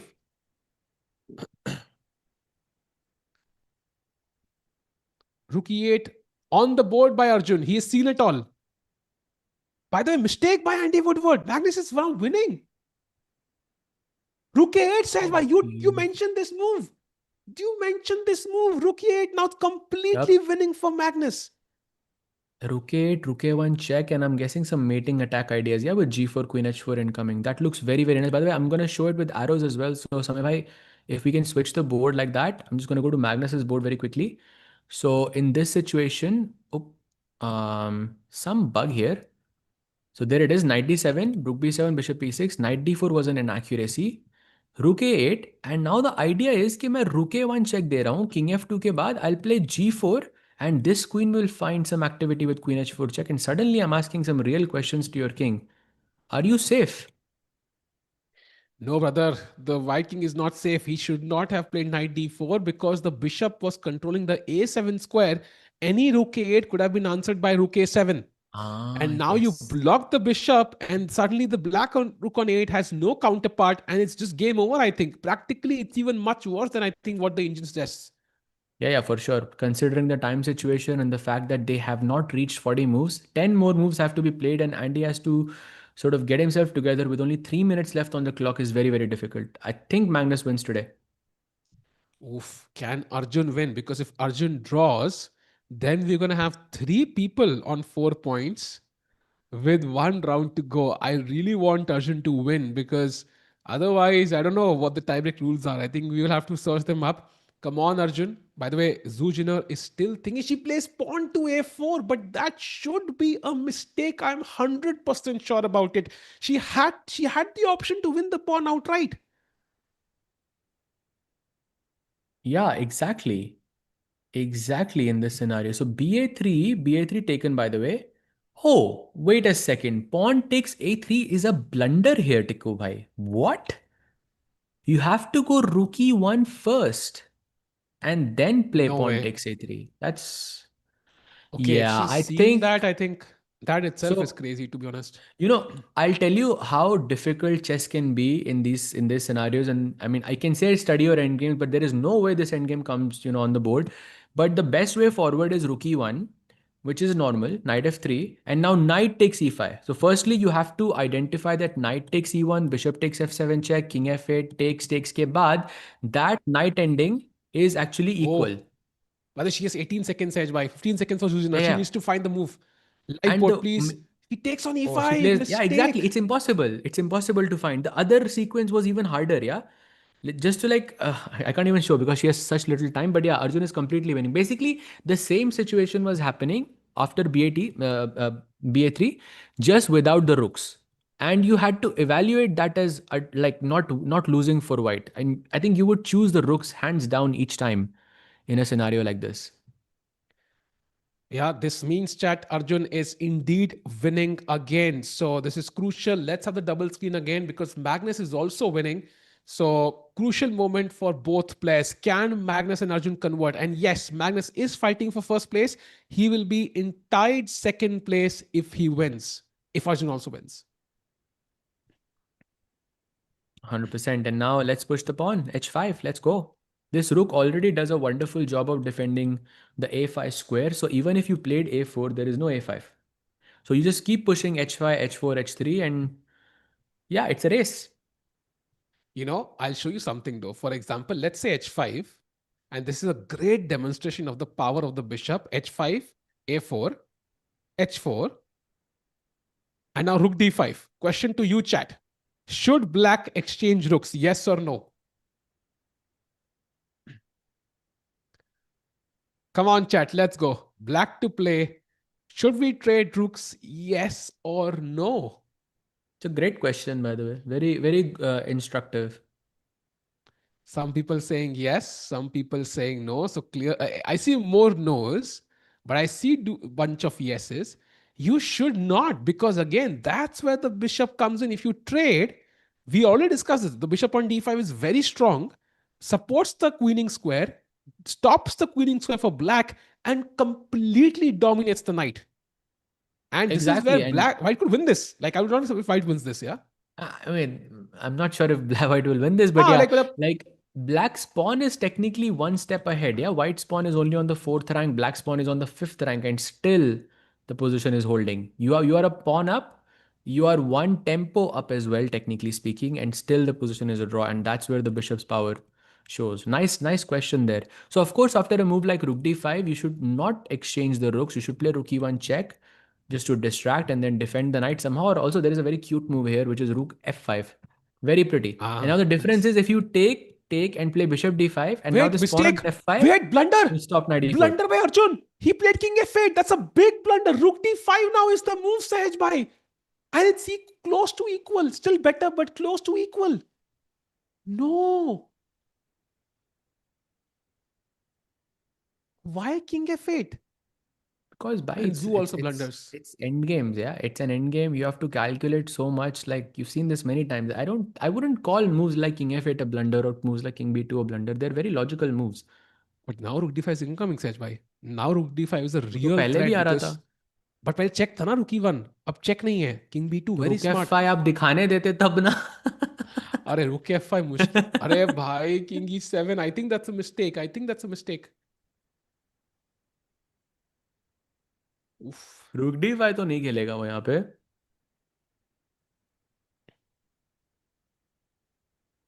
Come on, come on.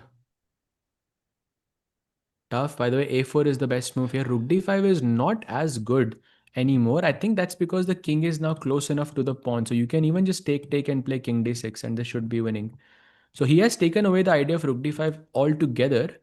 And by the way, those who are looking at the bar and saying, "Bhai, this is bad for Arjun and everything," like I think maybe 1% chance that Zujiner will save this position. 1%, because this is next to impossible. You need like a miracle here, basically. And Sajay, what about the Magnus position? Feels like he's about to win, yeah? Feels like it's completely over. And you mentioned that G4 move. I'm sure there are others because the rook is now on A1 and the white king is down, getting attacked from every single file and diagonal. It feels like it's about to be over. Oh, he goes knight f6. Very, very principled. And now g4 ka threat incoming. I mean, nice master class, I would say, for Andy in the King's Indian in this sense. This is, yeah, Magnus, of course, complicated matters, was a bit worse, and then navigated in the best way. 40 moves been gaya by game. Looking at with each game, I think Magnus is looking more and more like himself. Yeah. Yeah. And I think today that conversion in the end game was nice to see. He kept all options open. Yeah. He kept the knight f4 option. He offered that bait on b7, which white took. By the way, offering the rook trade, of course, black will say no. Your rook on a7 भाई literally has no job. बहुत sharp game होने वाला है अर्जुन का actually. Why? बहुत I mean, बहुत sharp है भाई. yeah, bishop against knight, man. It's always tricky. And rook d5 is incoming. And he should start pushing the pawns. I'm not sure what king f8 and king e7 was, to be honest. Like he's trying to get in the square, maybe, but he should have pushed the pawns.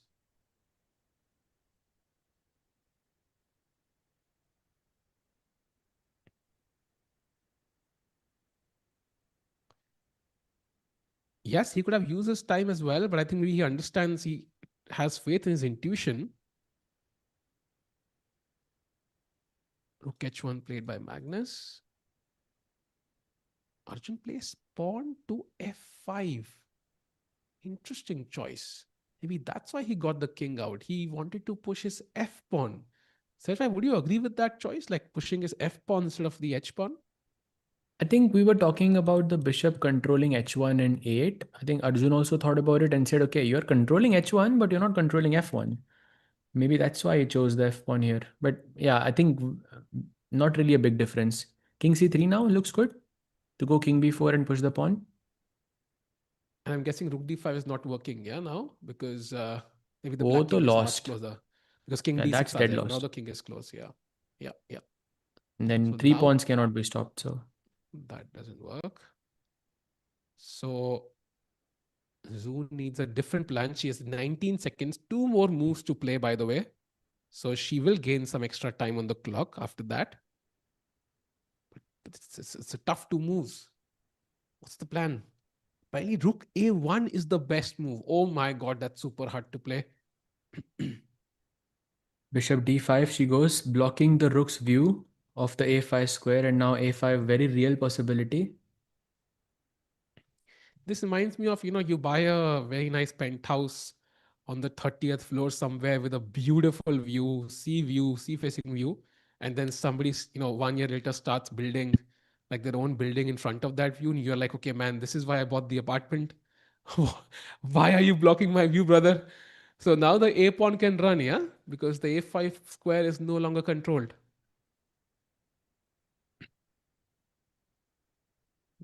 36 p.m. Yes, I don't think Arjun can lose this, but I mean, he was completely winning. So he would love to convert this, but it's getting a bit tricky, especially now the fact that Zhu will gain more time on her clock. Like she will have time to figure out the details. By the way, G4 played by Magnus, who is about to end the game. भाई फटाफट क्या खत्म किया उसने यार. It looked like so double edged now, and in the end he just basically destroyed. Absolutely, like steamrolled, I think, Andy at the Hmm. end. And look at him, yeah, he's jovial, he's happy, he's of course going to gain some rating points. He's net -4 rating right now, so I think he'll cover up majority of that after this win.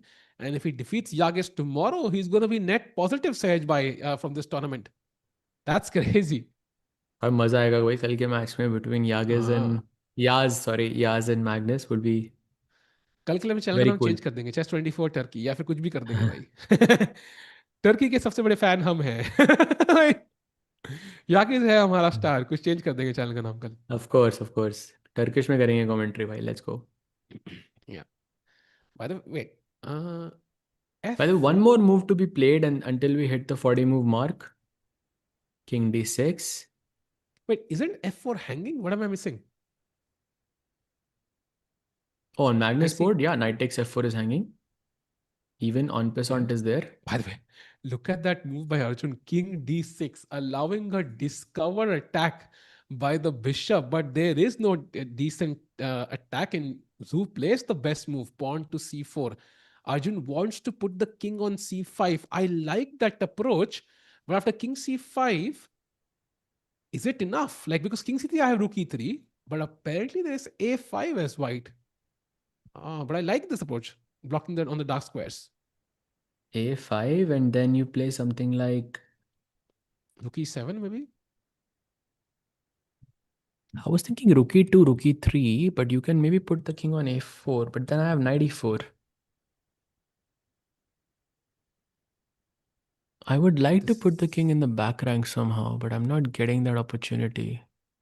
this is getting a bit tricky. By the way, look at Magnus's last It's move, tricky. rook to a1, attacking the Oof. queen. I think Andy could be moments away from resigning because he's gonna likely lose his queen.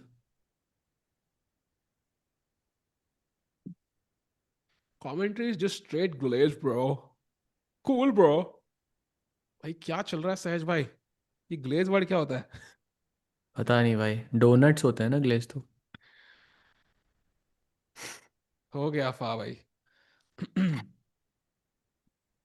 Okay, now queen f6, yeah, attacking the rook, attacking the pawn on f4, and I think that's it. Oh, he gives this check. Okay, he takes on e4. Actually, Magnus made this a bit more complicated than it should have been, but yeah, still completely winning. No, knight takes c4 is winning, no? This is winning endgame, no? Or is it not? No, it should be. Of course, it should be winning. I think. I mean, simply the h pawn should be enough to win, but. Oh, he plays king c5 and Arjun gets up from the board. 30 minutes about to be added. Wow, man. So Zuzina fighting back. She's not giving up just yet. So Magnus about to win, though. Knight takes e4, although that game is also going to last a while. Do you think Andy resigns or do you think he plays on in this game? Andy probably plays, I think. I think 40 moves are done there as well, right? Yeah, Just done. it is. So I Yes. think he Both will the play, game at yeah. the same time. And look at this. Zoo Maybe. played a5. She had 30 more minutes to think, but she didn't use them. She just played a5 instantly. Her understanding and grasp of what's happening and what's important is top notch. I think this position is dead lost. It's just maybe there is like a miraculous save on each different ideas. Like if I Hmm. like I was trying to think about it myself. Let's say rook e2 check. That makes the most sense, right? White plays king b3. Now I will play something like knight e6. Okay. What do you play now? Hmm. A6? Only move I Uh, see. One of the only moves at I'm least. thinking rook a1 actually. Yeah, rook a1, then rook e3 check, king c2, King c2. knight c7. And in moments like this, you have to find a6. A6 looks natural, Because no? Because you're. by how? Knight d5, c d5, rook e8, rook a5 check, king d6, and you're telling me this Okay. you I will didn't evaluate see. as a draw. No, I didn't see knight d5. I thought because if knight a6 comes, then there is no option. Yeah, I will have to play a6 now. And But also, patterns like this are all across the situation. So, for example, after king b3, knight e6, you said rook a1 earlier, but now just to show an example, white can play a6 as well. And here you have this check on e3, white plays king a4, and then king b6. And somehow you're supposed to give up the pawn on a6 now. Like you're supposed to play rook b1 check, takes another check here, and bishop d5 back. I'm sorry, but what is this? hmm. Like जो pawn आप a6 पे लेकर गए थे उसी को sac करके आप वापस बिशप d5 आ रहे हो या so practically may be doesn't have a lot of I think not a very high chance of saving this. Fair enough. I think I do agree with you there. The the news is though ki Zuzina did gain 30 minutes. So there is some possibility, maybe like a 5 to 10% chance she could find it though. I mean, if she had, this was the 35th move, I would say that it's basically over. But at least she has some hope, yeah. I mean, if she has that, No, well, we the don't know position like is a what's draw. So, like, objectively, it's a draw, but we are arguing how difficult it is to play out those very moves. We difficult, saw I two think. different continuations, right? One where you Very sack difficult. the A pawn. Yeah, Yeah. very So, difficult, I think. mhm. So Arjun also, by the way, now you see the time. I don't think Arjun has 26 minutes. In fact, he might have 30. Zoo might have, I don't know, 26 looks a bit low. By the way, F5 played by Magnus in the other game. So looks like he's cementing that knight on E4. And Ab H5, H4, H3 is just happening very, very yeah, quickly. Alright, thank you so much, Mudad Bhai, for the nice words. Always nice to hear, you know, something like this. Thank you so much. It's been a long day, yeah. Two events. Also, such an emotional it's, roller coaster. Also today was, and yeah, yesterday, of course, as well. I think आज के दिन में, I mean, that Gukesh win was like, हमारे लिए emotionally कितना था. I mean, imagine for Gukesh, क्या ही feel हुआ होगा. Like that fist pump didn't come out of nowhere. Like it was a lot of emotions that is kind of accumulated over the last 6 months, and even more so since Sindarov became like the challenger. A lot of pressure, people asking questions. I'm sure every interview he does, there'll be a question about Sindarov somewhere. So it was a accumulation of all of that coming out in one go. So that win meant a lot to him, and I can imagine like crazy रहेगा भाई. Yep, absolutely. So we have a bunch of checks incoming, rookie 2, rookie 3, like we saw. Tough road ahead for Jenner to defend this game, but she has enough time. Again भाई ये तो exactly Gukesh और दिव्या वाला game लग रहा है because Gukesh के भी दो ही पॉइंट्स थे and correct me if I am wrong Tiku भाई but didn't Gukesh have king he had a king rook and bishop as well no and Divya had king rook and knight and she had these three exact points that is that correct I wait I think am your just right gonna because search knight कुछ this f7 पे था, कुछ f6 f7 कुछ हाँ खेलना था. And she didn't find f6. You're right, I think. Maybe I'm not the just ex. taking a look on how similar the position is because it's not very far off I feel Yeah, the it black king became was on the into king's rook. side. That was the only difference, I think. But yeah, Why similarity was it there. was actually kind of the same. Black's pieces are exactly the same. King, rook, knight, and three pawns. Whereas Gukesh had king, knight, rook, and two pawns. So he instead of the bishop, he had a knight, and he had these two pawns, c3 and d3, instead of c4 and a5. Hmm.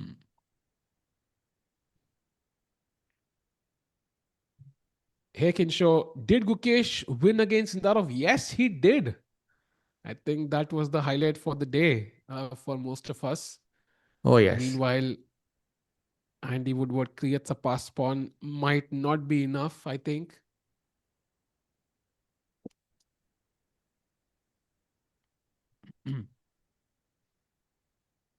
What does Arjun do now? 23 minutes. Very, very difficult. Lots of variations he would be calculating right now. Um, but I think he needs to, I mean, he's probably thinking what is practically the most difficult. Did Van Foreest win? No, he's playing. He's better, much, much better, but the game is still on. So we'll come back to it later, I think, because these two games are much more interesting. किसका game? I think Van Foreest versus Nils. We can check that one later. I think it's still on. Yeah, sure.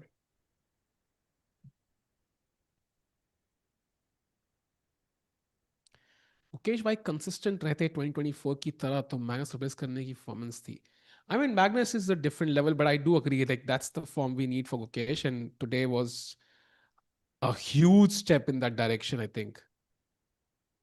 Let's see what happens. And meanwhile, It's very interesting that Zhu took like a couple of minutes, maybe 30 seconds to play a5, but Arjun is taking his time. And somebody asked this nice question, why not just push the F and H pawns? I think that was one approach for sure, which was the best way to play. But basically, Arjun has brought his king all the way to the queen side and essentially has stopped the advance of white's pawns to some extent. And now he wants to push his pawns. So if white does nothing, then now you can start pushing your pawns the king side with no risk. I'm guessing that's the logic here, Sahaj Bhai. But it of course has a drawback that white gets to push his pawns first a little bit.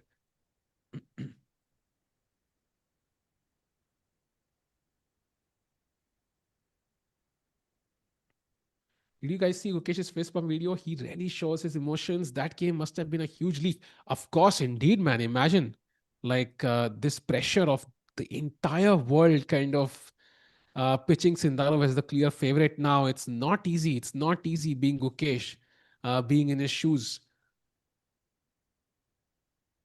If Gukesh does not win the Blitz, then doesn't mean his steps on the.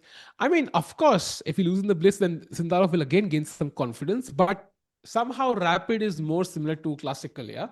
So for me, I think this win is at least was 2 wins in the Blitz. But I also like Blitz is not Gukesh's forte, at least from past performances. So it would be a step in the wrong direction for sure. But this win matters a lot. Like Sindarov lost all 3 games today. All 3 games today. Like, do you think that the Gukesh game being on his mind all night yesterday, all day today, had a role to play in it? Absolutely. It must have put a lot of pressure on him, right? He won the candidates, has been dominating chess since the World Cup, and now this is where he has to strike. Suddenly, it's a lot of pressure. It's not easy. The World Championship pressure is just different. We all thought Gukesh would just steamroll Ding, but it was so close at the end of the World Championship. That's just how it operates somehow. By the way, Rook E2 check is what Arjun has played. The best move in the position. Nice choice. And now Zuzhina has to choose between king to b3 and king to c3. Because if you go on the back rank, that's basically waving the game goodbye. But king to c3 doesn't make sense, no? Because there's rook a2. Yeah. I mean, I think I'm sorry, king how are you b1. defending that? Why is that? Okay, king c3 is not working. Yeah, king b3 and a3, basically. Okay. Yeah. My bad. King b3 b3, or b3. a3, I think. Yes. c3 में I think, yeah, rook a2 is working. I was just wondering, कुछ bishop h1 करके कोई tactic आ रही है, rook d5 check. Bishop h1. Damn. Yeah, Crazy. I thought, I mean, this is what exactly the kind of stuff we have to look out for. Uh, Chandrakant is saying, thank you, Chandrakant, for 1,000 rupees super chat. That's hilarious. Hilarious, man. Hilarious. Oh, nice. Very But thanks smart. for the super chat, Chandrakant bhai. Um, Hilarious. every bit counts. Let's go. Carlsen is so locked. He is. He absolutely is. I think this game is so important. And if he wins, I mean, that game against Erdogmus tomorrow is gonna be insane, Sahaj. And I think if Erdogmus were to win somehow, just imagine that timeline, yeah, in the universe. I mean, a 14-year-old could be beating the greatest player of all time. I mean, that's just insane. So that game is gonna be hyped as insane because Carlsen also has to win. He's kind of forced to win, and he will have the white pieces as well. So मजा आएगा भाई. भाई if Yaz defeats Magnus, उसी पे ही Netflix की एक documentary बनेगी उस गेम पे ही simple. It will be so huge. But of course, he's plays with the black pieces, so less chances I think to play for a win. True. But it's more about playing him rather than beating him, I think, at this point.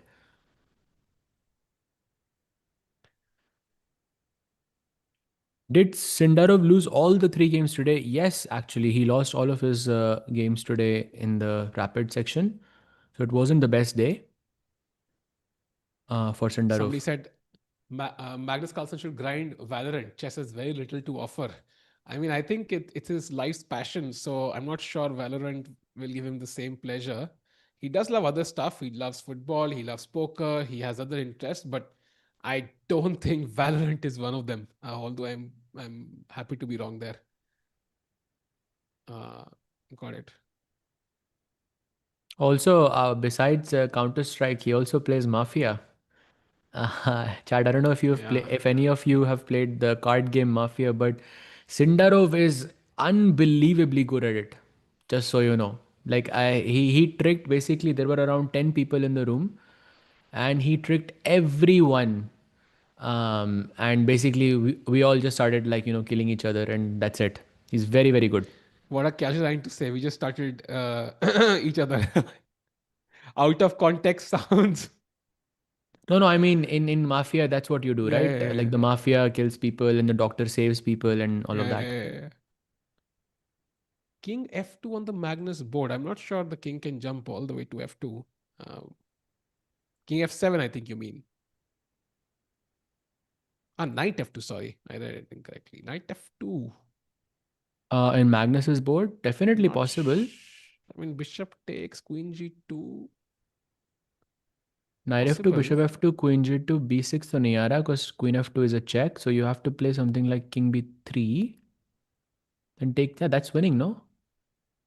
Or what am I Yeah. missing? Knight f2 is winning, no?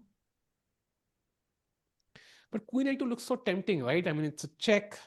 Um, you likely have Yeah. to go to the back rank. It just, I can pick up G2 directly. I can play queen B3 or something. And it feels like it's all collapsing for Andy Woodward. Yeah, for sure. Uh, Sahaj bhai, क्या लगता है अर्जुन का is win or what? I still think it is like maybe a 1% chance that Zujiner will save this position. Not because, okay, I know it's objectively equal, but I think it's very hard psychologically to defend a position like this because you see those three pawns and you're just panicking already. Like the moment, the H pawn or the F pawn starts pushing, every moment your eye is going to be there. And you have to make a lot of precise moves, go into really strange looking positions, which makes me think that I don't think it will be savable for Zujiner.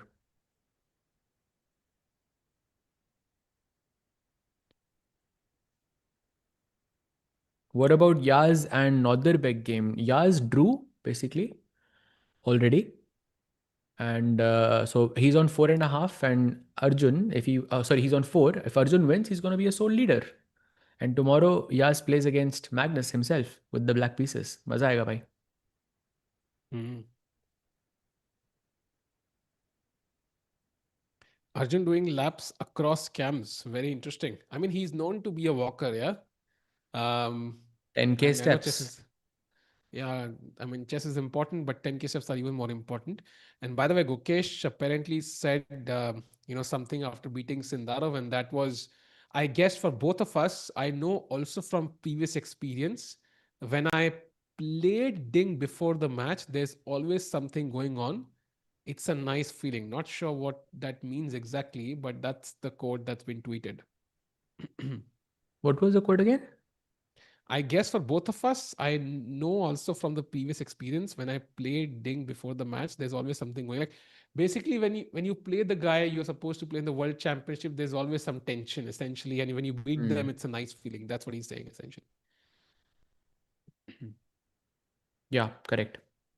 Sahaj, do you think intuition is the most important thing in chess? No, I think calculation probably is the most important thing in chess. But, I mean, without calculation, I think nothing can be justified. But okay, it's nuanced. I think the answer is always nuanced. If you have, if you even if you are mid at calculation and if you have very good intuition, it can work. By the way, King A3 played by Zushinar on the board. Uh, Yeah. Rook e3 check now possible. King a4 पे तो नहीं जा रहा. King b2 भी आना पड़ेगा वापस. Uh, Zoo is close to 2700. Historically, Arjun has great record against 2600. Of course, if he has a great record against 2600s, he can have a better record against 2500s. Um, do you think Arjun can match Vishy's legacy? Oof. I think Arjun has done something spectacular, which is reached 2800, which is already a huge step in terms of all term ratings. He's like the number two Indian after Vishy sir, who had a peak of 2816. And at that time, I think we had a bunch of people over 2000, which is not the case now. But I think also like big tournaments matter. Like winning the world championship matters a lot. Winning the candidates matters a lot. Winning the World Cup matters a lot. Arjun has somehow fallen at the last hurdle in these events. So to match Vishy Sir's legacy, a five-time world champion, I think he'll have to win these events. Just the rating won't do, I feel. Unless, of course, it's 2880 or something. I mean, that's different. But in normal circumstances, I think he has to win a bunch of these events. I mean, He's a 2810 long way is not off. very far away, Yeah, especially 2880, I'm saying considering he the has to rating do. deflation. Yeah. By the way, Czech played rook e3 and only move is king to b2 as the blue arrow points out.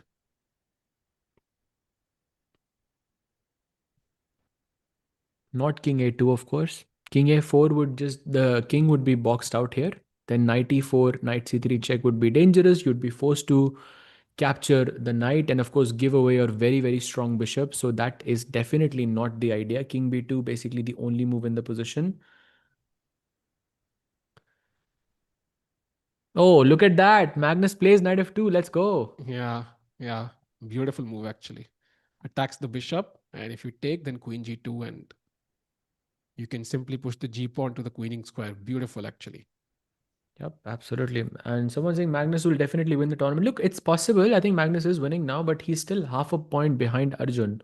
And Arjun plays tomorrow with the white pieces against Andy. If Arjun wins this match, I mean, then he plays against Andy and then Magnus plays against Yaz. And I'm not so sure. I mean, maybe both games are going to be very difficult. But if Arjun wins both of the games, then he's outright the champion. So I think the ball is in Arjun's court right now. He has all the power.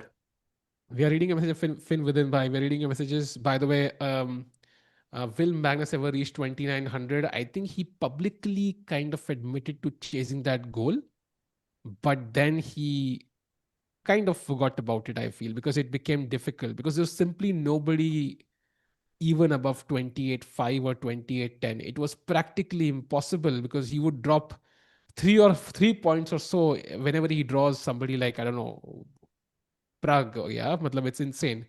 So the goal became impossible because there was some sort of rating deflation and there was nobody above 2800 or at least significantly of 2800 to give him a real challenge.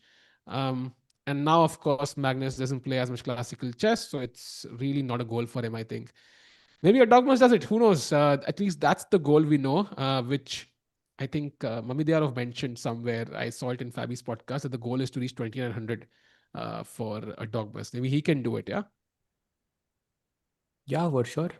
Maybe he can also create that interest for Magnus again. Would be fun. Yeah, tomorrow will tell. I think if Dogmas creates some winning chances, is suddenly putting pressure, Magnus panics. I mean, that could be like a huge मतलब कुछ भी हो, thing for Magnus chess.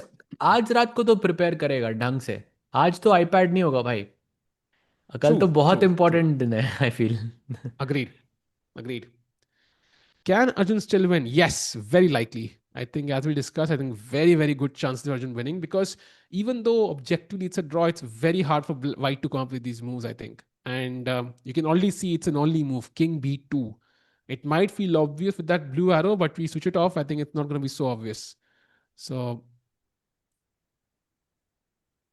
Yeah, and also by the way, besides king b2, any other move is just immediately losing. Yeah, so it's almost like you're on a landmine basically. Any square can explode here. It's very, very yeah, difficult.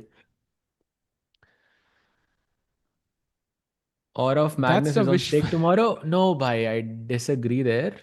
I think more it's Yaz. I think if he draws, I think it's great. I mean, if the matches are draw, people will still call Magnus the GOAT and people will praise Yaz for, but if Yaz defeats Magnus, then I think, yeah, that's going to be one thing that people will remember for a long time, I feel. Magnus 2900 plus in Rapid and Blitz. Actually, he's not the only player. Many players have crossed that rating. I think I know Hikaru, I know Duda crossed it. I think he has the highest rating in Blitz, 2986 or something, but other people have crossed that rating, I think, before. Super from Win, treat to see the GOAT play classical. Absolutely agree. And if you disagree with that, go and watch the game between Magnus and Jorden. I think you will 100% change your opinion about classical chess as well as Magnus playing classical. Also, like, we didn't mention in that when the game was happening, but at the end, it is such a big example of that it is not over until it's over. Because there was a moment, Actually, since he's thinking, maybe I can just very quickly show that game. Just a second. It was, yeah, here. Just 1 second. I'm gonna show this game. So it was around this moment, right? Where, well, around this moment when the mistake happened, and you see, it's king knight and two pawns versus king rook and two pawns, right? And you can just play here knight d5 and knight f6 and offer a draw as Magnus. Hmm. That's it. But it's not over until it's over. That's the point. I feel like Magnus thought anything, कुछ भी खेलूंगा यहाँ पे, it's gonna be a draw. And of course, there is a time. He has 9 minutes on the clock though. That's not really a big time issue. He goes king h7, rook a5. Slight problem of knight f5 नहीं आ रहा. Now king g6, rook e5, and this is where the first mistake happens, where he has to go knight c2, which is of course a hard move to play. But if you think about the fact that knight d5, knight f6, king h7, white cannot do anything here. Nothing. That's just a dead draw. But a Yeah. great example. This is how Magnus wins exactly, and this is basically Magnus against Magnus. Was very very beautiful to see. Yeah. And I think that Yeah, knight but d5 move is just over. Yeah. I think they would have shaken hands 2 minutes later, but yeah, that's how chess works sometimes. And I think the pressure of Magnus defending for a long time also definitely had a role to play there. He just lost his sense of danger instantly as soon as we entered this endgame. So, yeah, going back to the live position, by the oops. way, Zujin has 18 minutes now. Wait, which game is this?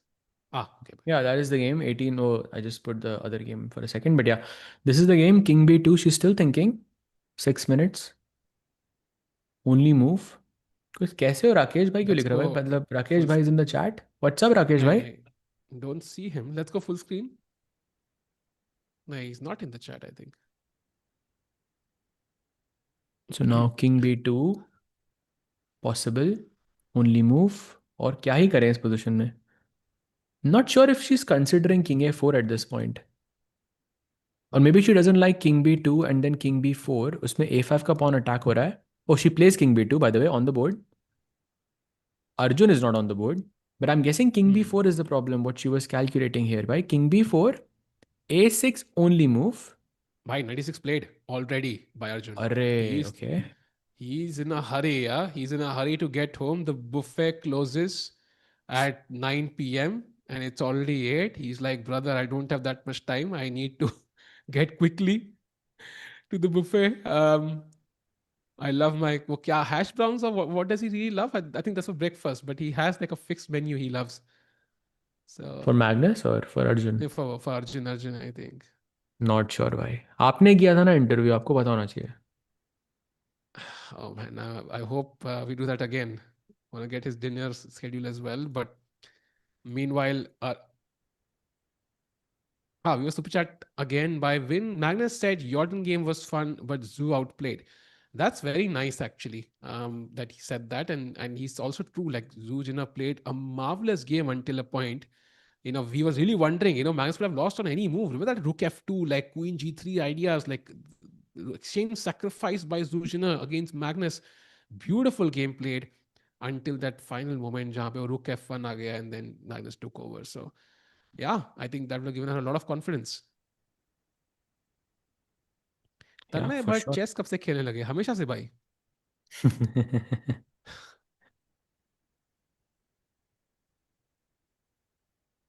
Okay, 96 Sej bhai, what is Zuzhina gonna play? Chad, any guesses? What does she play here?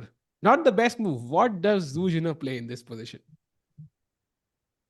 anything but bishop takes c6 anything but that like literally anything अगर a6 is fine भाई bishop को उठा के b7 पे रख दो कुछ मतलब नहीं है इसका but that's also fine just don't take the knight on e6 only guideline here for one guy now said roof to A1. Rook e one that's good as well I think rook e one में थोड़ा problem है night f4 आ सकता है उसमें ये मर सकता है भाई only move for white okay chat question for you okay the bishop can go to b7 to a8 to h1 and to g8 and to f7 right these are the five legal squares possible let's play what's that what's behind door number 5 so which A6 by square does not lose for white is the question for you chat A6 by just based on a whim. A6. A6 is not possible. A6 is lost. आप हार Shit. चुके हैं। Shit. Arjun got me again.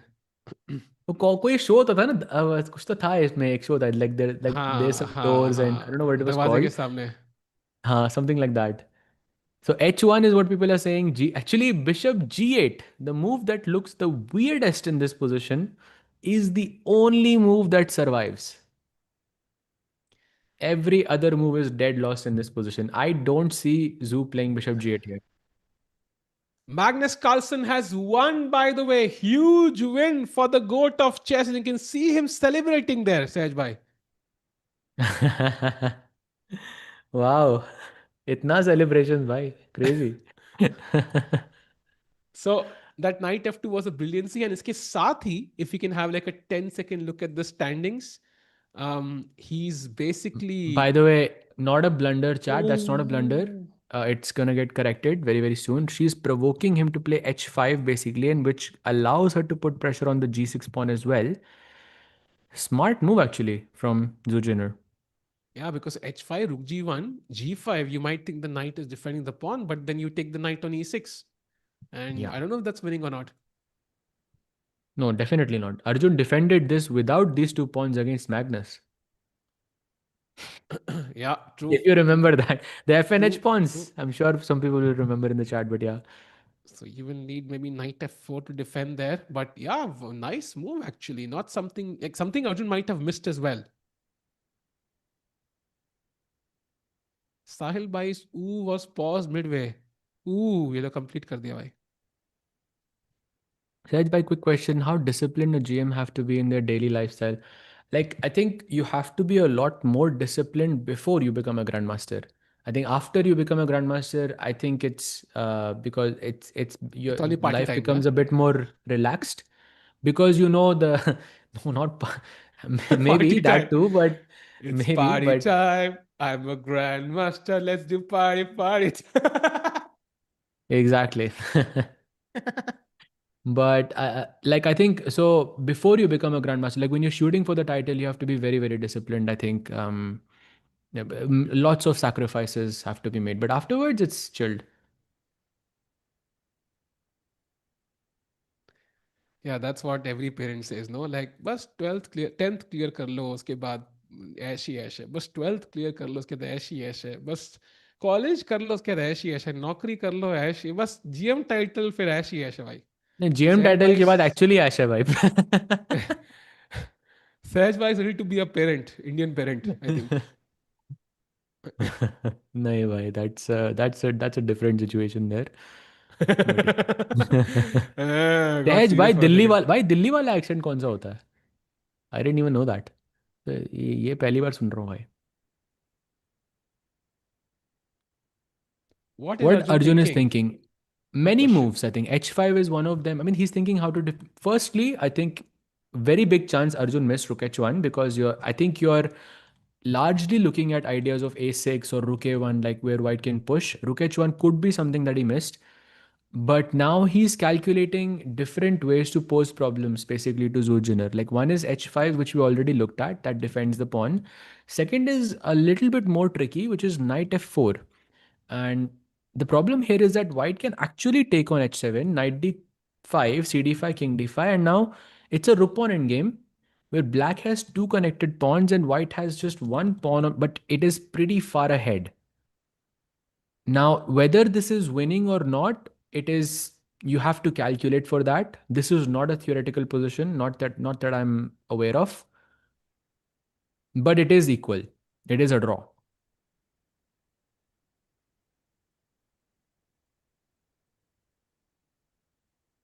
Hey, Ajay, how does one Yeah. gather themselves when they know they are in a losing position? I think you just have to keep a poker face by. It's very difficult at times, but I think with enough losses like that and showing enough expression, you learn to not show expression during the game at least. Uske baad you can show, but during the game, absolutely not. Sahaj bhai, what did Arjun blunder that led to a close to a draw position? Wasn't he winning like around move 28-30? Yes, he was winning. I mean, borderline winning, not exactly like completely winning. Maybe for one or two moves he was objectively winning, but still a lot of pieces were left on the board. And I wouldn't call this a dead draw, yeah, because there are lots of imbalances on the board, specifically the three pawns and these two pawns over here. I mean, yes, with correct play, white can hold, but correct play is a very, very big word here. Could you give a GM norm to Tikku Bhai? You know, I have 3 WGM norms technically. So ऐसा तो फिर मैं वो बांट देता अपनी Why did you मैं say that? Why? अरे मतलब I have Yeah, three performances of I would be 2400 fine rating. without this information. No, I mean I have three I was performances so of happy 2400 going plus. about my day without knowing the fact that Tikku has three WGM norms. No, I don't have norms. Like I have 3 performances which would have qualified me for that, but like I could gift it to my wife, for example. Like it doesn't work that way.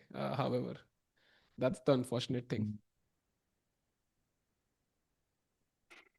भाई ये तो आपने खुद ही मतलब वो दे दिया, content दे दिया chat को.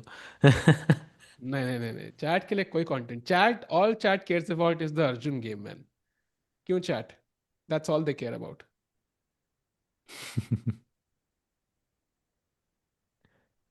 What about knight g5? I think this is a move I would always avoid to think, because firstly, it's not a move that necessarily threatens anything. You are only doing one thing here. You're only defending the knight and you're not attacking anything. And when it's a race, then just जो भी जल्दी जल्दी खेलेगा, जो भी मतलब attack ज्यादा करेगा, that person usually ends up winning. So much better कि instead of defending this and losing a move, sack the pawn and play f4. Like that's a more practical try here. कि h7 के pawn को हमें किस मतलब it's the most backward pawn in the position anyway, least likely to queen at least right now, so you can even sack it. एक बंदा Tikku कहता bhai, tick honest, like what do you think is going to happen in this game? Does Arjun wins Oh my 100% I think because time pressure is going to hit again because this game is complicated both players are thinking abhi ke liye it's possible to defend but once you have no time it's going to get difficult. By the way, he's ready to give the h7 pawn and bishop b7 only move no, for not an only Zurzinger. move bhai. Rook h7 is also a draw. क्या बात कर रहे हो भाई अभी तो दिखाया मैंने, आप थे. भाई पूरा मैं चैट एनालिसिस पढ़ रहा था दिखाया मैंने. एक Rook बंदा कहता h7. Okay, I'll show it again. Rook h7, हाँ knight d5, c d5, king d5, and this position with these two pawns and this pawn is a draw basically. A6. Like this is so ridiculous. In this position, a6, the move that makes the most sense, is actually losing for white. How? but then Whiteley gave the pawn away. सहज भाई h5 knight f4 But खेलने का था ना फिर h5, rook g1, knight f4 bishop f7. Isn't that also losing a pawn? ऐसे logic से बात करोगे फिर कैसे चलेगा यार By pawn, I said na कि he probably didn't see rook h1 and now he realized the pawn is wait going. h4 Bishop g6. Ah, rook g3. रुक जी थी ये एक बंदा Oh, कहता साहिल a6. हाँ Wait, bishop g6, h4. Wait, h4, bishop g6, rook g3, a6, king b6, a7, king a7, rook check, bishop f5, draw. Tablash. By the way, I did not look at the समझ आया engine. I'm chat just checking now. h4, समझ आया chat bishop g6, rook g3. Oh, actually, a6 is not working. Tikku bhai, why not? कुछ रुक जी one और check होगा भाई कुछ Ah, check here, bhai. Rook आओ चलो a6, तुक्का check, rook g1, a7, and knight d3 check basically. And if the king is holding the a1 square, so if you go king a2, then knight b4 check, king b2, and now suddenly the a2 square becomes open. So rook g2 check and then rook a2. Why? This is so complicated. एक बंदा कहता Tikku always give me WGM vibes क्या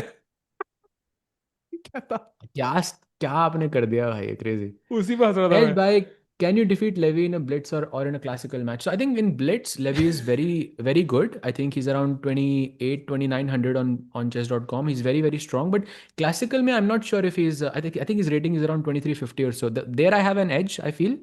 But blitz and rapid, mein, I think we are pretty even, more or less. In fact, I think I've played one game against him in bullet, like some 10 years ago, like 5 years ago or so. No, like 2017, 18 or so. And I actually lost that match. I was Are we actually talking taking a about look you at and it. Harshit? Talking about Levy. Ah, Levy. Ah, okay. Levy. Harshit, I think is, I mean, Harshit is the, I mean, we are like the same in everything, yeah? Yeah, I've seen you the same in everything. याद आ रहा है मुझे कुछ कुछ. Can't मत share. कराओ भाई याद. Okay, by the way, कुछ let's go full चीजें, screen. बातें Um, कुछ अनकही सी, उनको अनकही रखो. Bhai, I hope Ankahi move na nikal de bishop b7. Okay, rook h7 is also a draw as you mentioned. But जूझ ना दिमाग में सोच रही हूँ कि यार अर्जुन ने पॉन दिया है तो शायद ड्रॉ ना हो. Like that's the you know logic she might come up with. It's totally possible. Wait Suresh a भाई कुछ second, तो गीगल कर रहे हैं भाई just पढ़ के taking a comment. screenshot very quickly. I have found the best comment I have ever seen in my life. Let's go. Dynamite, you are OP भाई. ऐसा क्या कमेंट पढ़ लिया भाई. देखो भाई देखो. हाँ, तारीफ कर रहे हो भाई आप. NM is not fit title भाई. सीएम भी तो है यार, तभी तो लेके रखा रुको, है वो. भेज रहा हूँ आपको, भेज रहा हूँ. Online rating of Levin blitz is 3060 भाई. इट्स वेरी इंटरेस्टिंग यार. ब्लिट्स रेटिंग बहुत मेरी भी बढ़ गई, सबकी बढ़ गई यार. वेट आई एम चेकिंग क्या भेजा है भाई ऐसा. हाँ ये भेजा देखा आप? मैंने भाई, ये देखा मैंने. आपको ही इससे भेज रहा हूँ, फनी मुझे sorry. दूसरा वाला लगा लेकिन दैट नहीं, वाज फनी. ये this is epic. I think this cannot be, you cannot top this भाई. Beautiful comment there. Do you think Devi can become a GM? Yes भाई. Oh, bishop B7 played. Oh, she plays it. Wow. But can we? No, we can't go h5. Yeah, a6, I guess. Hey, this is getting tricky.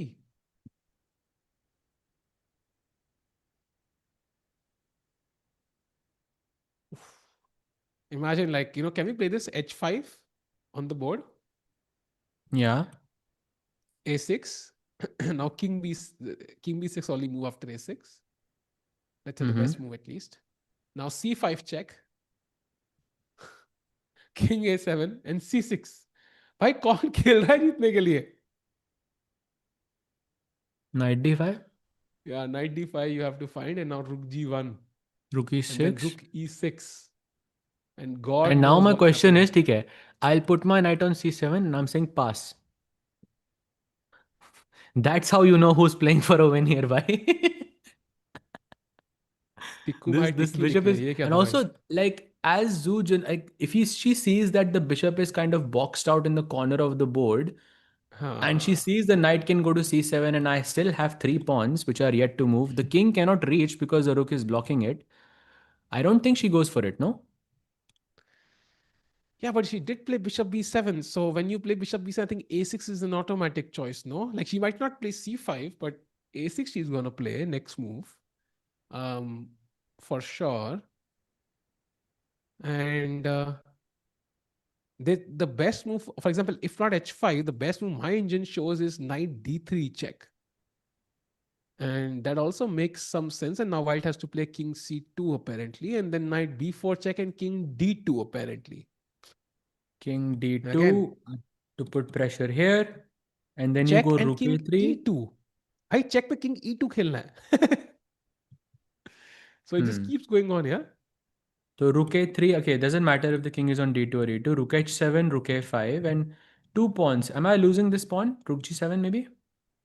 Rook g7, Sorry, rook I have rook h7. A7. I don't lose the pawn.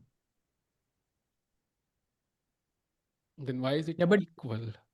tough भाई. I know it's tough. I know it's equal, and I know it's draw, but I feel like chat की से भी थोड़ी vibes आ रही है मुझे कि like I feel chat is thinking this is more likely to be a draw than it is a win for Arjun, and I really think it's the other way around.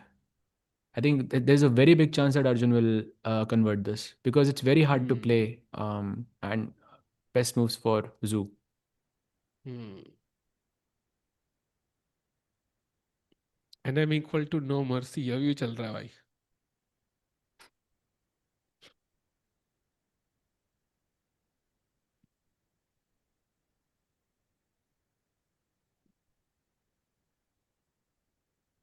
The plan of pushing pawns without moving king is very natural. In fact, we'll play this. Oh wow. Bye bye bye bye bye. शुरुआत अच्छा किया था आपने, बीच में थोड़ा dangerous हो गए आप.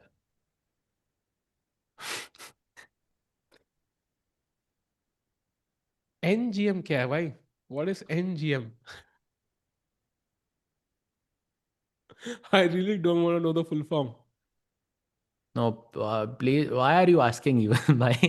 Yeah, but it's content a पे title, कंटेंट no? दिए जा रहे हो अब चैट को, It's a मतलब title, no? Like, मतलब, I don't want किसी to know the full किसी form. ने नहीं सोचा था about you and a W, कोई नहीं सोचेगा ये लाइफ में, बट अब सब सोचेंगे।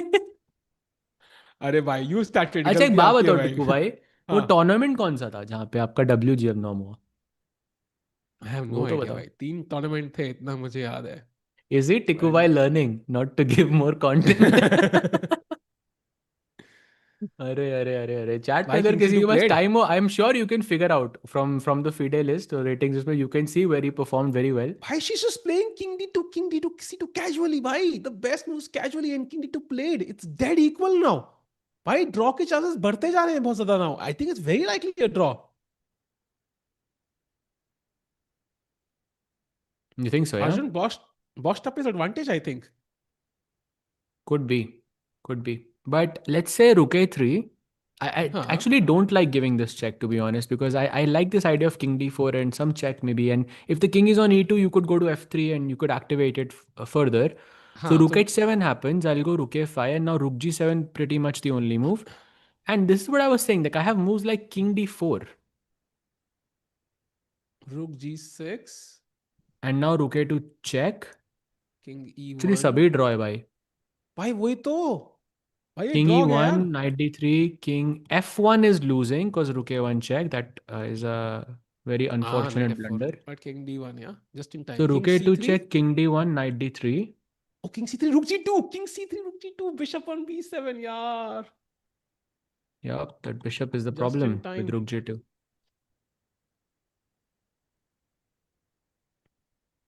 Bhai, she's gonna hold, I think. Looks like it, yeah. Very nice defense, I would Huge, say, for Zhu. huge result for Zujiner, yeah. And also But I Arjun still might think it's not be. difficult to hold. I still think it's very difficult. Like one mistake is just all it takes. It's going to be 0 0 0 to just dead loss in 1 second. Very difficult, I think.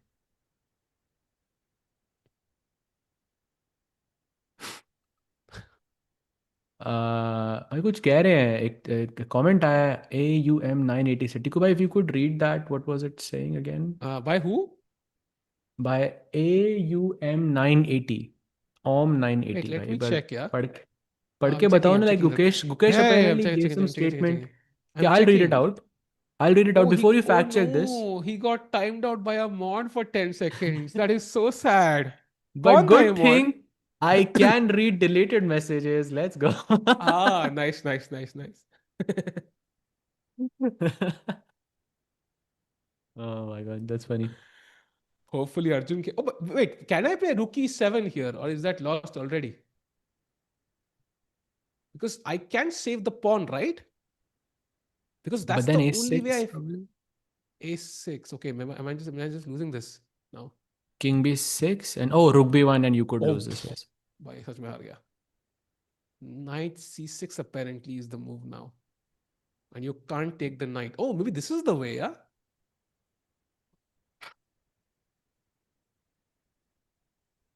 Oh, don't know. BCCI ruined Tikku Bhai's career. What? Yes. शहद और मुझ में एक ही बंदे को choose करना था उन्होंने, और उन्होंने चुना थाला को. अरे क्या चल रहा है सहज भाई? Like, what is Arjun thinking? 10 minutes now. Thinking what to eat.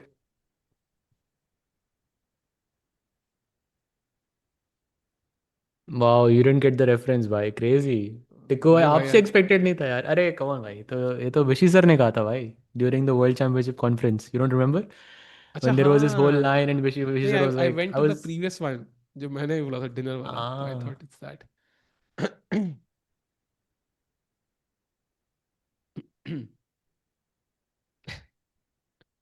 But I would love some paneer right now, man. बहुत भूख लगी है यार. But okay, rook e7, clearly it's dangerous, but saves the pawn, but it's dangerous. So Arjun is considering rook a3, but does he have any winning chances? 12 minutes. If Zujina had 2 minutes, I would still have more faith. I feel like this is very close to a draw if Zhu just kind of plays the next 3 to 4 moves comfortably.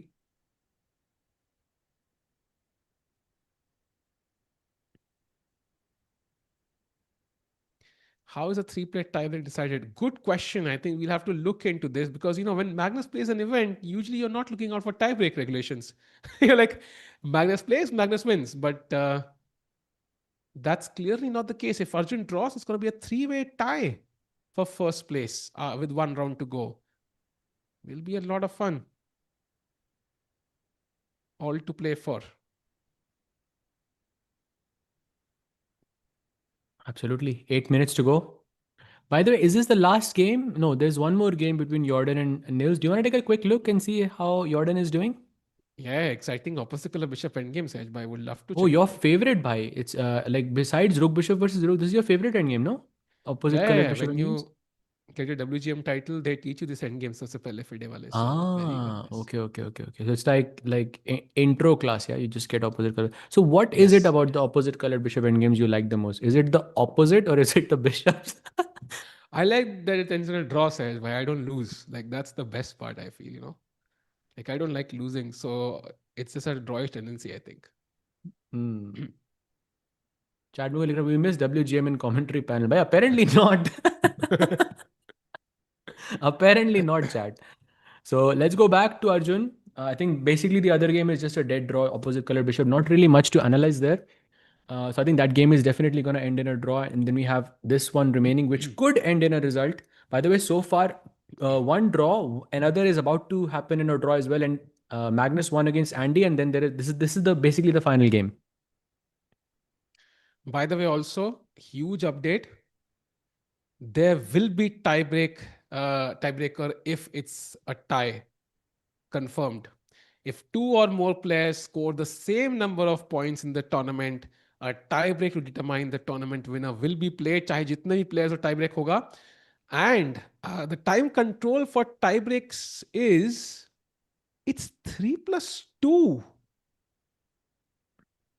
Wow. Oh, nice. World Blitz के थोड़ी memories याद आ रही हैं मुझे.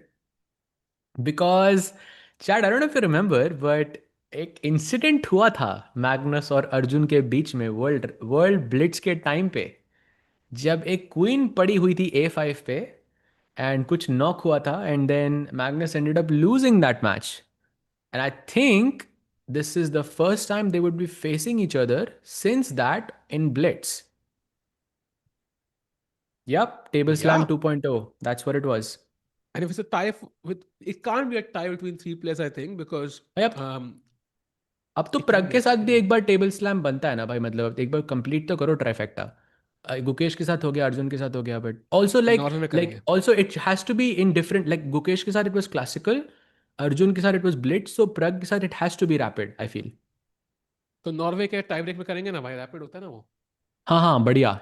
Norway के tie break में is what we can expect. That would be like perfect, full circle. By the way, Zujana is thinking, but Rook G7 feels like an automatic move. She. Chat में कोई पूछ रहा है सहज भाई GM कैसे बने, क्या तपस्या करते रहते हो? हाँ भाई. GM टाइटल मिलने से पहले यस, बाद में इट्स ऑल पार्टीज उन्होंने हाँ, बोला ना. उससे पहले बहुत उससे बहुत प्रे पहले करना पड़ता है भाई, डेली बहुत. तपस्या करनी पड़ती है. Yes. It's very important to step out in the 45 degrees Celsius sun and then do the tapasya and then you come out. Yeah. That's how you become a GM.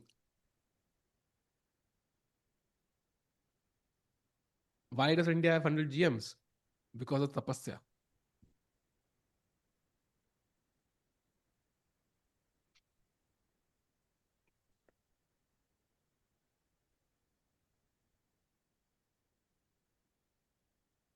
So now Rook G7 is the only move for Zoo. And then the pawn on G6 is under attack. We looked at this idea of King D4 check, and but the problem is this bishop and the rook will connect on the G2 square and save this very precious second rank. And with that, she will save the game. But that's the last hurdle for Zoo. Let's see if she finds this. If she solves this, I think it's a draw. If she doesn't, then the game continues and then it will be difficult to save again. Chad, I feel like Zoo has fought really well. Like she almost deserves that draw at this point. To the fact that she found all of these moves, Rook H1, and of course earlier in the game, not giving up, and Arjun not kind of pushing those pawns quickly, brought his king, wanted to play it safe, and that's exactly what he gets a safe position. So he's a pawn up, c4 is hanging, but somehow the black king is far away. Like the black king would love to be on f6 right now, I feel. Maybe. I'm not sure, but yeah, might be better. So at least Chalo, e5. chat question for you. Like, if let's say white plays rook g7, black says, I'm going to give a check. White says, you know what? I don't know opening principles. I will play king to c1 here. Now, if I had to play in this position king d4 and then king c3. So instead of taking the pawn, I went around the pawn. What is this method known as? I feel we have used this in commentary many times, and it's a very common endgame principle. Anyone familiar with the method? It's something you will remember, I think, if you know it. Shield, that's very close. That's very close. I mean, basically, you're correct. I think it's just a matter of words at the end of the day. And yes, umbrella. That's the word I was looking for. Umbrella. Because what it does is after rook g7, let's say black goes king d4, you capture the pawn, I give a check. And then imagine in this scenario, white wanted to give checks from the back. Let's say imagine the rook was on g8, right? There is no rook c8 check. And this is where the shield, as someone else pointed out, And is this is such a applicable. famous concept. It's such a famous concept, this one, that Rihanna wrote a song about it. Like it's so well known, chat. So if you Uh-huh. don't know it, do listen to that song and kind of, familiarize yourself with this concept. Yeah. भाई रियाना ने पहले कैपाब्लांका की games भी तो study करे थे before writing that song. Yeah, of course.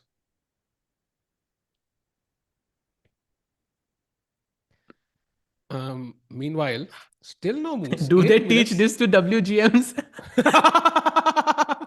Yeah. We all are big Rihanna fans, by the way. भाई Um, मतलब टिकू भाई genuine question do they. I don't know. Where do they teach this? I don't know. I You missed have that class. opened, you have started something today, bhai. You have started something very, very big today. I'm just saying. Oh, by the way, Tiku bhai, any chance of a rook knight versus rook? Because I see I'll in a distant galaxy far, far away, it's possible. Not very far away, actually. Like in three I'll moves, it's take it. possible. So let's say Right rook now, I'll g7. even take that. Yeah, I'll even take that. Bhai, I think, देखो, Sage bhai. rook a7. Isn't rook g6 working here? Top 3 में नहीं दिख रही है मुझे, but I don't understand why. Because rook f6, you have rook d7 check, and then knight d3 check. Okay, it doesn't work in this scenario. Bhai, this is a But bit interesting. After rook a7, king e3 is the only move for white, actually. hmm, I see that. And king c4, king f4. I think you will go into the rook knight versus rook here. King g5, knight e5, I guess. Oh, bishop d5 check is there, but yeah, never mind. If there is a rook knight versus rook, I think that, I mean, at least Arjun can play on. By the way, rook g7 played. And Chad, do you know? Actually, you might not know this, but there is someone that you guys know very well who very recently won a Rook Knight versus Rook endgame. I'm only mentioning this because I think it's a very special moment for a lot of chess players because such endgames, Rook Bishop versus Rook, Rook Knight versus Rook, are known to be extremely difficult to win. Of course, Rook Bishop versus Rook is much easier in comparison, but Rook Knight versus Rook is like one in 1,000 games, maybe. I'm being very generous here. It's actually more. The number is way more. But someone actually did win this 2 weeks ago. And that player, you know very well, his name is Harshit. Harshit played a tournament just now in the last round, went into a Rook Knight versus Rook and managed to win the game. Like, it's a incredible achievement, I think, for a chess player. By the way, Tiku Bhai, on the board, Rook A7, King E3, you can see this. Last chance, I think. Last chance for Arjun. I think Zoo has to just put that king to e3. She should understand that the bishop is not important. We're going to win the 2 pawns. I'm okay with the rook knight versus rook. And king e3, if she plays, she's of course going to play king f4 and king g5. So last chance, I think, for Arjun here. If he has to win, Zoo has to make a mistake right about now. Yeah, exactly. Because I fell for this rook g6 business because I thought rook b7, rook f6, and this guy's hanging, but there is rook d7 check, and somehow any spot the king goes to, the knight can provide some check or some resource, some trick to win the game. This is not easy to like. Look at this, Tikubai. If I played, let's say, King E1, F4. Nice. If you played King E2, then Rook E7 check. Of course, Rook E5 is simple. So E5 पे तो आप रख ही नहीं सकते. If you go to King C3, then there is Rook D3 check and Rook F3. And if you go King C1, again F4. Because Rook F4, there is Knight D3 check and you win the game. So this is, I think, okay, not a very difficult trap to fall into, but still something to be mindful of. I think she's managed the clock very well. Like, this is the perfect amount of time to have for your last decision. She has 7-8 minutes she had when she started thinking. Perfect time management. I think that's really helped her. If she had 1 minute here, I would not be sure she'll find this. So Zushin, I think, totally deserves a draw if she finds King E3. And Arjun, I think, missed a chance here, but overall, the only mistake he's had in this entire event in an otherwise perfect tournament. And if he does win tomorrow, then this will not be a big deal for him at all. So overall, a great game to follow. And Aaj ka din was crazy, yeah? I mean, Gukesh winning and of course this. So she should find this though. Chad, do you think she finds King E3? The blue arrow, the last major decision for her. She's about to play, yes or no? Think yes. No, And never she doesn't mind. find it.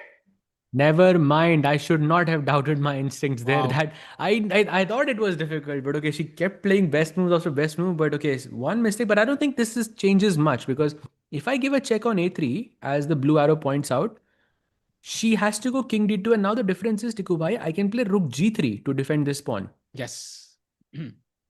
Okay, now it's getting too difficult, Seja, because now the thing is, no time management, jo main keh raha tha, like now it's going to get below 5 minutes very soon. Let's have a look at a few moves, right? So Rook A3 check, which should be obvious. King goes to D2, I'm guessing again, and Rook G3. By the way, So King D2 is a huge blunder. That's a losing move instantly. Rook A3 check played, by the way. Let's go. We don't even have to analyze. Arjun is super Wow. quick. 6 minutes now for Zujaner. I think now the chances for Arjun increase dramatically. Agreed. And I think Sahaj Bhai's intuition was on point again. But I feel like we all are the web of this one. But to be honest, like I think Zujina was so close, man. Like she was so close. Just one move.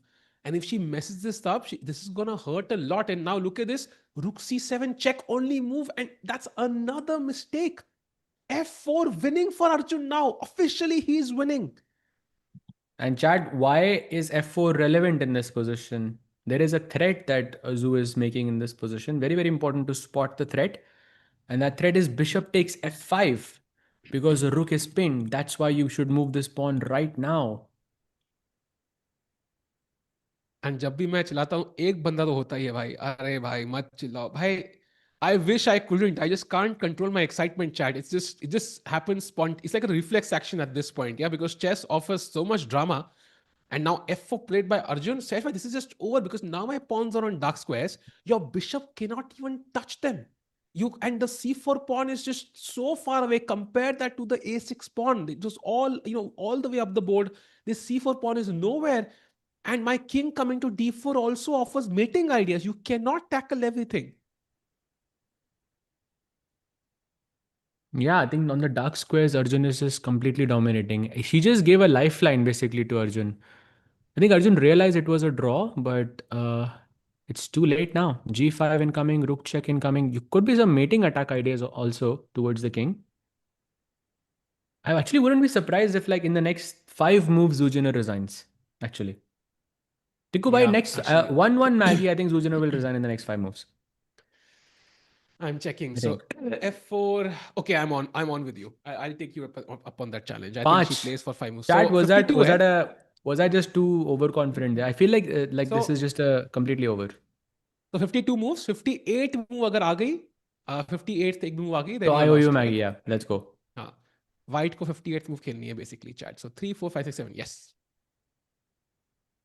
I feel like I'm gonna win by one move, Sahaj bhai. I feel like I'm gonna win by one move, but let's see. But Tiku bhai, I'm sure you can relate to this because probably you've been on both sides of this situation. I mean, I have as well, where More so on the like white side, but yes. no, it's like it's more so that you have a good game and the game is going in a certain flow, but then you make that one mistake and then to correct that mistake you make like consequent mistakes basically, and that could be a blunder Hmm. as well. I feel like that's what's going to happen here, where like she's going to play something which will be an immediate tactical mistake, which is what usually happens. Yeah, but sometimes, you kind of play by, inertia sometimes, Sage, by like 3, 4 moves because it hurts a lot. So that's what I am banking on. But also, like bishop e6 is a nice move. Defends the c4 pawn, also controls g4 for now. So it's not trivial. For example, if you play f3, I'm guessing that's not ideal because king e3 suddenly and it's a draw. So g5, I think, makes sense. But then you will have to couple the king d4 idea with some pawn push, and it might take 5 moves, is my guess. Okay, 58 is what we said. So basically this is move 1. One gaya. 4 more moves you have in your kitty. No, I bishop should c8 not f4 is when we use words started like ना, kitty, but so okay. हाँ, यहाँ पे पहली चाल शुरू हुई ना भाई white की.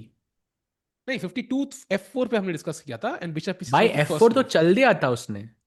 हाँ, so bishop e6 is the first move, right? That's the first move Yeah, gone. first move now, and now g5. That's 58. first move complete. If we see the 58 number on our screen, I have won basically.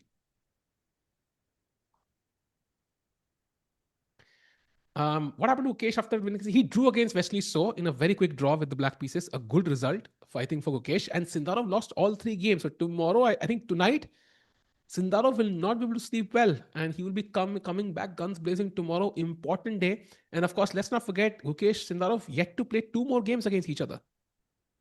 That will be in Yeah, the Blitz. absolutely. Absolutely. मजा आएगा भाई उसमें भी बहुत बहुत, because we know Sindarov is going to be looking for that revenge for sure to even the score there against Gukesh. So बड़ा मजा आएगा भाई. और लिख रहा है सहज भाई, are you both in same place?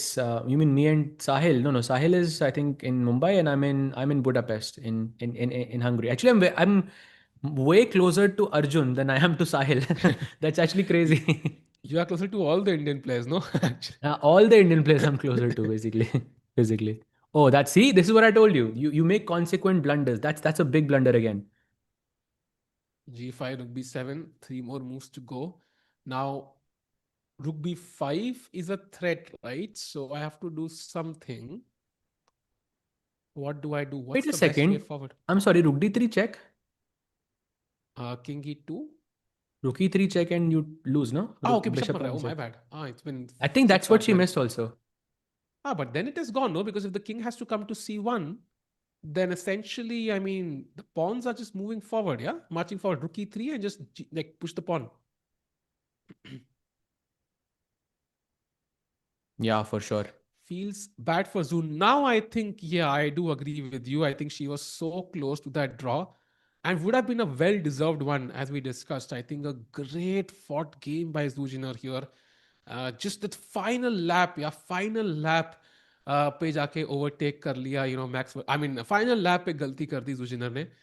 And let's see what happens.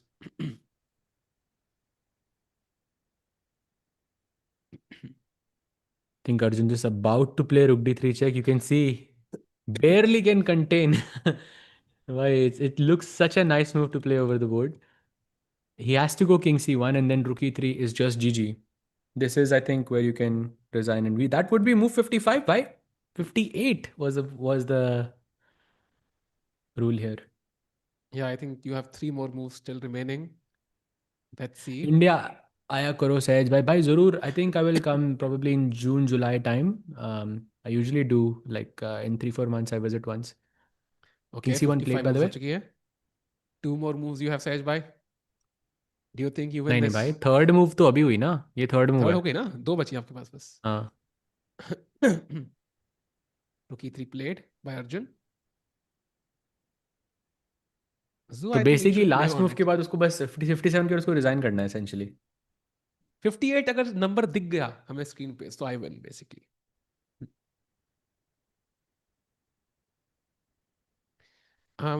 No, tomorrow last game. Yes, tomorrow is the last game for TePe Sigeman, and we might even have tie breaks. So tomorrow might be a long game, but depends. If Arjun wins this game and wins tomorrow, it's over.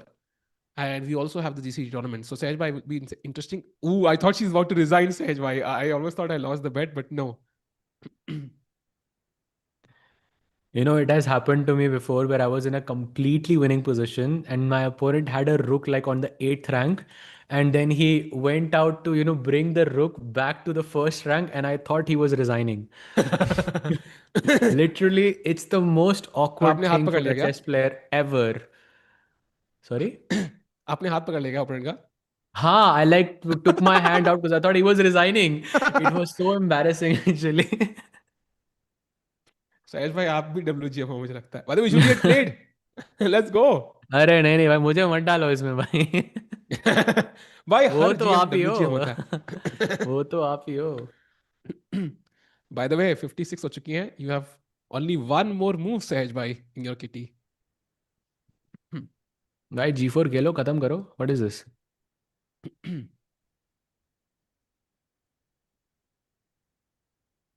यार ऐसे Chat, by the way, 93 95 मत खेलियो Arjun, please don't give checks. That's में एक move फालतू की चली जाएगी. Let's go Arjun, plays F3. Let's, okay, मजा ही आ if गया भाई. Zoo resigns right now, Sahej wins. If both play one more move and Zoo plays one more, Sahej loses.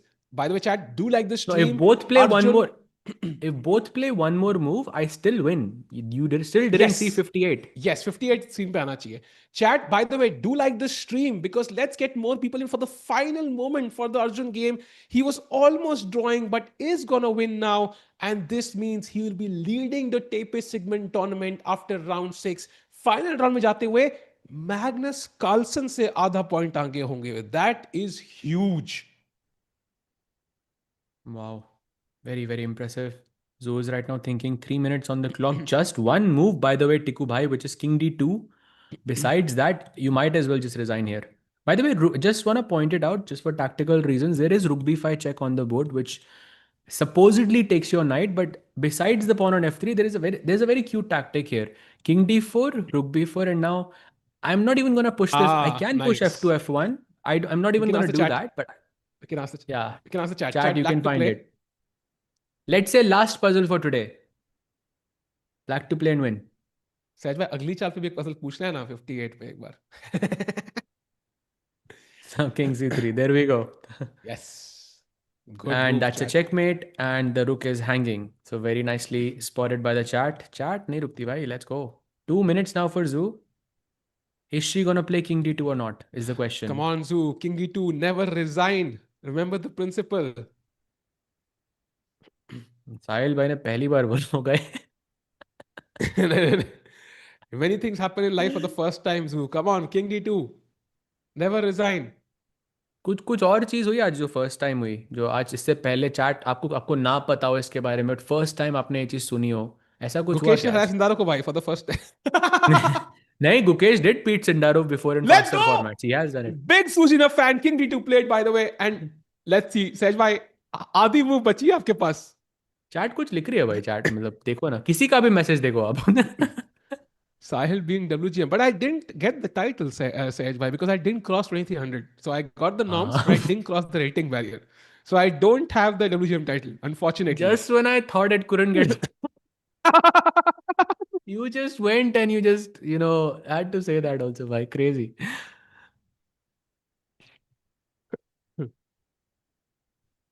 Come on. Arjun bhai to khelenge hi, I mean. ये तो पता ही है. The only question is, will Zoo resign or will Zoo play one more move? I hope she plays one more move. No, no, she will play now. I think you won because you never resign after a check, I think. There can be It's a not. stat on this. I would love to check it out. Anytime. I don't think people just generally don't resign after a check.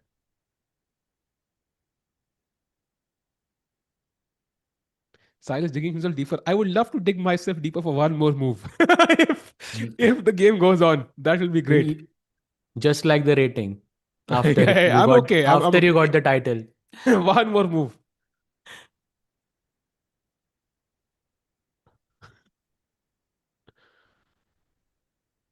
Game अभी तक कैसे चल रहा है वही भाई जादू. Saj is 30. I thought just like 25. You know, Saj bhai. Alright, thanks, bye. Compliment he Thanks. compliment.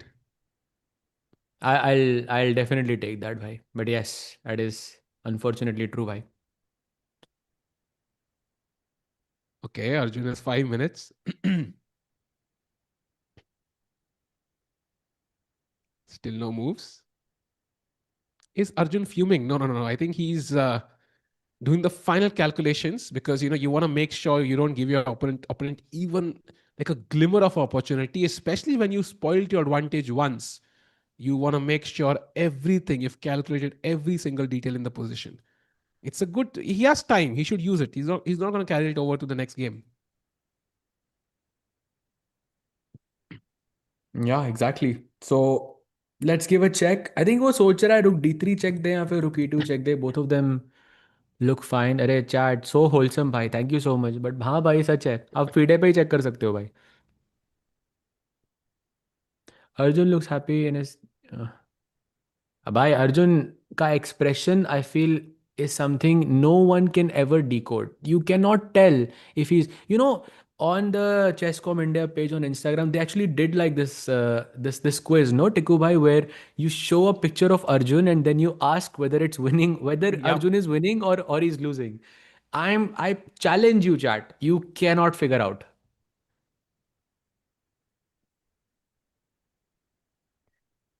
देखो भाई, give me a good chess board as a gift please. क्यों भाई, आपने ऐसा स्पेशल क्या किया जिंदगी में?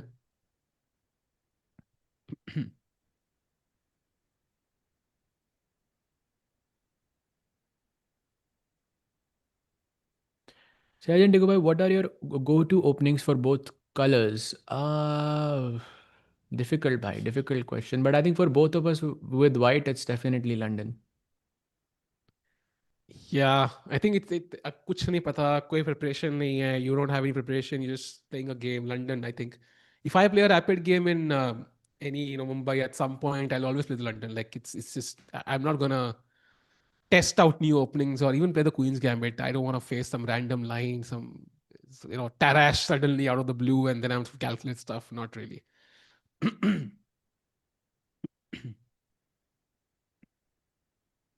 Yes, I played that opening to get that WGM norm. Yes, London helped Yes. me there.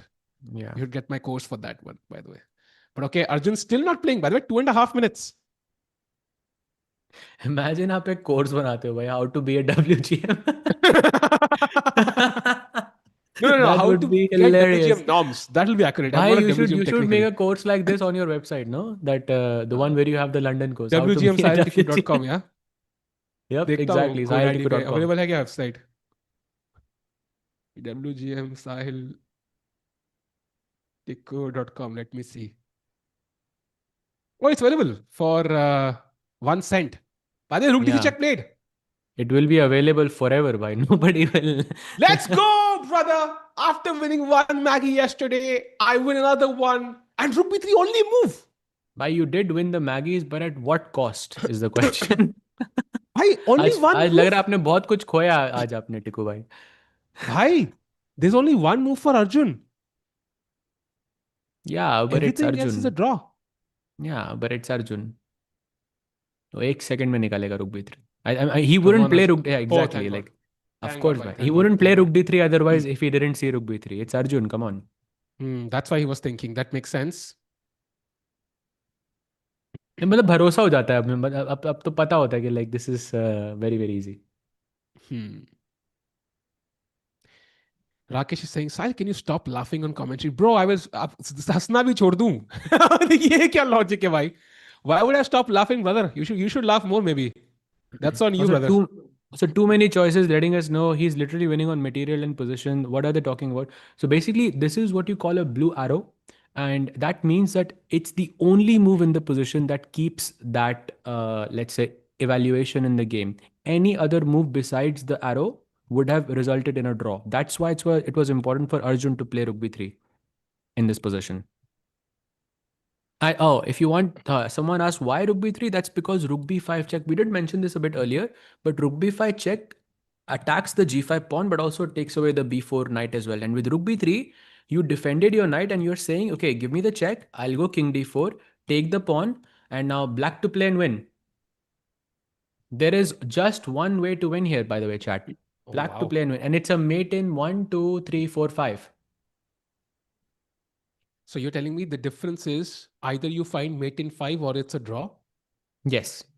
Wow. 1, 2. So Yeah, 5. I'm hoping Arjun, has calculated all of it, because time-wise, it could be risky. Precise. I mean, but okay, Arjun will look at this in a Oh, knight second. d3 And check. yes, that is correct, chat. Knight d3 check is the move. And then rook b2, king c3, rook d2 will just win. By the way, she has just made a move. So let's go there quickly. Rook g7 was played. Knight d3 check. By the way, same position on the board. Let's go. Only move, only move to win the game. Arjun could still boss this up. This is still tricky. Knight to d3 check. And then knight to e5 he has to find, really. So knight d3 check, king d2. Oh no, knight f4 is also winning. No, I Yeah, would two argue moves. knight f4 is much easier. Oh wait, rook Yeah, g5 yeah, is a yeah. check. Rook g5 is a check. Never mind. So No, I mean, knight e5, regardless, rook like, g5, just king d4. regardless, yeah. Yeah, When it's an only move, it's always tricky with two, when you have 1 minute on the clock. Yeah, it's correct. Arjun has to be precise. He's a super GM. He'll not miss this if he had more time. It's about the clock now, because with a minute on the clock, anything can happen. Don't go for the king. Don't go for the king. Just yeah, go. Just push. Because if you played king d4 here, you can say okay after rook g5, it's exactly the same position that we were talking about before, the one with a mate in five, I believe it was. But after king d4, there is an intermezzo. And chat in rook pawn endings, in any end games, always look for intermezzos. They are your best friends. Here, king f2, this middle move helps you take the pawn and also doesn't allow black to play knight d3 check and get king e3 and everything. And the position is once again a draw. So Arjun has to be careful to not give this square on f2. Black has to play knight d3 check and then continue the game. Thanks for Narendra Bhai. Meanwhile, chat, like the stream, let's get more people in, because and he finds the only move.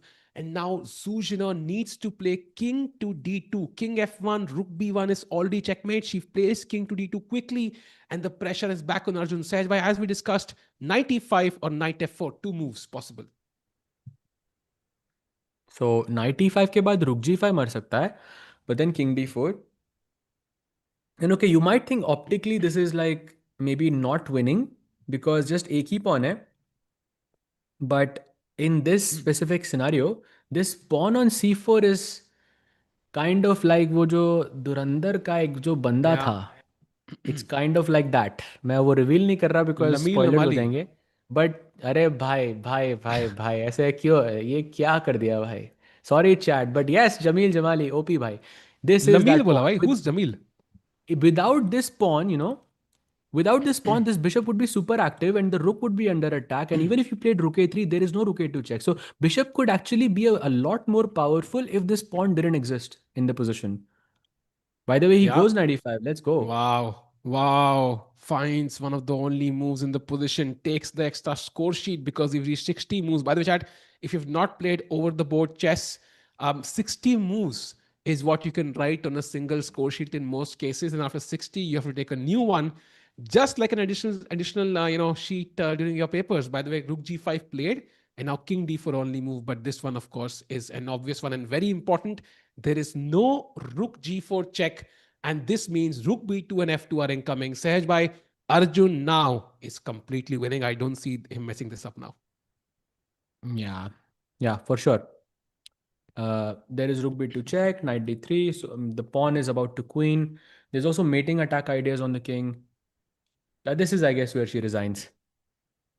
Wow, what a day for Arjun, by the way.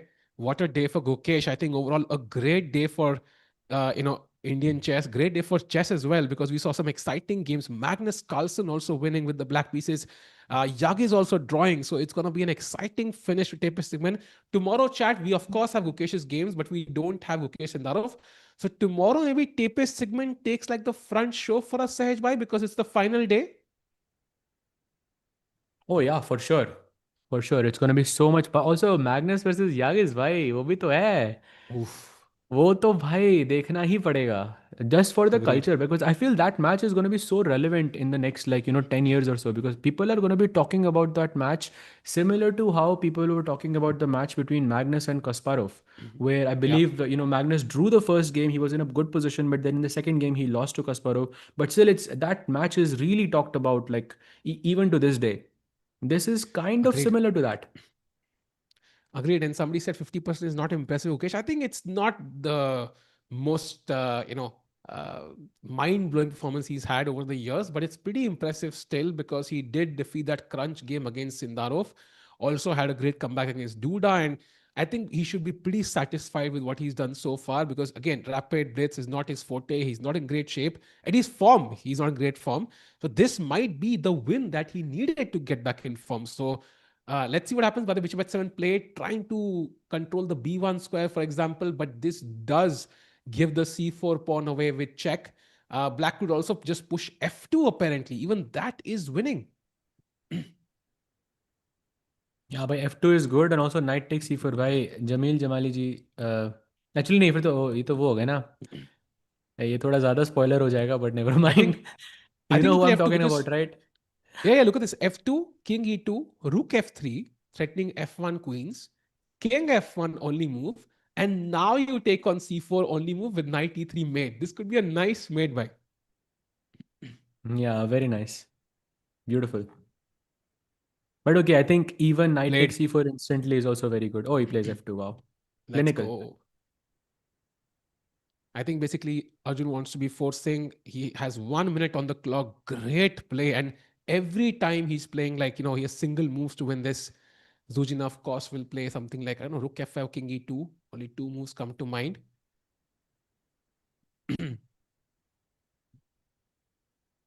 And king e2 पे rook f3 नहीं तो knight f3. I mean he has calculated this, right? So no problem. King e2 तो forced ही है. Let's have it on the board.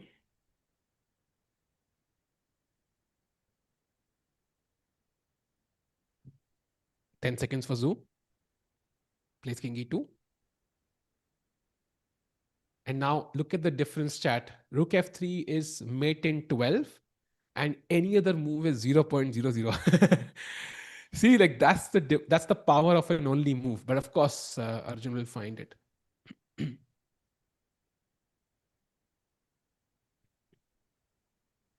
Rook b2 check तो नहीं देगा ना भाई? भाई प्लीज Rook b2 check तो फिर नहीं तो देगा ना बोलना भाई? पड़ेगा भाई बच्चा नहीं है तुम 40 सेकंड है भाई.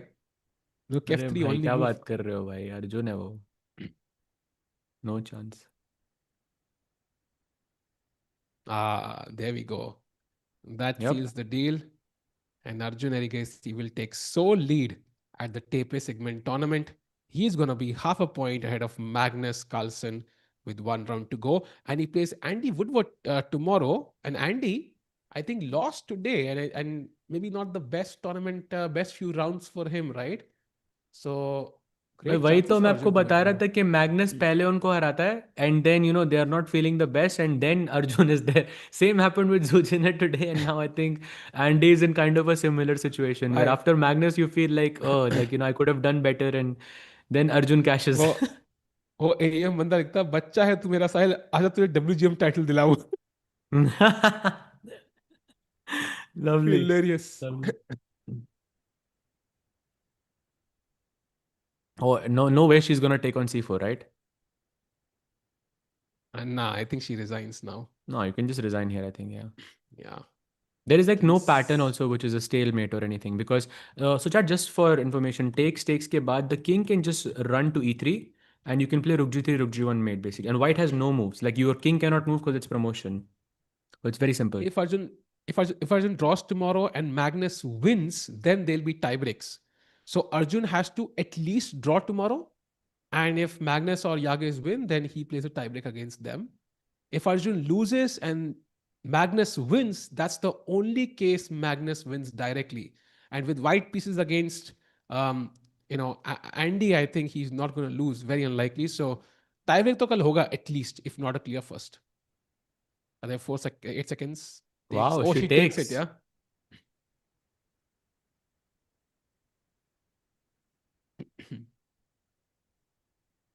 takes back and Bishop maybe is e4. there some stale there's no stalemate idea here no there's nothing Why? I don't No understand idea. I what think.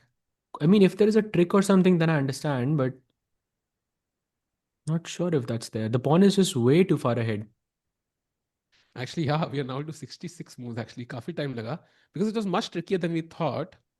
And Yeah. also, I think I know aim, but I know must have. Last one was hilarious actually. So yeah, and chat by the way, in this position, if I just a cool fact for you guys that if for example black's pawn instead of f2 was on g3, this is a theoretical draw. Even if you have a rook and a pawn, let's say on g3, I have a king on g1, bishop on this exact diagonal on b7, for example, it's a theoretical draw. There it is. Zoo resigns. He was one move away from holding that draw, but it's all it takes. Yeah, one mistake, and at the end, in the end, it doesn't even matter, Sahaj Bhai. So Arjun takes home the point, and he's gonna point out to her that maybe there was a draw somewhere, but at the end, Arjun Erigaisi takes the dub. He goes to 4.5 out of 6 points. An impressive performance by the India number one. And he is in sole lead. And with this, he's gained a bunch of rating points as well and is close to 2765, Sahaj Bhai. If he wins tomorrow, he's going to cross the niche and become the new world number 6. Oh, amazing. अच्छे दिन आ गए भाई. Let's go. That feels absolutely amazing. And also, like, I mean, props to Zoo Jenner for giving such a big fight. I mean, that end game with 2 versus 3, white having the pawns on the queen side, black having the pawns on the king side. It looked very, very messy overall. I'm just going to show this around this type of a position. Very, very difficult to hold this, but she held on until I would say maybe almost, yeah, until the very last minute. And then that blunder cost her the game essentially. But still a great fight from Zujiner. She's um, on track to be, to at least being one of the strongest female chess players in the world, and maybe the strongest player as well. Agreed. And chat, I really want to thank you all for joining us because today was a very long stream, but we had a lot of fun thanks to you guys. And of course, Gukesh and Magnus and Arjun and Zoo and Sindarov and so many strong players. And we're going to be back tomorrow at the same time. It's going to be an exciting day 3 at the GCT Poland. Will Sindarov strike back after 3 losses? Will Gukesh continue and use today's wins as Indhan or fuel to fuel some victories tomorrow? And of course, what will Magnus Carlsen do tomorrow? Because he is in a must win against the biggest talent chess has ever seen. And Arjun, if he wins tomorrow, he wins the event ahead of Magnus Carlsen and also becomes the world number 6. Sehaj bhai, tomorrow there is so much to look forward to. Exactly. You have Gukesh Sindarov, you have Magnus, Yagiz, you have a possibility that Arjun wins the tournament. I mean, yeah, gonna be it just the tournament keeps getting better and better and better. But yeah, love to see it. Also, great to see Arjun at least eyeing that top 5 spot. It's been a while, so I think very, very good thing for Arjun, and I think great for his confidence as well. Let's go. Chat, thanks a lot for joining. We're going to be back tomorrow at the absolute same time. Thanks a lot, Saj Bhai, for the amazing commentary, Saj Bhai for the flawless broadcast, and chat, thanks a lot to you for making this stream interesting for us. Do not miss tomorrow because it's going to be the final day of the TePe Sigeman Tournament. We're going to have a winner. It could be Magnus. And we have the standings once before we leave. That's very important. Bhai, standings is important. Standings is really important. What is this? Right. We need the standings because this is clear. What is this? See, क्यों देखी नहीं देखनी standings भाई अभी तो देखी थी standings. See, there's also a possibility we could have a 4-way tie. If Arjun were to lose, Magnus and Yagiz draw, Nodirbek wins, we could also have a 4-way tie. Still on the minor chances. So 3 to 4 players in the running. We're going to have the winner tomorrow, chat. Back to the cameras. Thanks for joining. We'll see you tomorrow. Take care and good night.